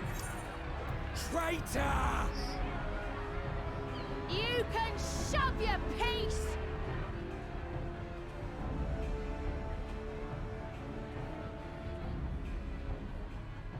Welcome aboard, Admiral.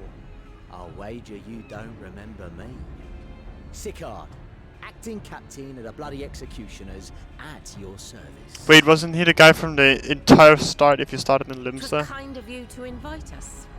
Now, if Captain Hilfear has a message for me, I bid you speak it.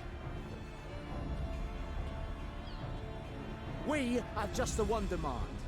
That you forget this bilge about making peace with the beastmen. Ours is a nation of pirates. Always has been, always will be. Deny us our right to plunder, and you deny who we are. Too bloody right!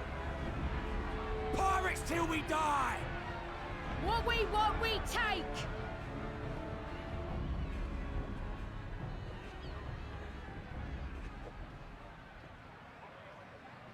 Piracy has no place in our future. What'd she say? Pirates have no place. Our nation has prospered through piracy, 'tis true. Yet it is but one part of our long and storied history. Centuries ago, our ancestors led a failed rebellion and were driven from their homes with little more than the shirts on their backs. In fear of their lives, they sailed south until they came to these shores. Finding the land occupied by kobolds, however, they were forced to turn to piracy in order to survive. And survive they did. But not so long ago, when the Empire threatened to crush everything we'd built, we set aside piracy and joined hands with our neighbors. This too was in order to survive. And survive we did. Time after time we fought the Empire, and time after time we won. And through trade with our newfound allies, we prospered more than we ever did through pillaging and plundering. The Empire teeters on the brink of collapse. Ere long, provinces like Wurlit and Bosnia and many others will regain their freedom. When they do, our matchless fleet will lead the world in a new golden age of commerce. The tides favor us, and the ocean beckons with her vast bounty. But if we cling to the old ways, this great ship we call Limsa will trade the boundless seas for a lagoon. Shall we scorn the world's wealth for a plundered pittance then? Or shall we embrace change and thrive like our ancestors before us? The choice is yours. But if we are to prosper in the coming age, the whole of Vilbrand must become our ship, and a kobold and Sahagin our crewmates.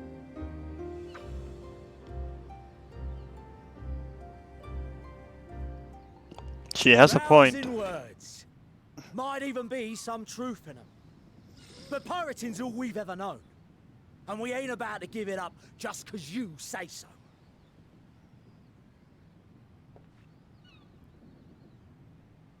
Still, we're all Laminsons here and no one wants a war. So where does that leave us? Long before you became Admiral, I heard you was captain of the League of Lost Bastards. That true? If so, you'd know how we pirates settle our differences.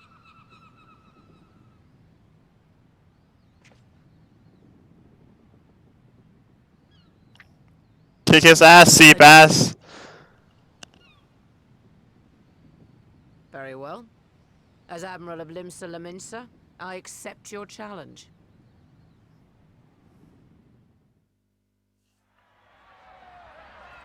Kick his ass.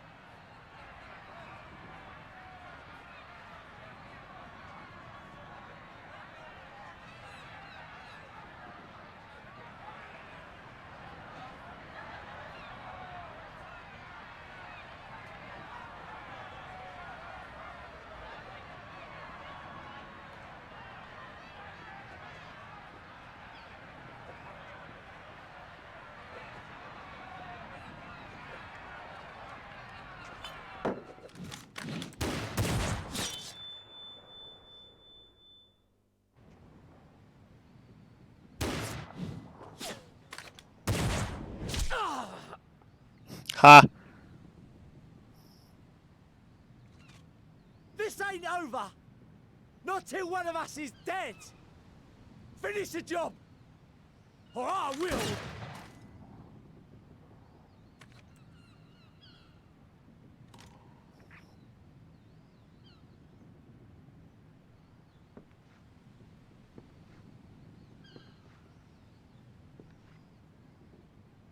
It's the captain! Captain Ilfir! Ye fool! 'Twas over afore it began. Captain! Seems the whelps have been yapping while their master was abed.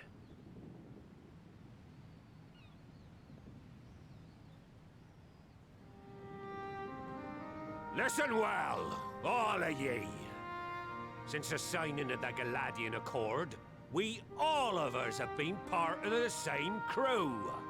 The crew of the good ship Limsa Laminsa. At the helm of that ship is the Admiral. And 'tis she who decides where we sail. Was I not clear on that point? Or did you forget whose deck you stand on? Nay? Then what in the seven hells are you playing at? It's all we know, Captain. If we ain't pirates, what are we? You're bloody idiots is what ye are. Idiots, with your own lives ahead of ye. Ye can do anything ye want. Be anything ye want. We're pirates, aye. And we pirates love our loot. But that ain't our first love. Our first love is the sea. The sea! And what she brings us. Freedom! So hold fast to that. Let the brine-crusted husk that stands before you now be the last of them as knew naught save out of steel. And make of yourselves a new breed of pirate!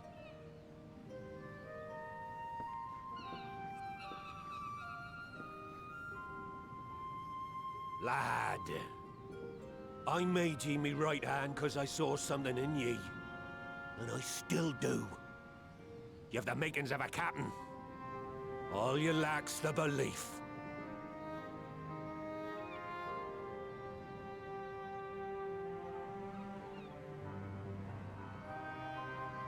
Well now, it seems we're of one mind after all. Apologies for the misunderstanding, Admiral. We're with ye, wherever ye be headed. You have my thanks, Hilfir.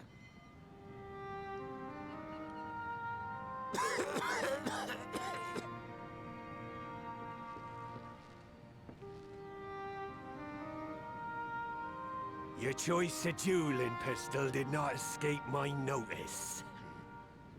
Good old Annihilator. Ender of many a proud pirate's voyage.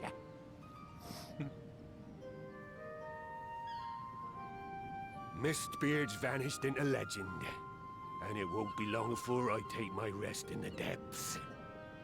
Yet be that as it may, the old ways can only truly die when we've dealt the Empire the telling blow. Yeah, fuck the Empire. There'll be stormy seas ahead, no doubt. But I'm trusting ye to steer us through to the other side.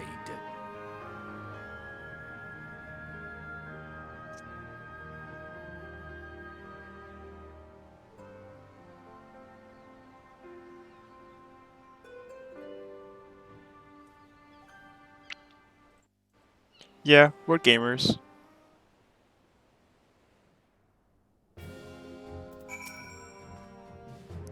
Though I had anticipated a duel, I did not foresee that Hilfa would intervene.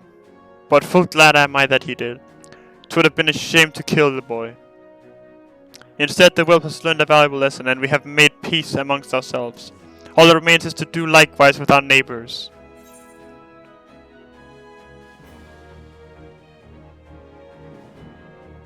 .420, blaze it. I normally want vitality on a tank, don't I? But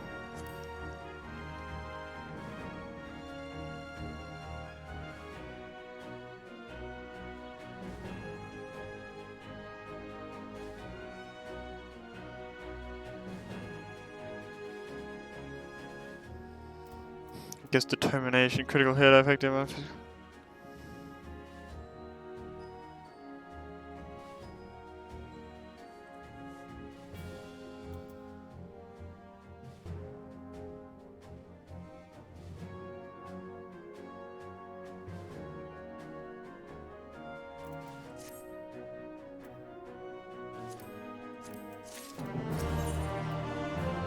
The great ship Vilbrand.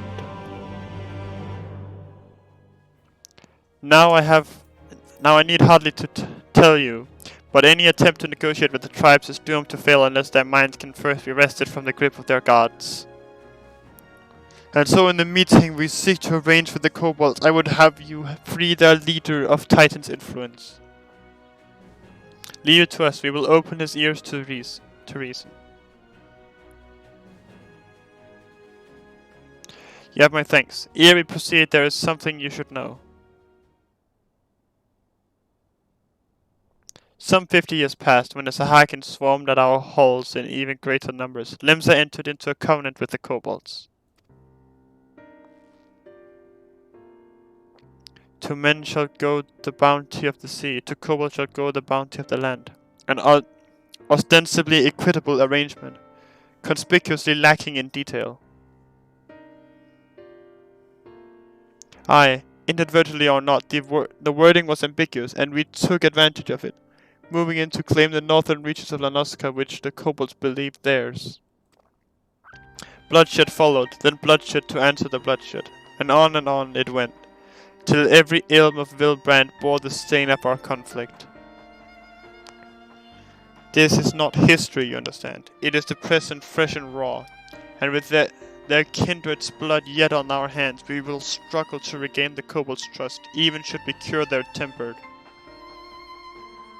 Admiral, you speak of obstacles we are like to encounter at the meeting, but as things stand, I see no reason why the kobolds would agree to a meeting in the first place. And so we must provide a reason. I will restore their stolen crystals to them and personally deliver the cargo along with my apologies. Bait, they would welcome us into their midst not to speak of peace, but to have you at their mercy.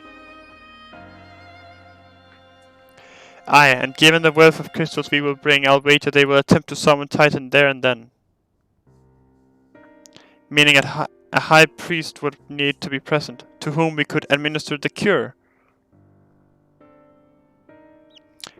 Precisely, he is the fish I would catch. But he will not be alone. Nay, he will have guards on hand, and they will lay down their lives to protect him. Yet a single death on the kobold side would jeopardize our chance at peace, and they're my venture founders. Yet it need not.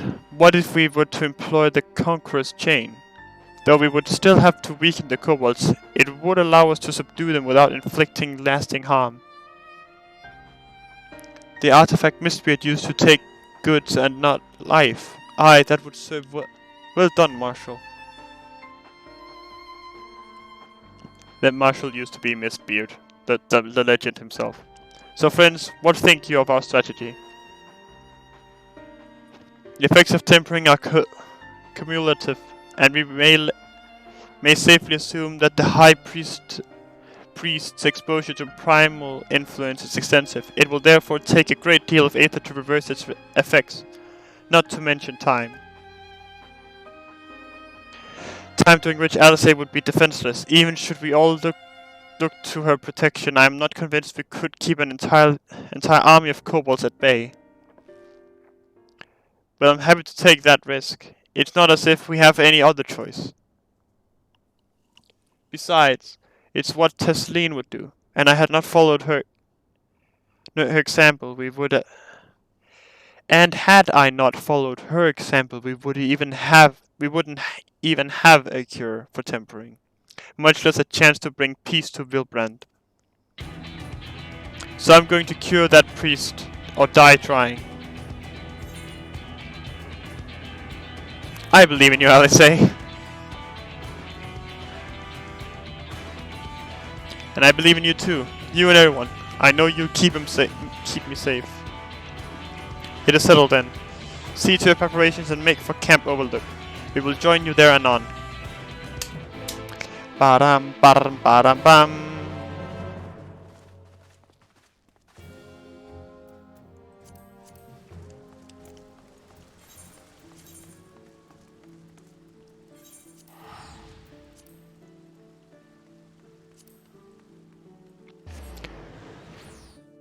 We're almost done. Hold on.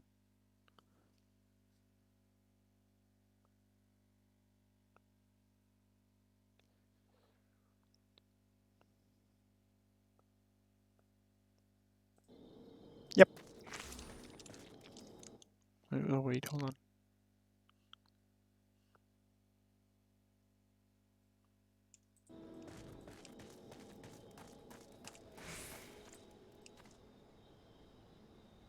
God, I thought that was me for a moment. Not generic hair, long hair, number 5, no. Alphina wasn't lying when he said I'd be defenseless, so I'm counting on you all to give me the time I need. Our sole purpose will be to keep you out of harm's way, so leave that to us and focus on your own task. Indeed, and should you want for Aether, you need only say the word. Gabu? Gabu, did you follow us here? There's something important that I want to say to the High Priest. Express state. Say, please let me come with you, please.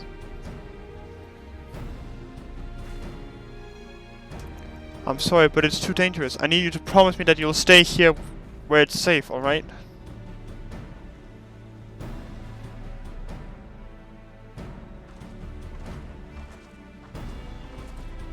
My apologies for the wait. It took time, but we have secured our audience. All unfolded as expected. At the mention of my returning the crystals in person, the kobolds suddenly remembered how keen they were to be reconciled. And so in the glorious spirit of cooperation, we are to be received by Patriarch Sardar of the Second Order, who awaits our pleasure in the Navel. If you are ready, let us proceed to the Gamaro mines at once.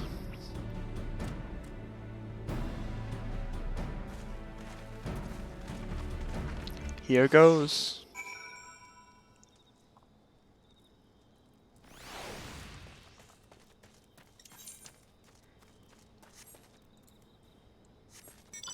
Honestly, I kind of hope that they will want us to fight Titan again, because that in the story you actually fight Titan twice.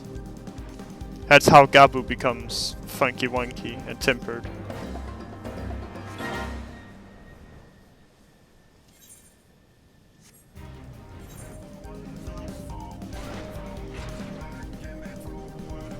So it's just, if we had to fight Titan again, it's just like, how many times we have to teach you this lesson, old man?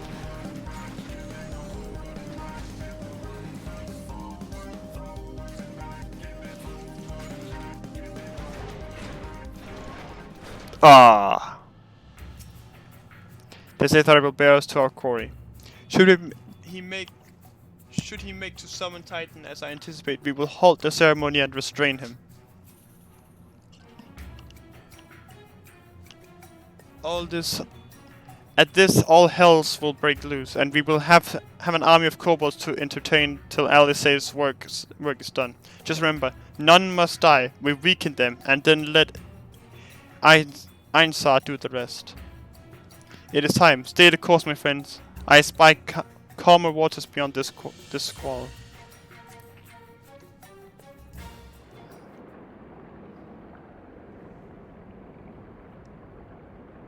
If there's someone Titan again, I'm going to fucking scream.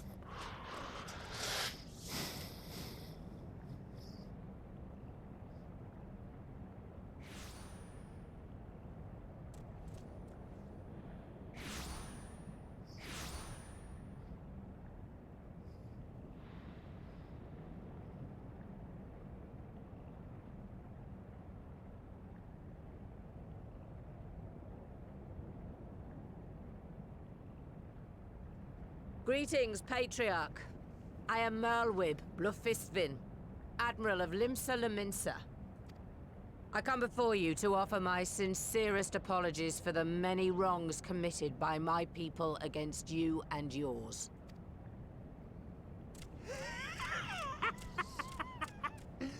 You were foolish to come here. Stupid, unwise, foolish. The Great Father shall have your souls for your folly. Aye. You can try. Just as we thought.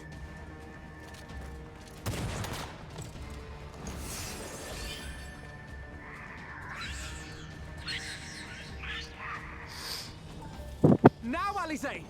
Quickly! You don't need to tell me! Let none pass. We must grant her as much time as we can. Oh, I can get you time.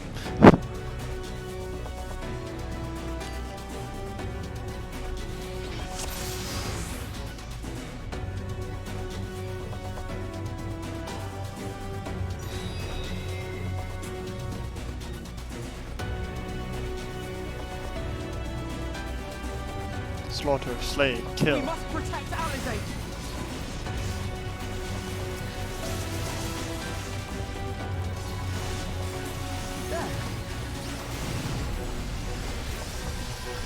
You're in my sights. Oh god.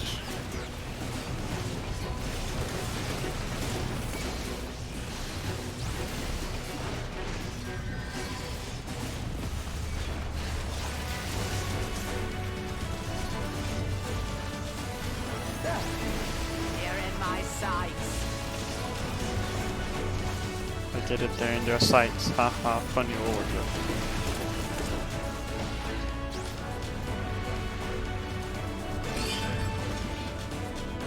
Okay, so we just kill. Okay, I was being kind of careful just in case.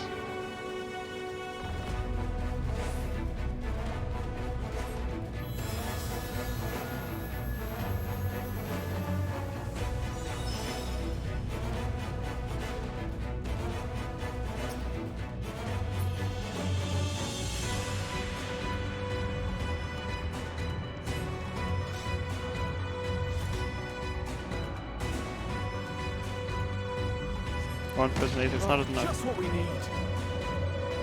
What the shit? Oh. Wait, what? You're not alone.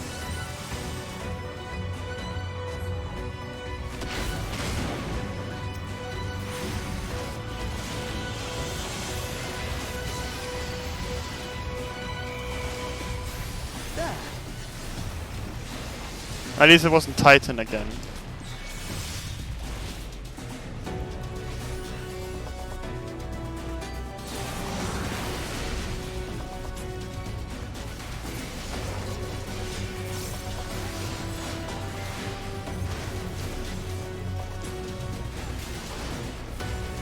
You're in my sights.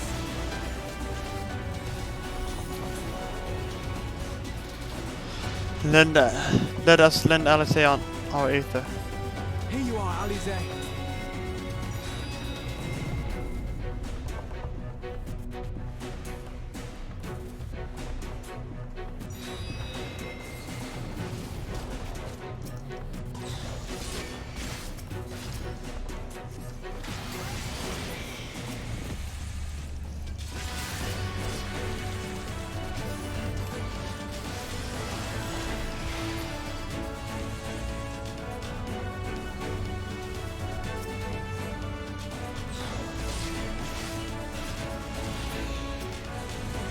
More! I need more ether! Oh, that's what's going on. I thought we had to kill them.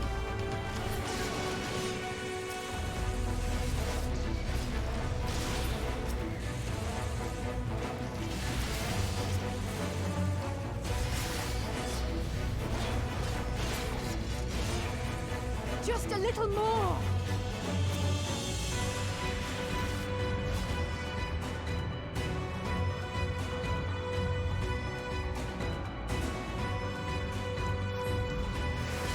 Guess we just gotta brace for impact.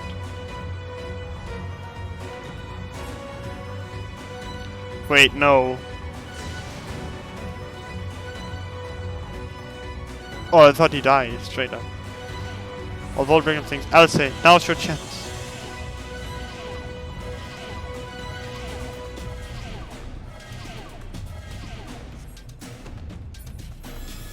Can't I lend some of my Aether?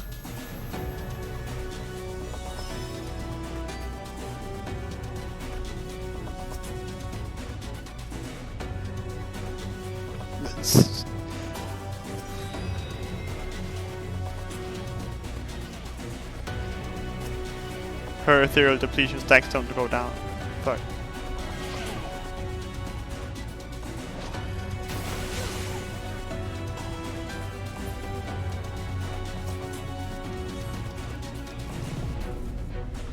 No, you don't.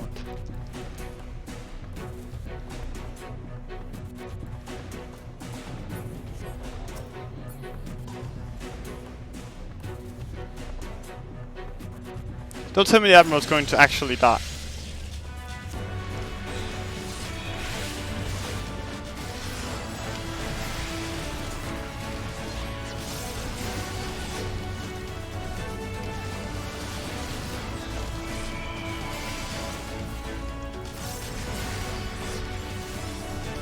for the Admiral, I guess.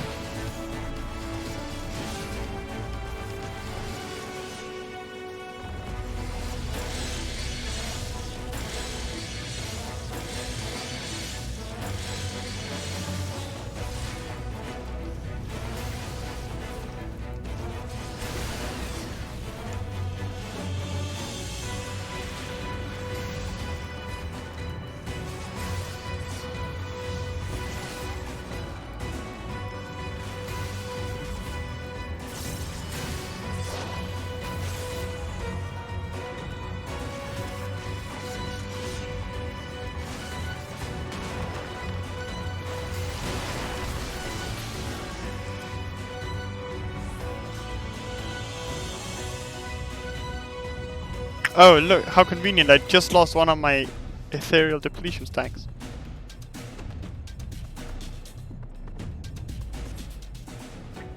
Oh, this is why I gave the letter I didn't...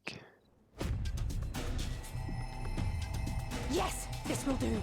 Here I go. Oh, sorry, I didn't realize you wrote in chat. I'm so sorry.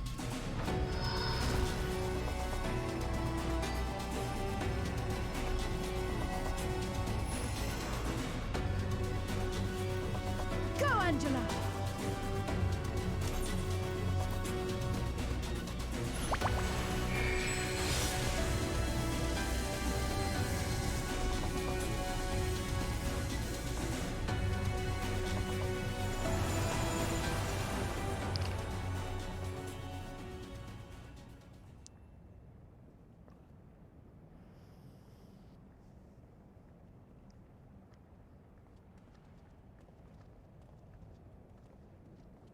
Did it work?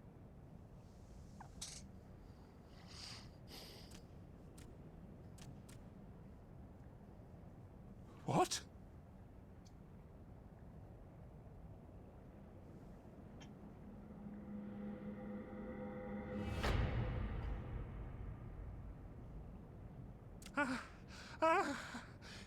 What is the meaning of this? I'm sorry, but they died by your hand. You sacrificed them to summon Titan.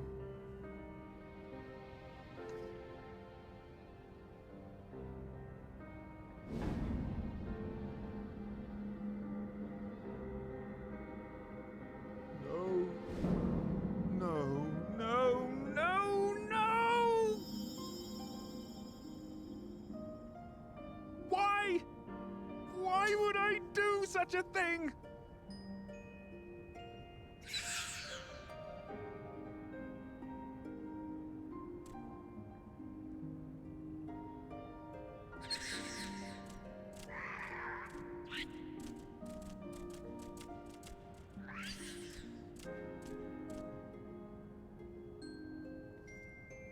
Would that there were a cure for the victims of the Tempered.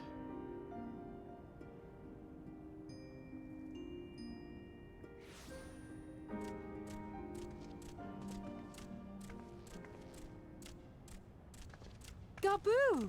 What are you doing here?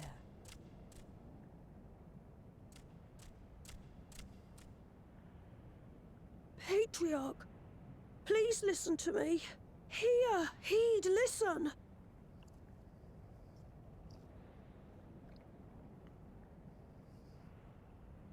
The Great Father we have been summoning is false.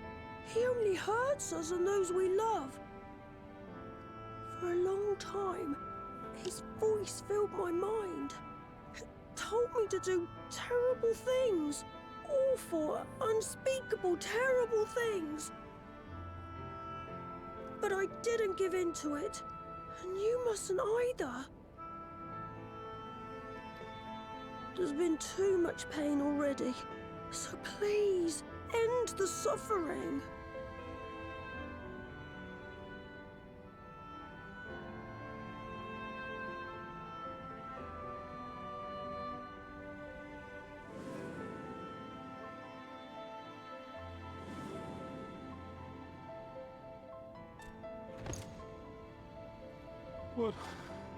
What have I done? We share this child's desire, Patriarch. An end to summoning. for it spells naught but misery for both our peoples.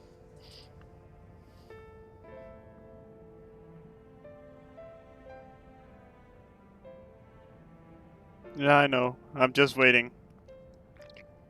Just didn't feel like it did. For many long years, man and kobold have feuded over territory, pillaging and perishing for the earth beneath our feet. It may be said that we fought to survive, but what we have sown in blood, we have reaped in suffering, and it cannot go on. I would see us set aside the past and work together for peace.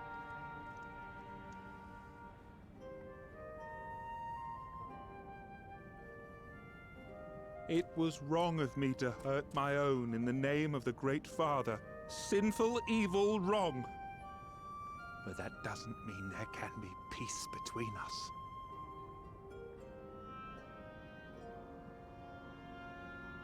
Men cannot be trusted. The bounty of the land was to be ours, and yours the bounty of the sea. But you broke the pact. Violated, breached, broke. Unready as we were, what choice had we but to call upon the divine to rid ourselves of your tyranny? None. And I do not blame you for it. In violation of the spirit, if not the letter, of the pact, we took your lands for our own. The fault lies wholly with us. On behalf of all Leminsons, I offer you my humblest apology. I pray you'll find it in your heart to accept it.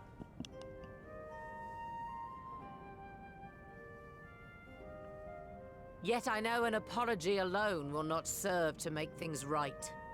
So, we will revise the pact to leave no room for doubt. And any who violate it shall face justice, swift and certain.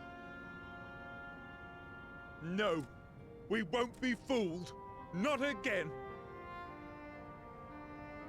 Please, hear me to the end. Fleeting though it was, there was a time when man and kobold abided together in harmony, in cooperation.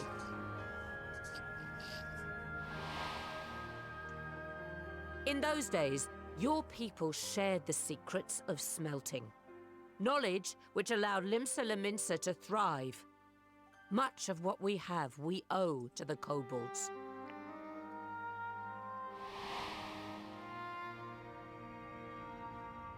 And so, for the good of all who dwell on this isle, I wish to make you an offer. We will bear your people's wares to every corner of the world, and trade them in your stead. In return, we will bring you the bounty, not only of the sea, but lands both near and far. Whatever you desire, the Navigator as my witness, you shall have it. There will be no more man and beastman, just the crew of the great ship that is Vilbrand. And together, we will share in the wealth of the world, if you'll only accept our hand in friendship.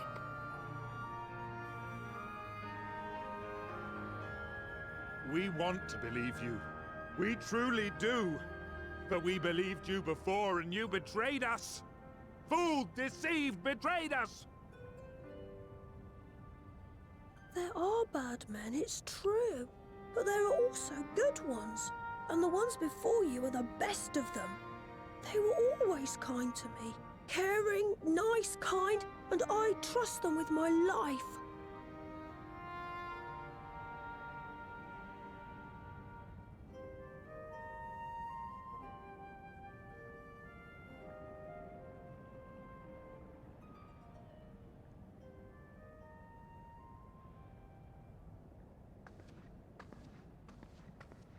Before I became Admiral, I was a pirate. I stole. I fought. I stained the sea red with blood. Such is my past, and I dare not forget it, however much I might want to.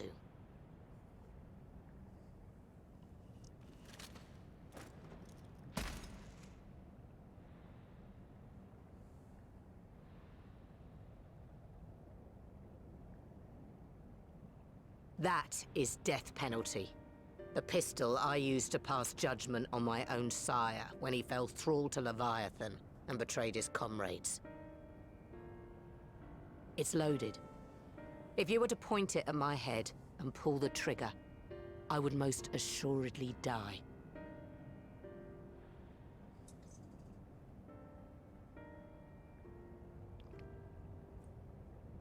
Though it isn't much, my life is the single most valuable thing I possess. If it will suffice to atone for past wrongs, take it. A single bullet to annul the old pact, and my blood to write it anew. What comes after, I entrust to this man, my second in command. I know that he will do his utmost for the happiness of all who call Vilbrand home.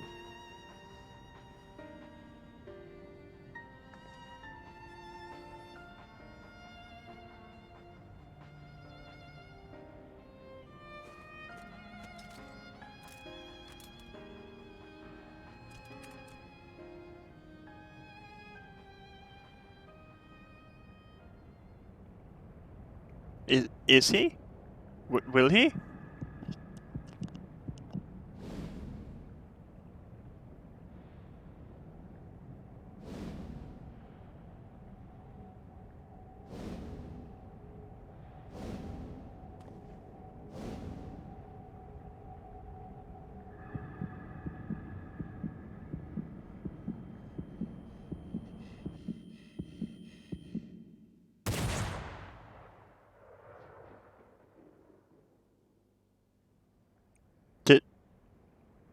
No. No.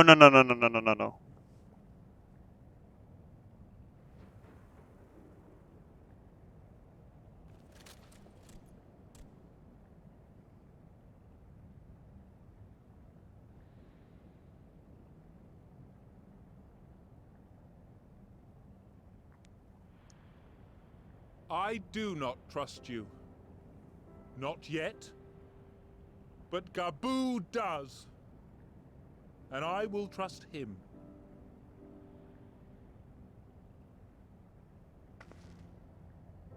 The goddamn row in the back just...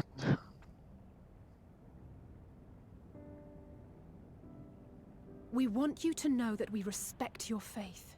There's nothing wrong with giving thanks to the land which sustains you. But summoning is different. Should you hear of anyone who would attempt it, we ask that you appeal to their better judgment, or failing that, seek our aid. We're always ready to help. Many and more of my brethren are yet in thrall to the Great Father, just as I was. If you could free them too, I would be grateful.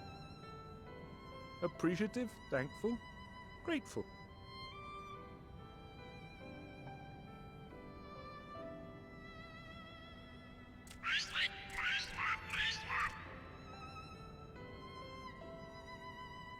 It's good to talk with these kobolds because you learn a lot of new synonyms that you didn't know before.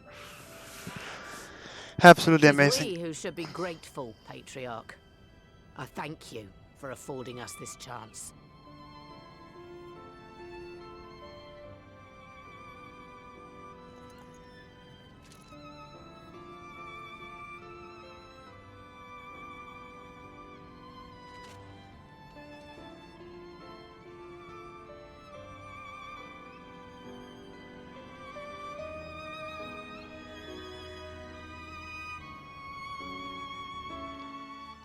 God damn.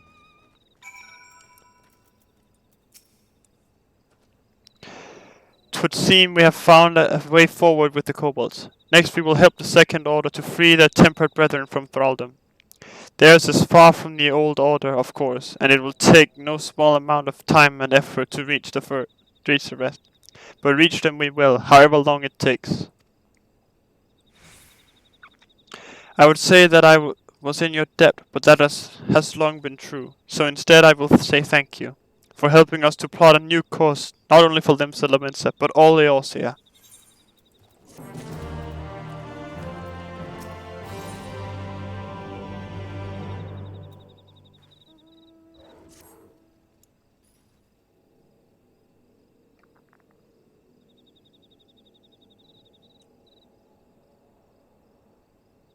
Right. Let's return to the Rising Stones.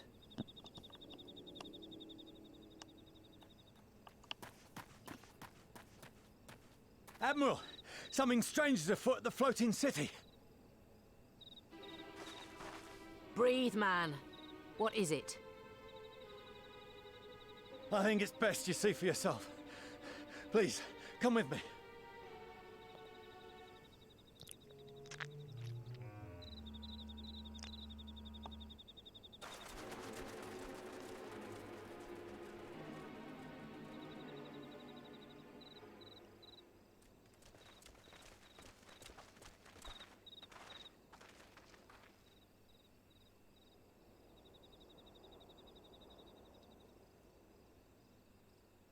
What in the world is that?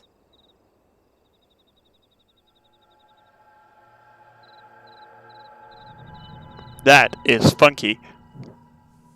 A tower? You can see it too, then? I feared I was losing my wits. One moment I was patrolling as usual, and the next it was just there.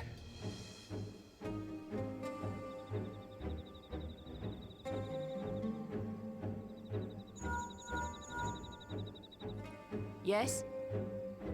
This is she. I am. Aye. I'm looking at it. What? Understood. Send the Elder Seedseer my regards.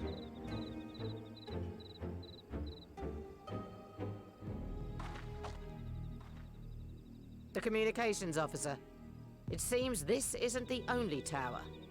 They've sprung up all across Eorzea.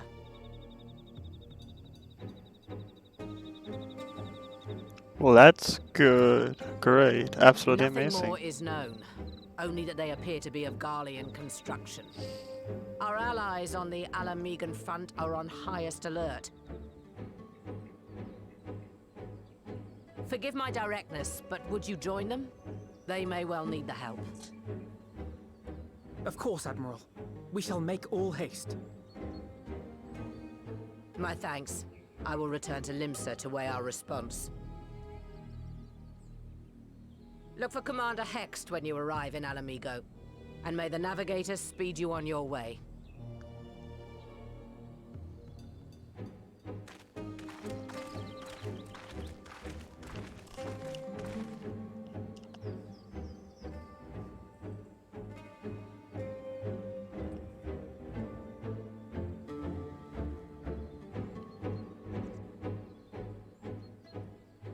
Oh yeah, you can make your minions fight each other. It's great.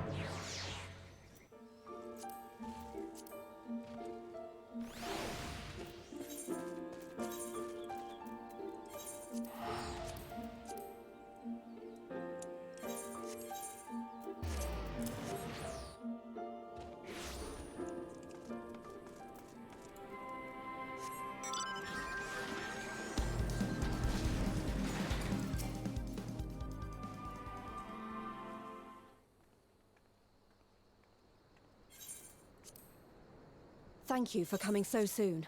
I'll send for Commander Aldin at once to do about these infernal towers.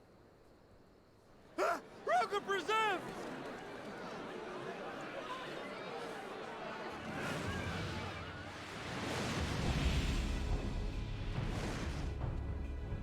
It can't be.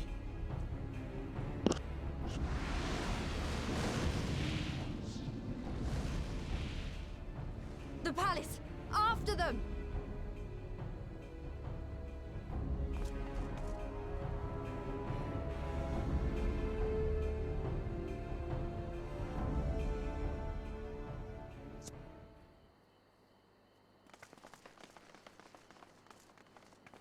You're here. Good.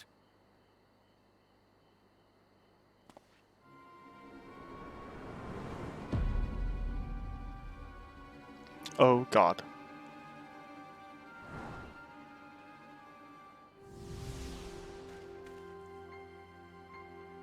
Well, well, well! To be received by such an illustrious cast! Why? Even the hero of the piece is here! I feel quite starstruck. Is that a sigh? His body, more like. You don't fool us. Oh! You saw straight through it. Anyone would think you dealt with Asians before. Permit me to introduce myself. I am Fandango, and may I say what a pleasure it is to finally make your acquaintance.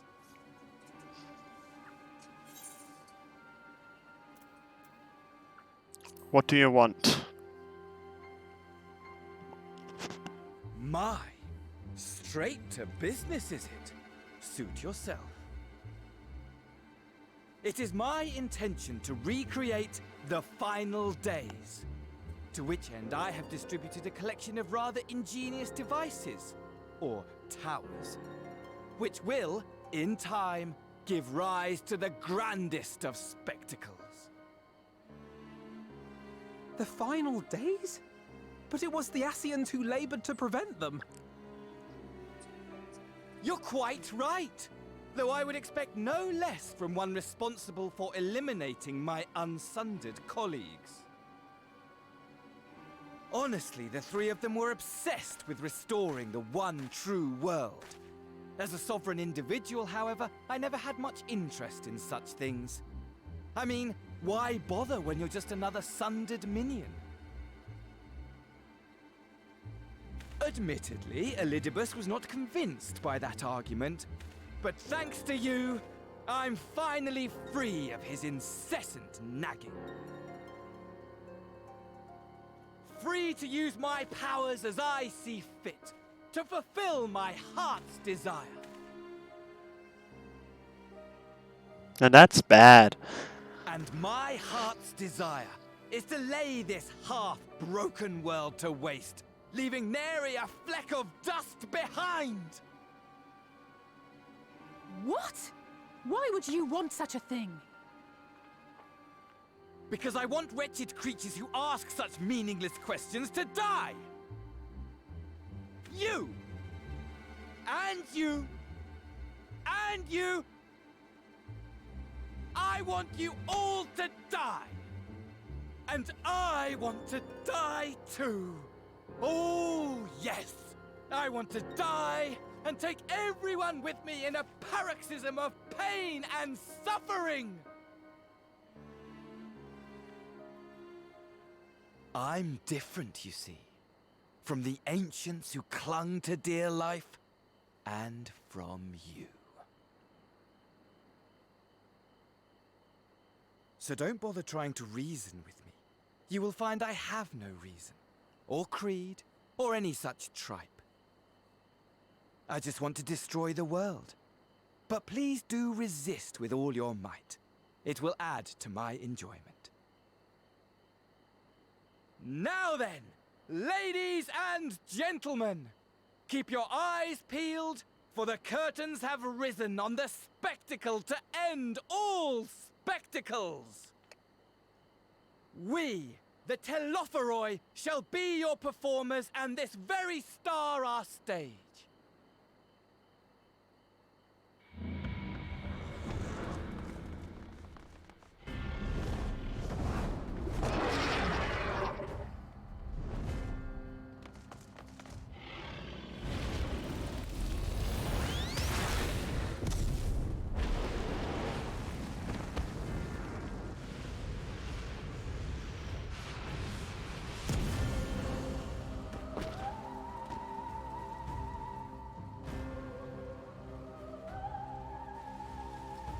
Oh, how wonderful! Bahamut!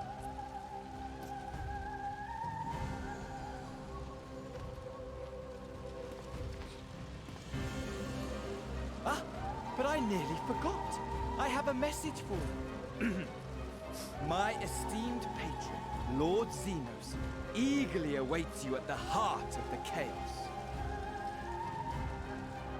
While I wish only to destroy the world, he exists solely to relive a certain, transcendent moment with you. And it is for that reason he would reduce all to ash. pray see to it his dreams do not go unfulfilled. For if you should disappoint, my trusty companion here, whom I've dubbed Lunar Bahamut, will burn your cities and everyone in them.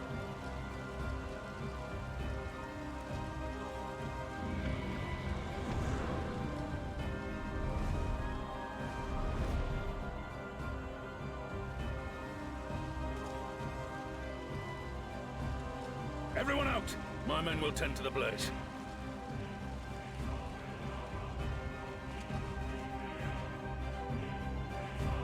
Well then. That's just absolutely fan-fucking-tastic, isn't it? Oh shit.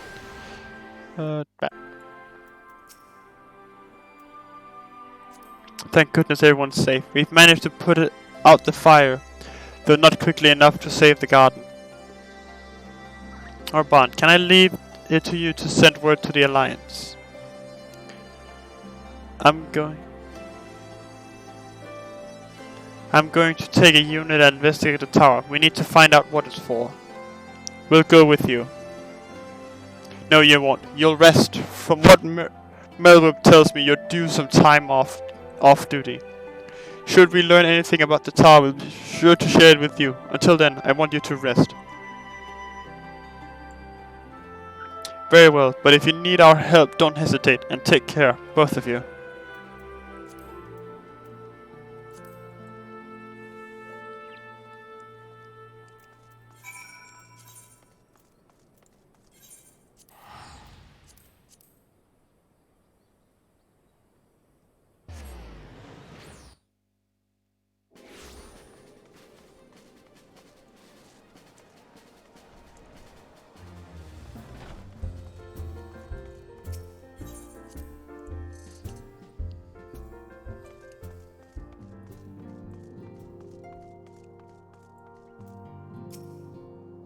Ah, you're back too. Good. We've received the reports from the Alliance. Since we're all here, perhaps those who bore witness to the events at Alamigo could treat the rest of us to a first-hand account. Shit's not going well, fam.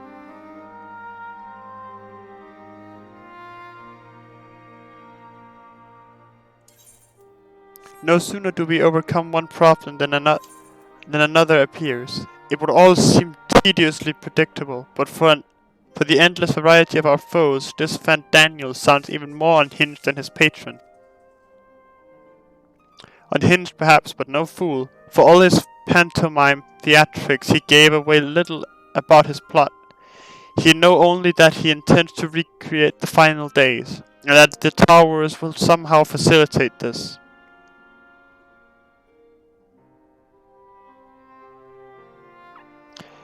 He also called his dragon Lunar Bahamut. Let's not forget that little detail. And the creature certainly did resemble the Elder Primal. That may be, but the fact that it answered to Daniel would suggest they are not one and the same entity. I think it more probable that it is some manner of simulacrum born of Asian magics. Whatever it is, for now we can but work closely with the Alliance and remain vigilant.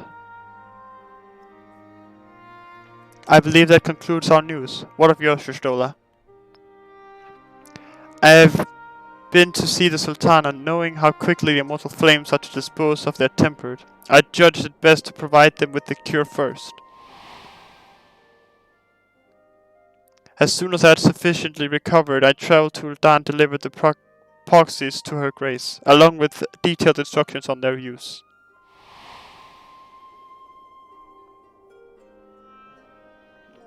Yet my visit chanced to coincide with the arrival of some troubling tidings. The immortal flames had been on the cusp of agreeing to a truce with the Amalja when negotiations abruptly collapsed. The Amalja claim that a number of their kind have been abducted and that men are responsible. Naught is known of the perpetrators as yet, but as the immortal flames went about investigating the abductions, they came upon one of Daniel's towers. On the subject of the towers, you may be interested to learn that they are not an exclusively Eosian phenomenon. According to the Alliance, they have been sighted as far afield as Yangsha. Then it would seem reasonable to assume that they are everywhere. We simply have not found them. Well, as you said yourself, we can do little for now, save remain vigilant. And since we are dealing with a dragon, ostensibly at least, I believe it would behoove us to enlist the aid of an authority on such foes. Estinian! Now just a moment, if he would be persuaded to lend us his lands, I would be the first to welcome it. But the truth is, we will struggle even to find him. You let me and Kryl worry about that. We'll sniff him out no matter where he's hiding. If indeed he is hiding. We have ways of locating him regardless, so if there are no objections, we shall depart at once.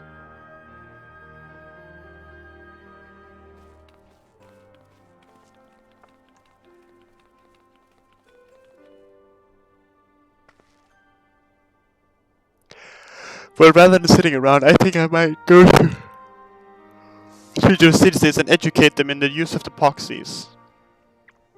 They would doubtless appreciate it, but might you consider taking a moment to rest before leaving? You would be fresher for the tasks ahead.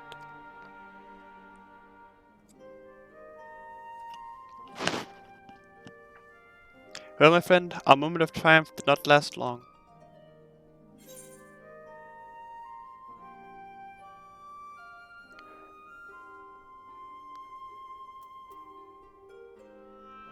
"'Twas ever the way. The world often needs saving.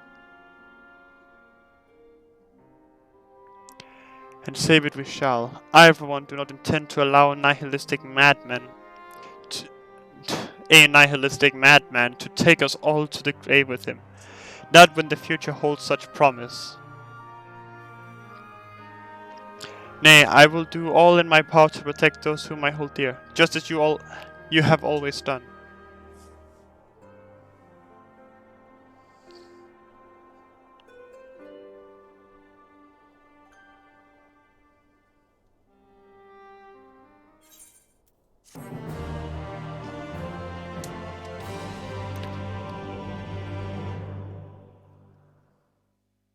Meanwhile, somewhere in the locks.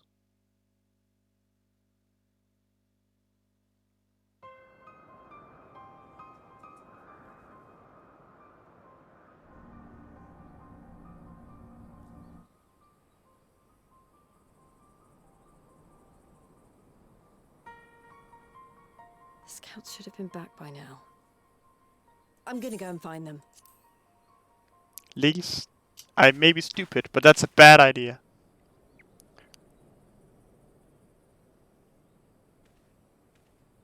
Oh, thank goodness for that. Poor Hidden. You gotta try harder then.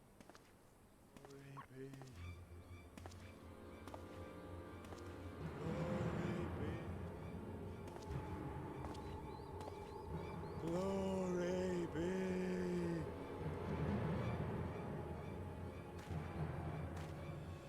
Glory be to Garlemald! Well.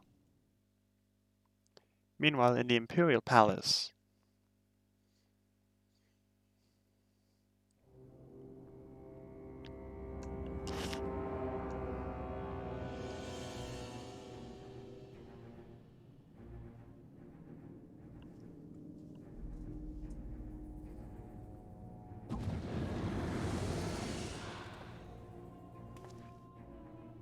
The piles have been driven as planned, and the first of the beasts has roared to life.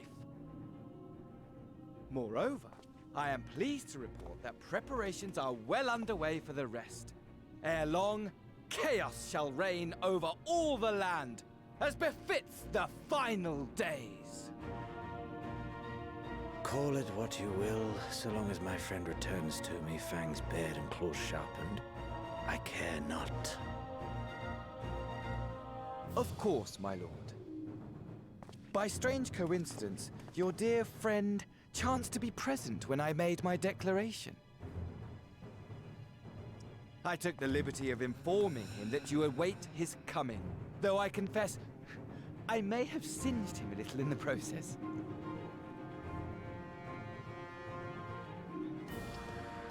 And why do you tell me this? Are you in such a hurry to die? Ah, my apologies.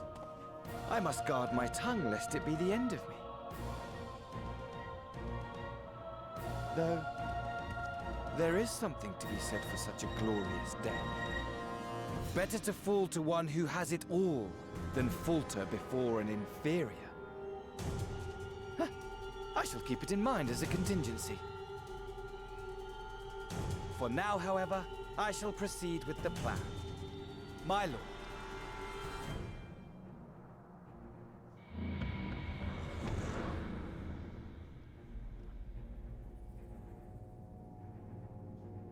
I must find myself a new weapon.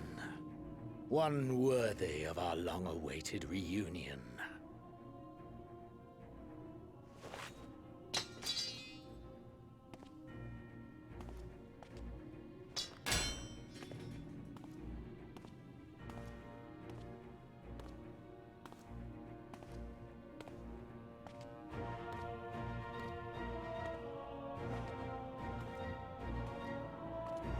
Well then.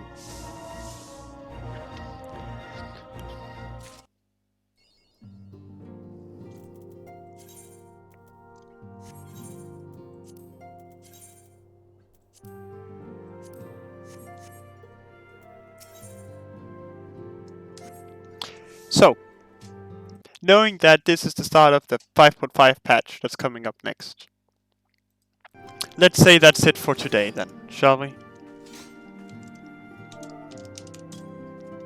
Because I am smart like that. Thank you all for being here. I hope to see you all next time when we're going to finally finish off Shadowbringers, hopefully. And I appreciate your support a lot. And hope to see you next time. Bye bye.